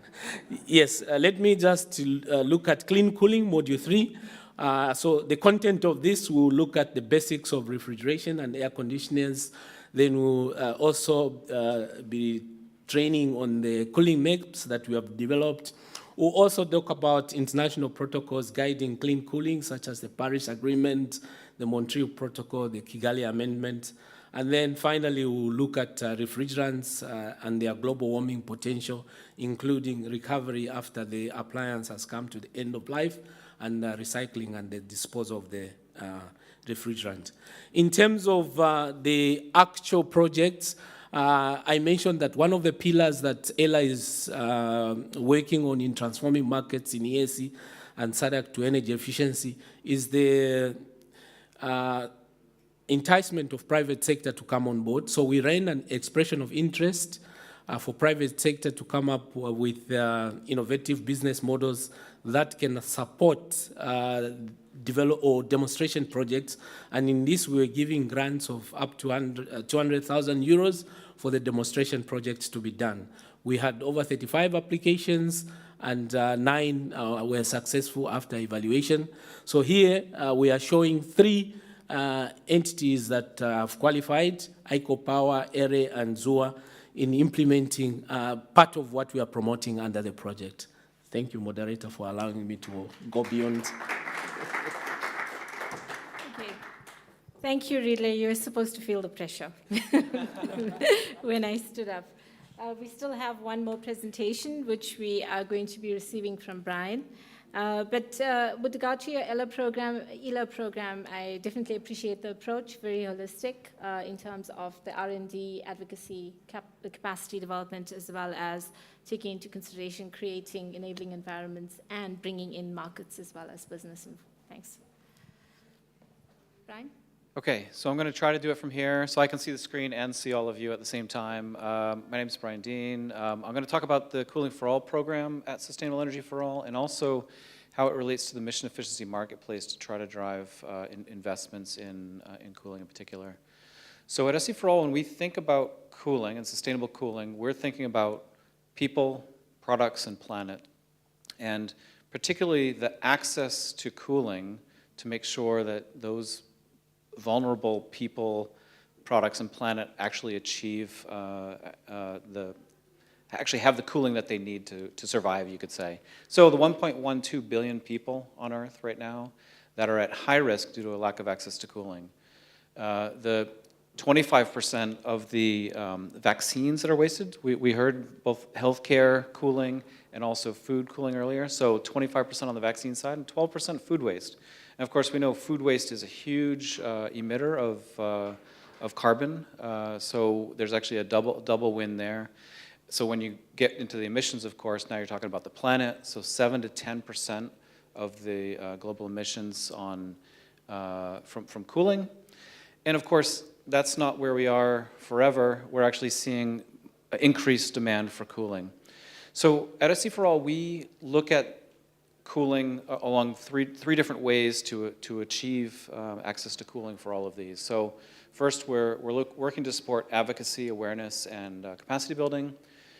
Second, we're using data-driven analytics and approaches to support both policy and investment decisions, and coordinate the deployment of these technologies, making sure that they can be replicated, so that's bringing the solutions to market. So I have the next three or four slides go through each of these 3. So first, on the awareness side, we have a communications campaign called This Is Cool. It's intended to, and it does, share information on sustainable cooling solutions and raises awareness on the potential for providing access to cooling. So you can follow along at #ThisIsCool. And obviously this is to both elevate, showcase, and connect people, and particularly connecting the youth on this as well. Got some additional information there. That was great. So you can find This Is Cool. We have a microsite for it, but also following along on social media itself. Next we have, and it was great to see the training modules that you have in EELA. It'd be great to connect those up with our Cooling for All training, which we're also doing, making it modular in a way that can be used across countries and across all the topics of cooling. We've been supporting various countries delivering that. And very timely, as we're getting very close to COP28, is this driving advocacy and making sure that there's global ambition on cooling.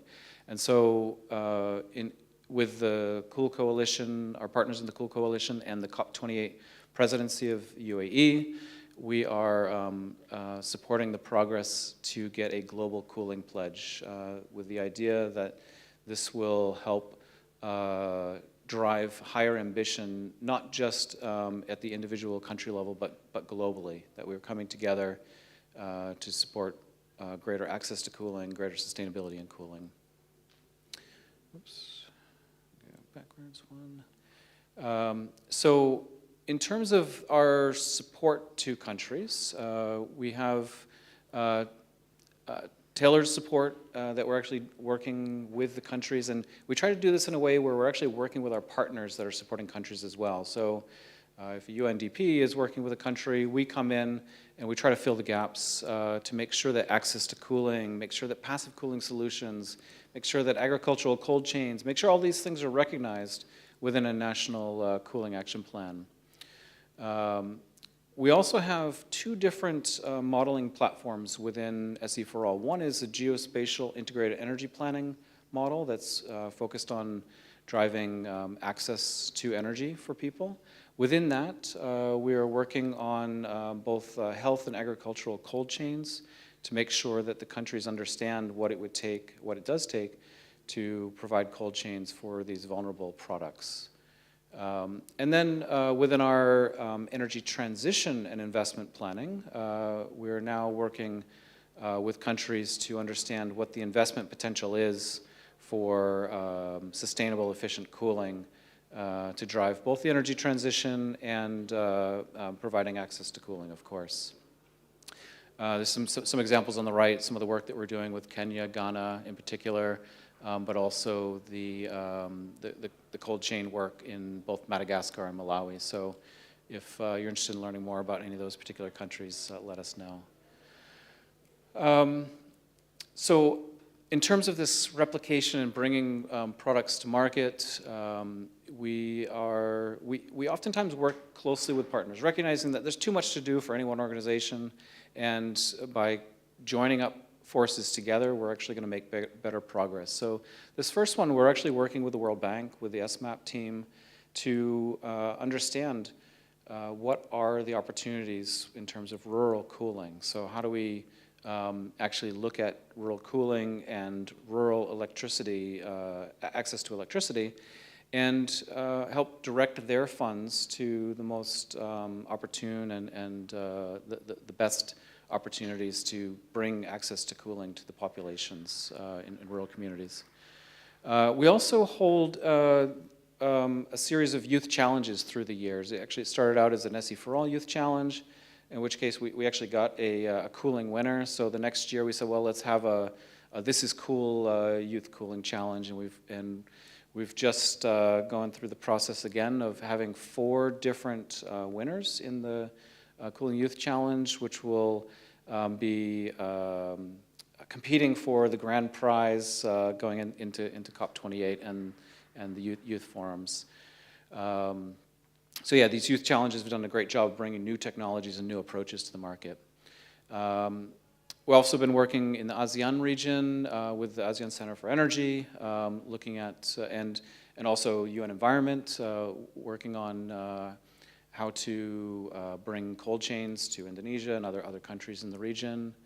And last but not least, just working with our partners of the Cool Coalition. And I think that's really an important thing, is that we have a space where all of us can come together and talk about anything and everything cooling, and that's what the Cool Coalition does. So, one last slide, sorry, which is on the mission efficiency marketplace.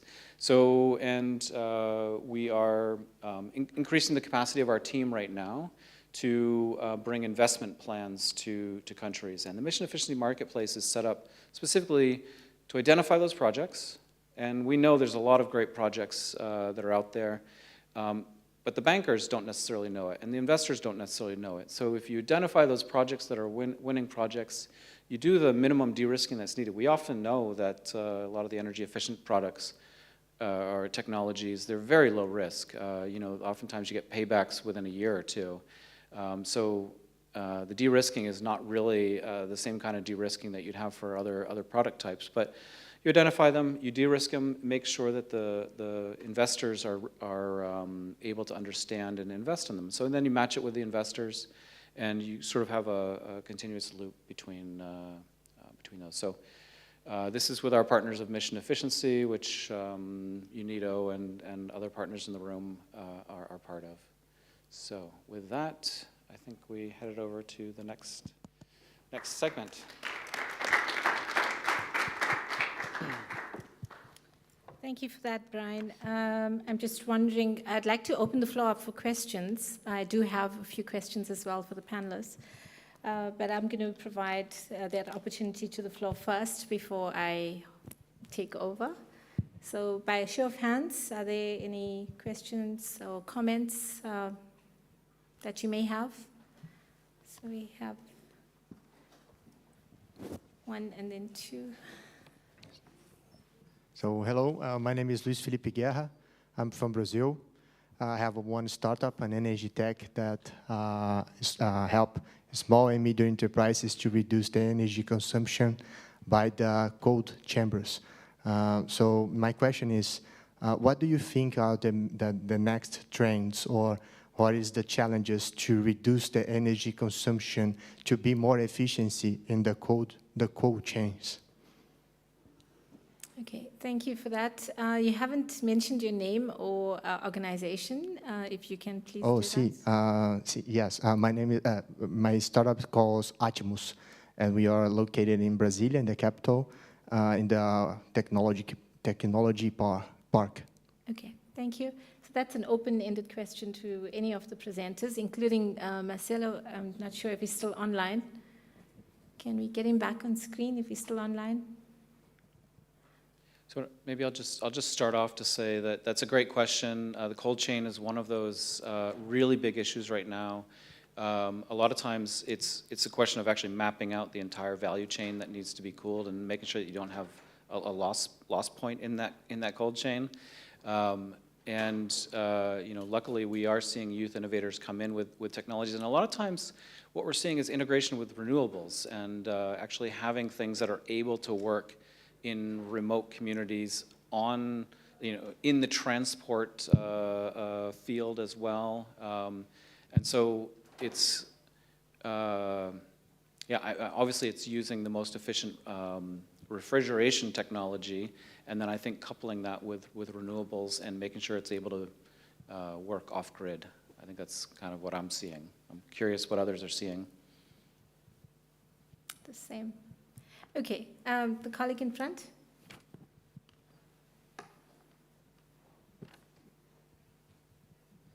Thank you, moderator. My name is Isa Amleng. I'm technical expert with the Center for Renewable Energy Efficiency for Central Africa. My question goes to Sakri and IACRI. It's an issue to do with the policy for MEPS. I just want to get an insight on how this was done to ensure that members of the two areas adopt these policies. Is this done through economic bodies? Are these policies mandatory for member countries to adopt? But also, what is the state in terms of how many members really have these policies in place, probably with a working regulatory framework to ensure that there's really monitoring of MEPS on the ground. Okay, thank you. So, thank you. Okay, Gadi, do you want to take the question? Yes. Okay. Thank you. The policy was participatory in nature. All the member states participated in coming up with this policy. There was a lot of wide consultations. And then from the ministries, relevant ministries for energy, it went to the East African level. And when it reached, like for the East African community, when it reached the East African community, but we were in close coordination and collaboration, sensitizing and synergizing what was being done with SADC. So at the East African level, community level, the partner states adopted the policy. I think it was last year in August. Last year in August. And the only difference is that they said now each member state can now adopt it. Uganda has, Kenya has, and Rwanda has. Other member states are still, have still not yet adopted it in the ESA. Okay, thanks for that, Godi. Yes, just to add to what Godi has said, in terms of the framework that we worked under, I think he has indicated for East Africa, there is a East African Standard Committee, and then for Southern Africa, we worked through SADC coordination in standardization. So under these two umbrellas, we formed what we called the regional technical committees. Under SADC, say, there's already TC16, which looks at all energy issues. So we had a composition of, in terms of at regional level, one from the standards body, one representative from the regulator, and then an expert in the field that you are dealing with, say lighting or cooling. And then these maps, the draft maps, when they're developed, then they are shared with the regional committees and they have inputs. And then each individual country now goes down to what we call technical mirror committees at national level, which constitute also technical experts in the field that you are dealing with to put in comments.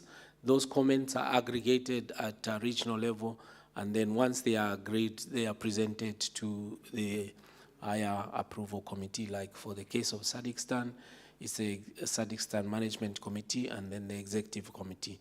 And after the Executive Committee approves, then it goes to the Council of Ministers for information. So in terms of the adoption, like for maps for lighting, yes, they were adopted at regional level for both SADC and ESC.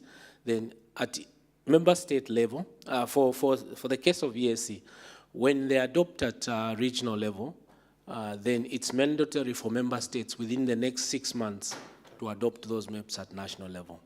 For the case of SADC, when they adopt at regional level, it's voluntary. Then again, at individual member state level, they start now the adoption processes following their criteria. So as at present, 5 countries have adopted the maps for lighting at national level. That include DRC, Eswatini, Namibia, Mozambique, and South Africa in SADC. Then in ESC, there's Kenya and Rwanda. And Uganda as well, so 3. So that's the process.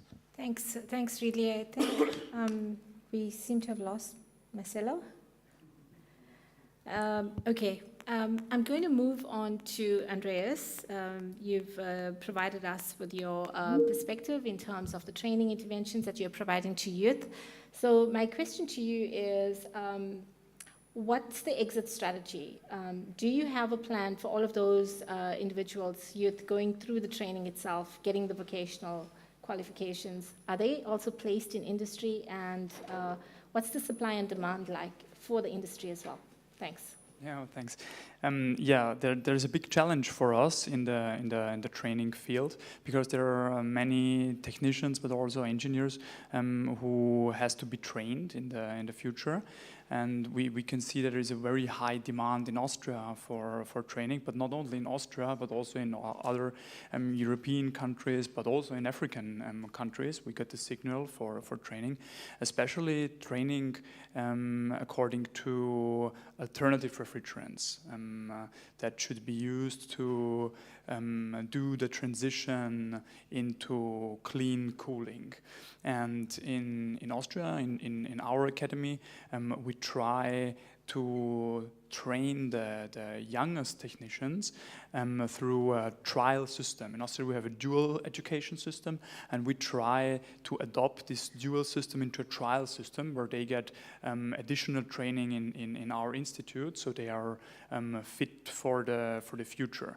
And one of the main challenges that we have is the trainer capacity, because there are a lot of people who need training in the future, but we as a training provider, we also need trainers to train them, and it's very hard to find them, because as a trainer you have to have the knowledge, you know, that you convey to other people, and you have to do it in a proper way. You have to speak to other people, and those trainers are really hard to find, and this is why we do a train-the-trainer program in Austria, so that we have more trainers, because in the future there will be a lot of work for us to do.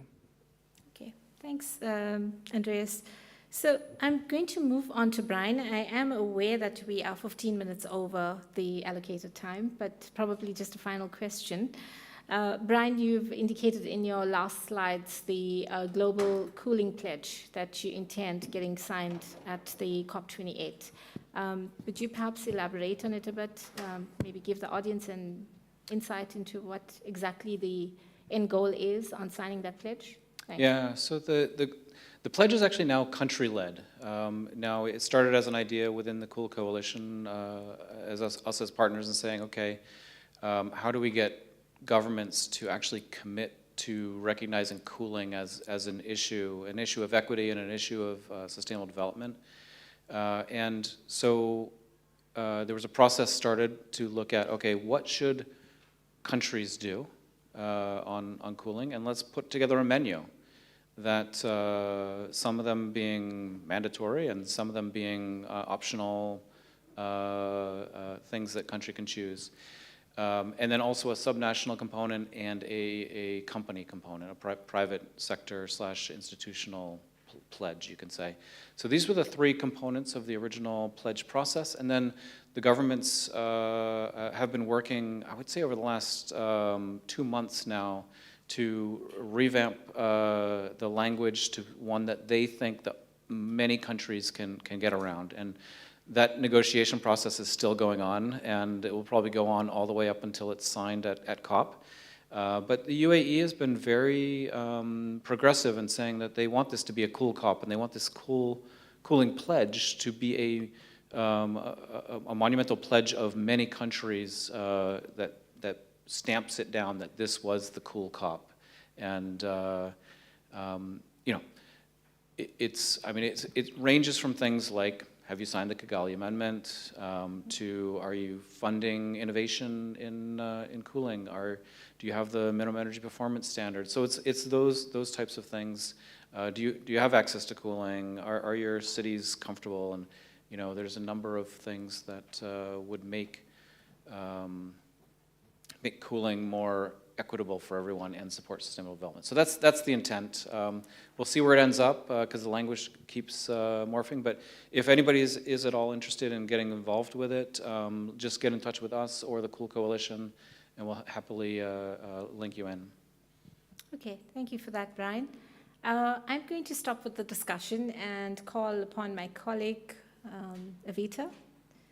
She's going to quickly provide you with the key takeaways, and then we will conclude the session. Thanks.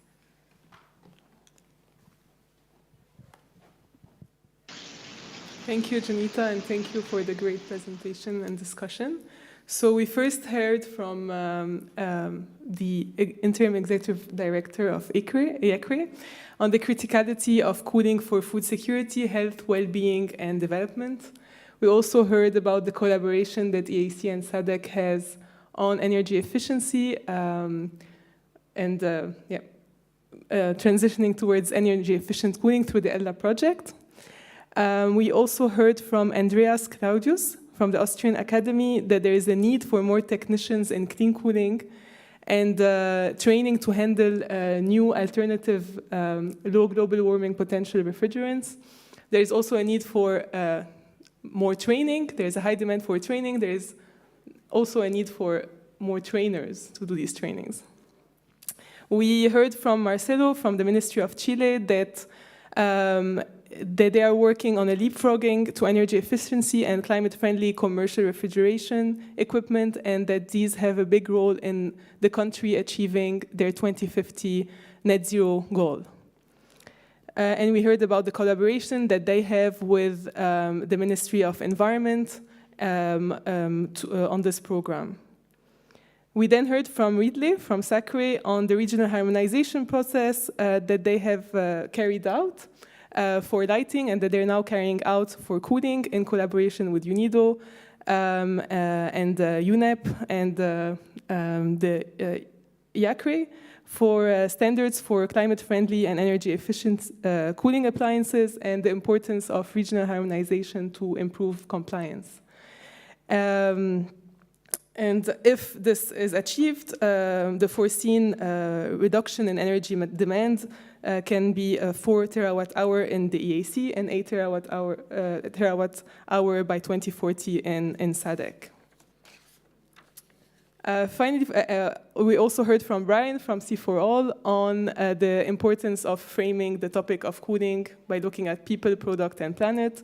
And Brian reiterated the importance of clean cooling because as we stand, there are 1.12 billion people who are at high risk due to lack of access in cooling. We also heard about the Global Cooling Pledge this drive to increase global ambition on sustainable and equitable cooling, and we hope to hear on that pledge in COP28. Yeah, that's it, and thank you, Janita, for the great moderation.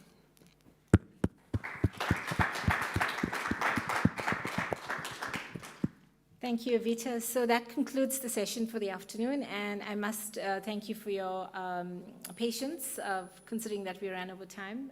So I really appreciate that, and a round of applause to our panelists.